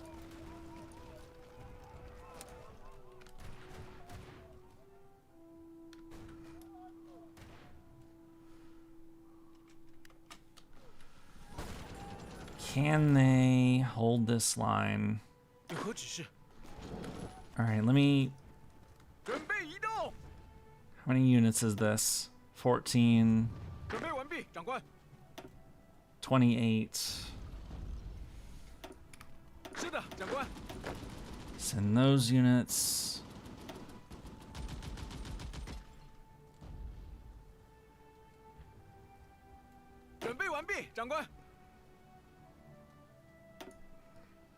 This is now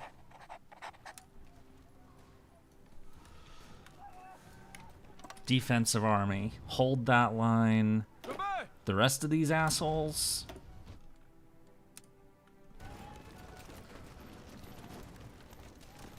Erwin up here, and I want all of Manchuria. I want all of this. No, just go straight into Korea, honestly. Just go all the way.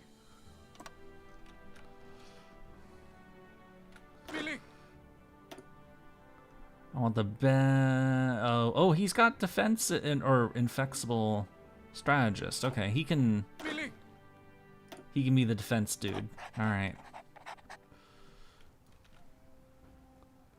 How are they holding the front with so few divisions? What, the Japanese? Because their divisions are way better than ours. Okay. Other are giving us weapons. Guns. 7:30, shit. I don't have much time left tonight. Stupid raids. Stupid raids. But they're gonna be cool, so...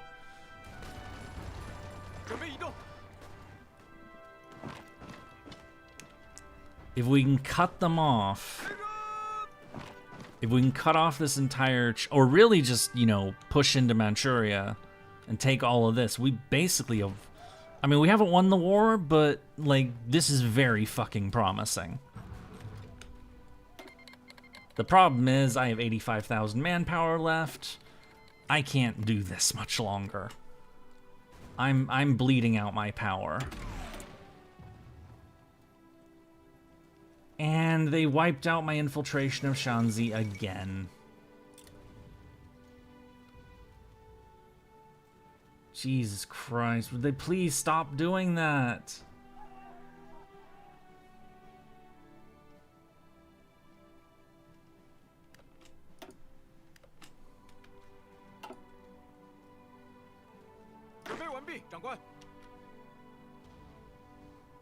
Charge!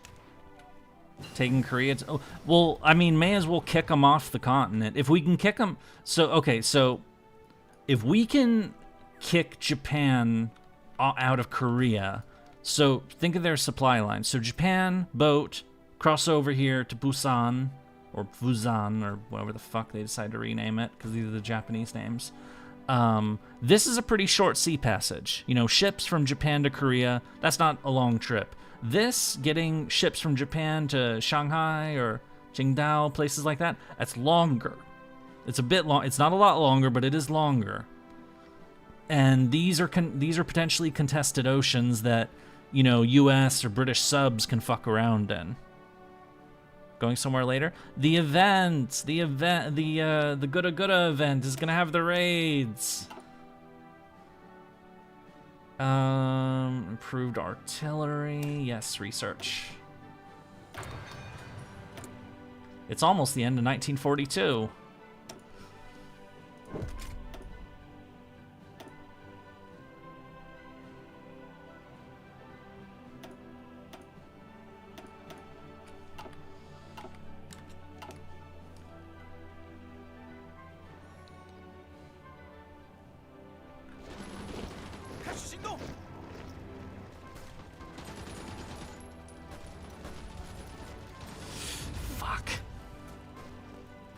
Okay, fuck the horsemen. I need the manpower. Proclaims Greater Hungary. That's a pocket wiped out. Yes, a good raid event. Okay, the Japanese aren't doing anything here, so...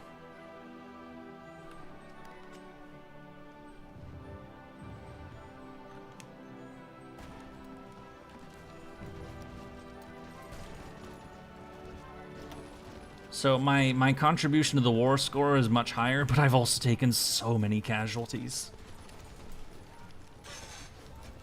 Ugh. I don't have much left.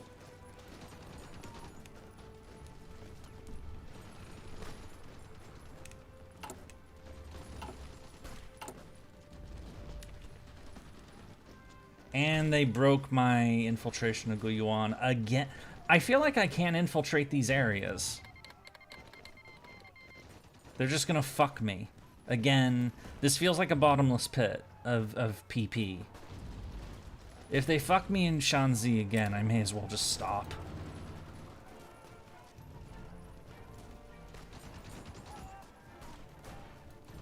Gonna take the port. Well, or try to. No, these are nationalist troops, so... Please do not fuck me on this. They fucked me on this. I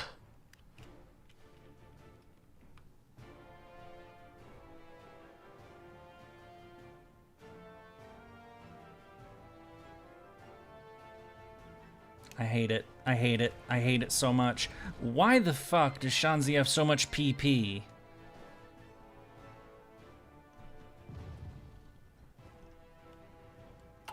That they can just, you know, fuck me over. Again, and again, and again.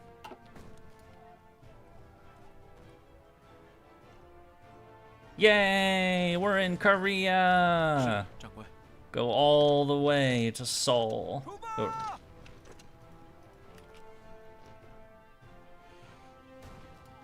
Alright, this Japanese army is gone.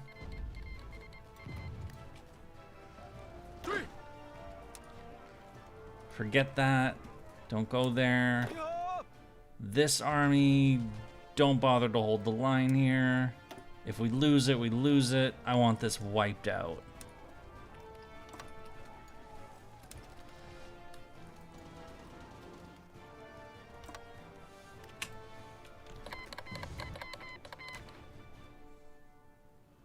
You can see I'll do a lot better with the nationalists when I actually have resources. Yeah, at least I'm in Korea. In fact, let's just go all the way to fucking Busan. Let's take the railway, just run it down, go all the way. And with Manchuria basically captured, you know, Manchukuo's gone. Excellent, so they surrendered. Kill! Kill! Oh wait, this isn't surrounded. Kill! It's surrounded now. To serve the people, increase... Oh, I want that production. I needs that production. Oh, they surrendered to me.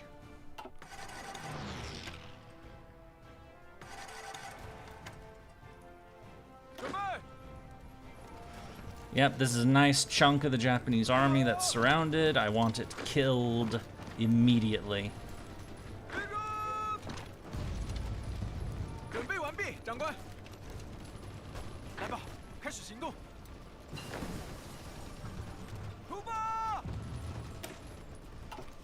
Okay, got nothing really to mess with here. Oh, it's 43. Yeah, let's go. Well, PPSH 41, yeah, why not?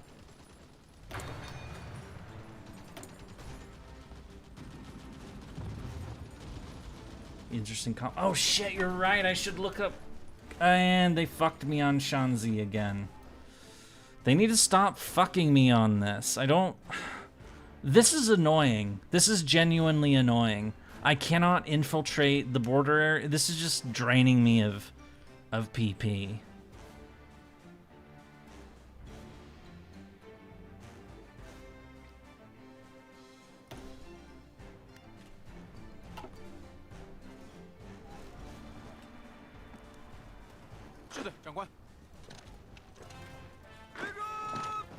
Nope.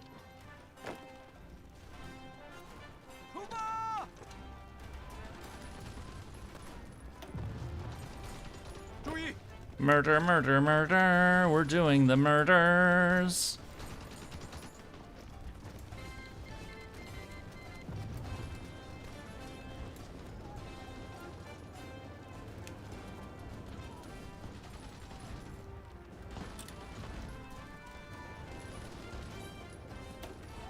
So we've done a big chunk of war contribution because we've done 300,000 casualties to Japan. So we're not quite trading even, but you know. It seems either their counterintelligence more competent or infiltration abilities suck that badly. Apparently, I think it's my infiltration, which is weird because I'm literally a fucking communist. You'd think, you know, they're supposed to be like the experts at that shit. Yay! We wiped out more Japanese armies. Now let's wipe out what's left up here while we finish off the rest of Manchuria and Korea. You go to the island. You go there. You Luzon. You nerds. Murder time. Fun time.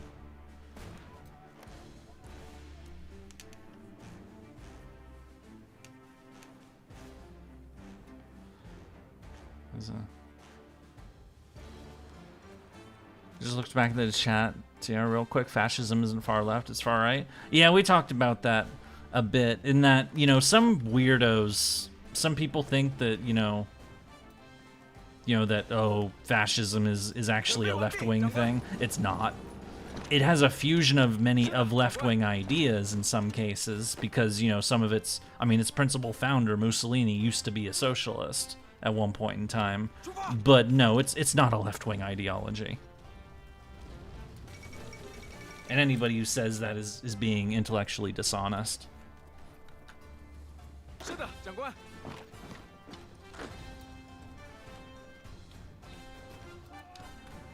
I know, nobody wants to claim the fash, and for good reasons. Alright, so Manchuria is ours. Let's take, or at least, no, Korea is ours. Let's take the rest of Manchuria.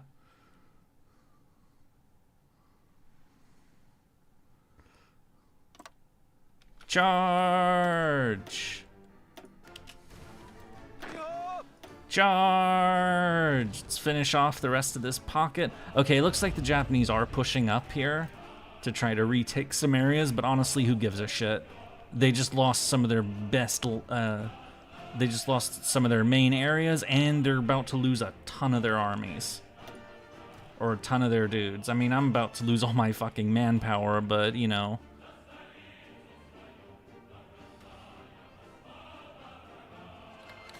No, the raids are limited time. Oh, Italy is being invaded by the British. Oh, good. They're actually doing shit. So Italy has split, and the southern half of Italy's joined the Allies. Neat. I mean, it's March of 43, so get the ordnance.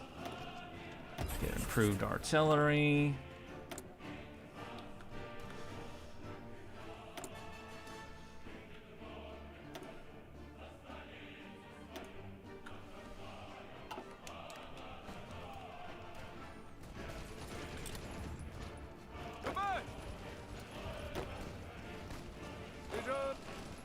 Alright, this is a nice chunk of the Japanese army that's getting wiped out, so you know.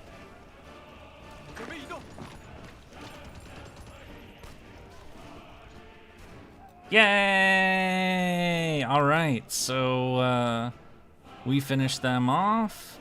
It looks like the Nationalists can probably help clean up the rest of this, but I'm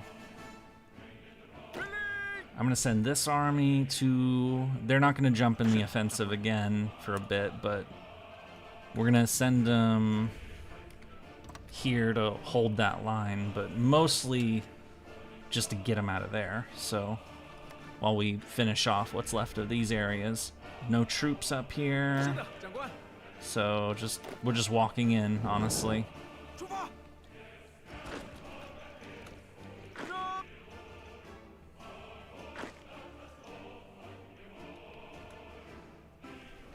Well, that's their last link, is right there. After that, they are out of supply and they're screwed. Construction!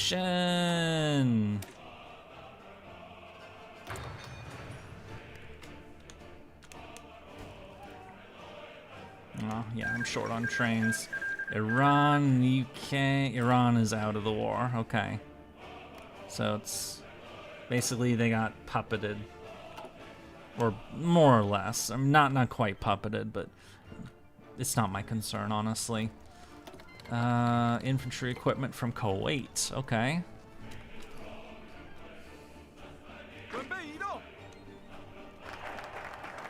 I would like to point out that this is way better than historical China did.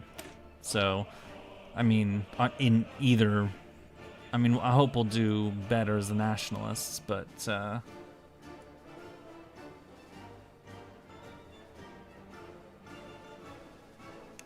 actually, let's do the 100 regiments offensive, or no, or yes, do that. I mean, it's a little late for that now, but we'll do it as like our final offensive to kick Japan out of China entirely.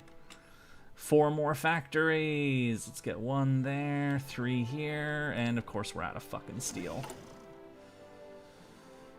I want steel, but we don't have enough. No.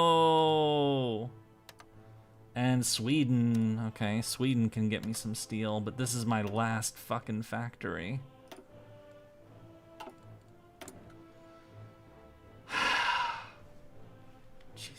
Christ.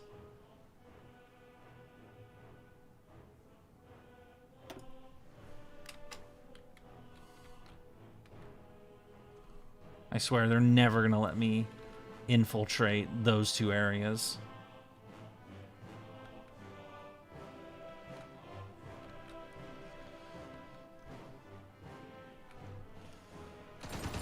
We're gonna nom them all. We're gonna nom them all.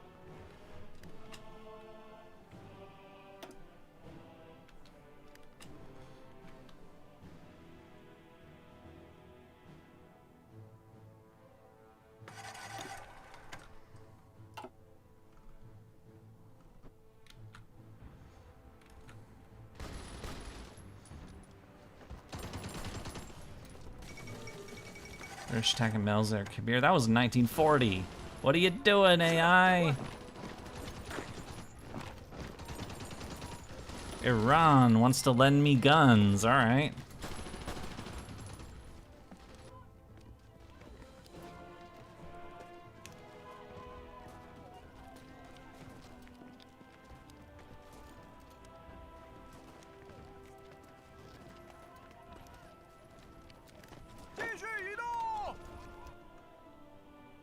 Alright, we're wiping these motherfuckers out. Yay!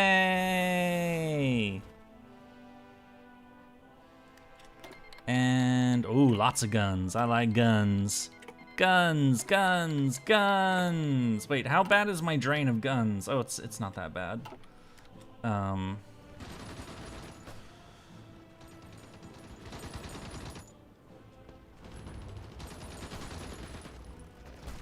And there goes the rest of Japan's army in the north.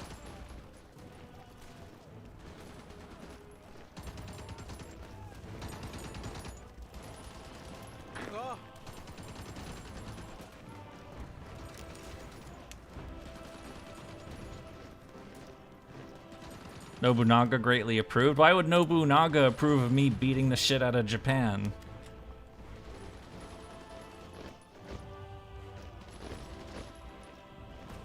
Yay!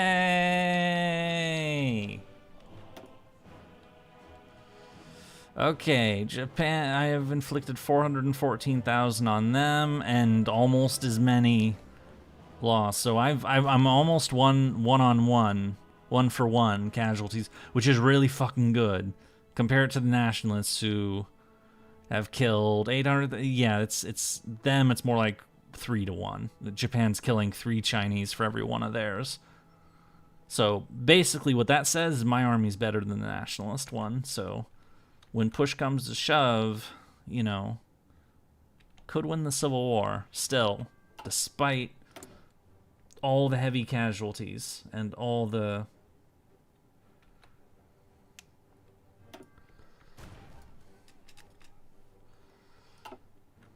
okay, this army is going right here. We have one very simple mission. Get them the fuck out of here.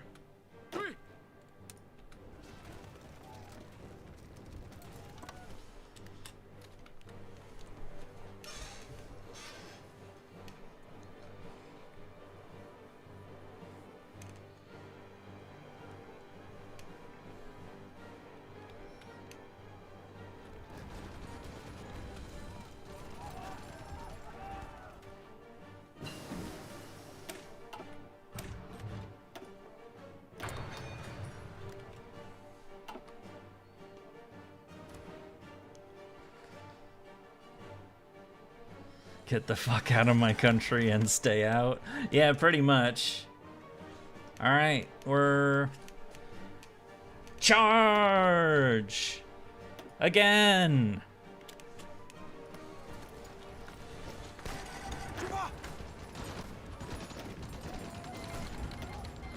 Urban combat tactics. Oh, we're getting good at this. And they canceled Lend-Lease, of course. Let's see about our infiltration. It's not going well. Of course it's not going well. Why would it go well? Going well is, you know, the sensible thing. Seriously, how the fuck do you do that? That is just painful.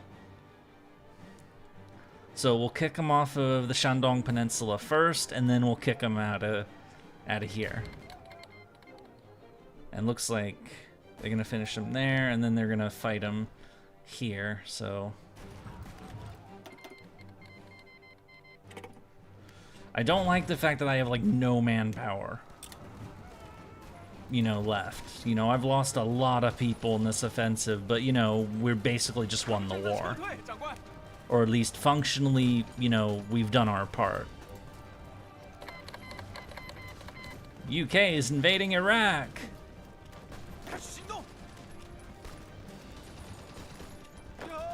Get to the port. Get to the other port. Get there to cut them off. Oh, have a certain percentage of faction manifest. What do I have? Oh, yeah, I'm the dominant. Yeah, I am the dominant party in the faction now because, you know, I'm the one who's actually doing the fucking work.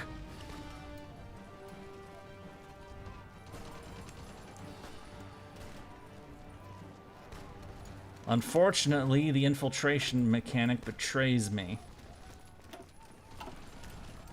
Alright, we kicked him out of there.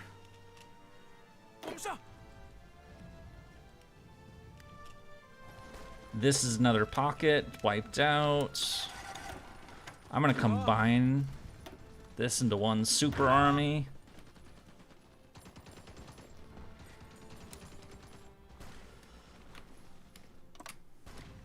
I want this gone.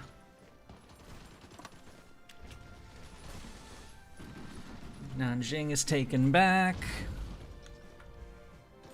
Charge! Oh, whoa! Paris is liberated by who? Yay! Looks like the Allies are not being quite as stupid this time.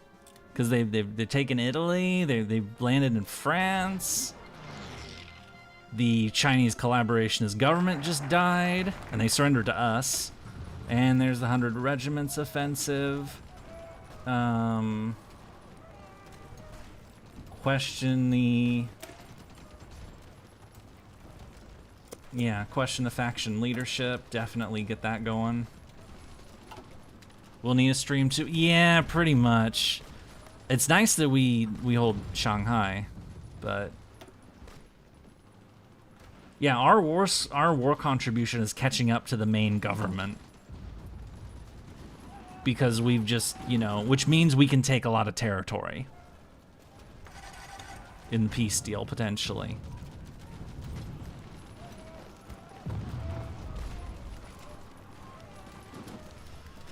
We're gonna kill them all. We're killing them all. Yay!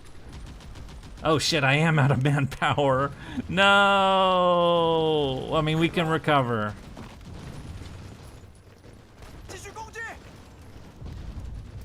But the reason we're out of manpower is because we only have a tiny bit of territory. Have I streamed Stellaris? No, I've never streamed Stellaris.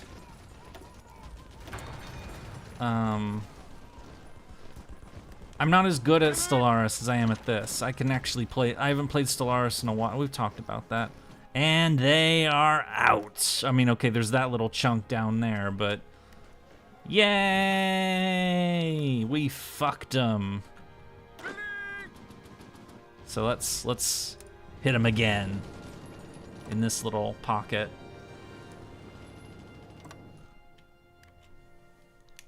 Wait, people want docking rights with us because we had a port. Well, yeah, I mean, Stellaris is a cool game. It's just, you know.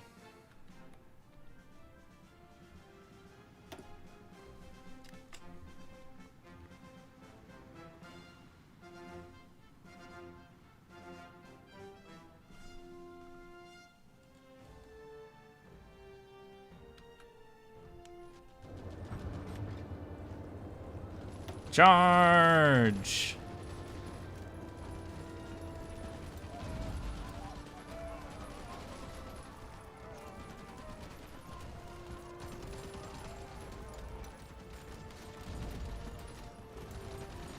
Needs to keep Mellow 2.0 playing it.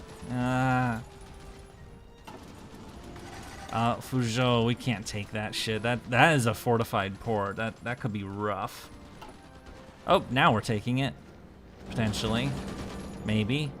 Charge. We are the swarm. And yeah, now we're draining manpower hard.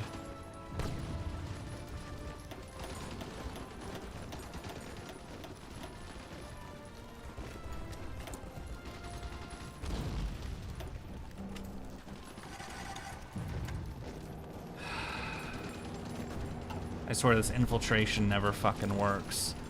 Overachiever. Yeah, I know what time it is.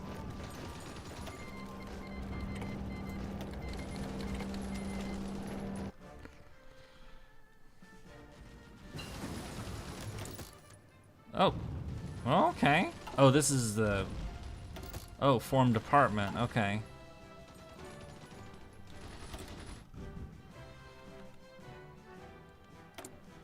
Let's decode the Japanese, because, you know, why not?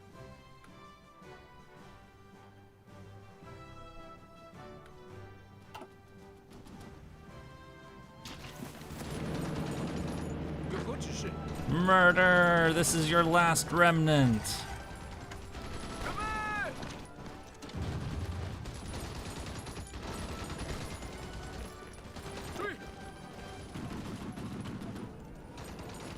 Wahahahaha!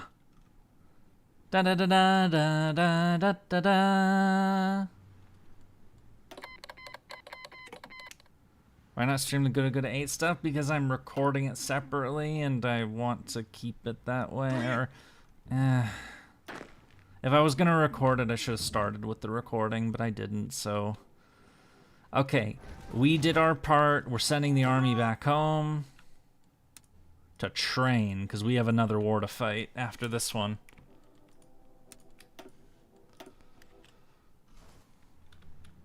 They still have Hainan and Taiwan. Yeah, but I can't take Taiwan. I have no ships. And I have no coastline. Meanwhile, the Nationalists can take Hainan. I don't care. And they can invade Vietnam, too, if they want. I don't care.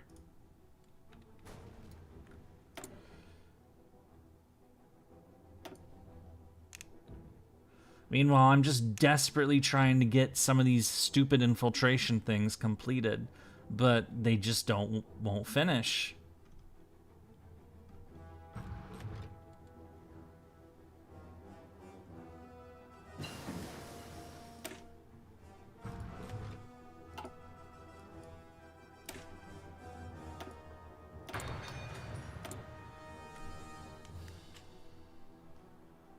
We care about Vietnam in this household. Well, yeah, Vietnam is important as a country, but like for me to fight over it, I'm not going to. I'm not in. I'd rather let other people invade this area and kick the Japanese out rather than to me do it myself, especially because I have no manpower left.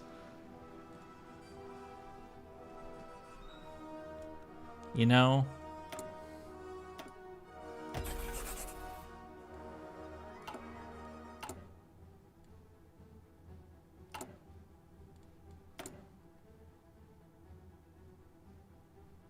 Did they fuck me again? Oh no, they didn't for once. Yay! I didn't get fucked over.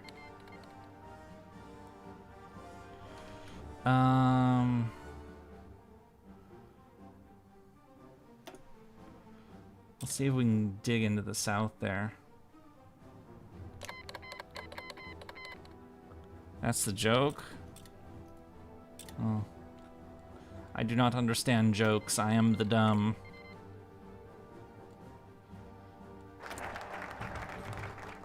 Policy, select policy, yep. Assembly line optimizers, and yeah, just do that. Question the faction leadership to unify a country. Oh, we're not the faction leader. Successfully. See, this is the problem. Is I can't infiltrate.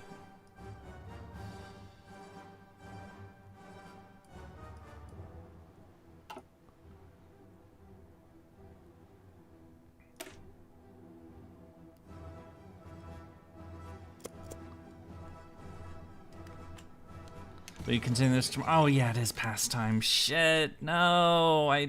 Yeah, we'll have to continue this tomorrow. I'm already booting up my silly game. Silly game. Why did they have to do a damn frickin' Yizongra scolds Mao? Which is not sit well that Li Zhang has openly we're trying to turn its members against each other. Yeah, whatever. Shanxi clique offers us support. Good, because we liberated your fucking territory. Ma Bufang, well, fuck you, fuck you. Guangdong, nice. Fuck you. Cool. Fuck you. I will own you. I will own you and I will end you, or something. But that will have to be for another day, because unfortunately today the frickin' FGO has their Good Raid event, and I do not want to miss this. So we will continue this tomorrow, where we will, you know, see how the rest of World War II develops, and then we will continue the Civil War. And we will take the whole country, and then the world. Okay, so I hope you guys enjoy the FGO raids. I'll see you all tomorrow. Goodbye, everyone. Good night.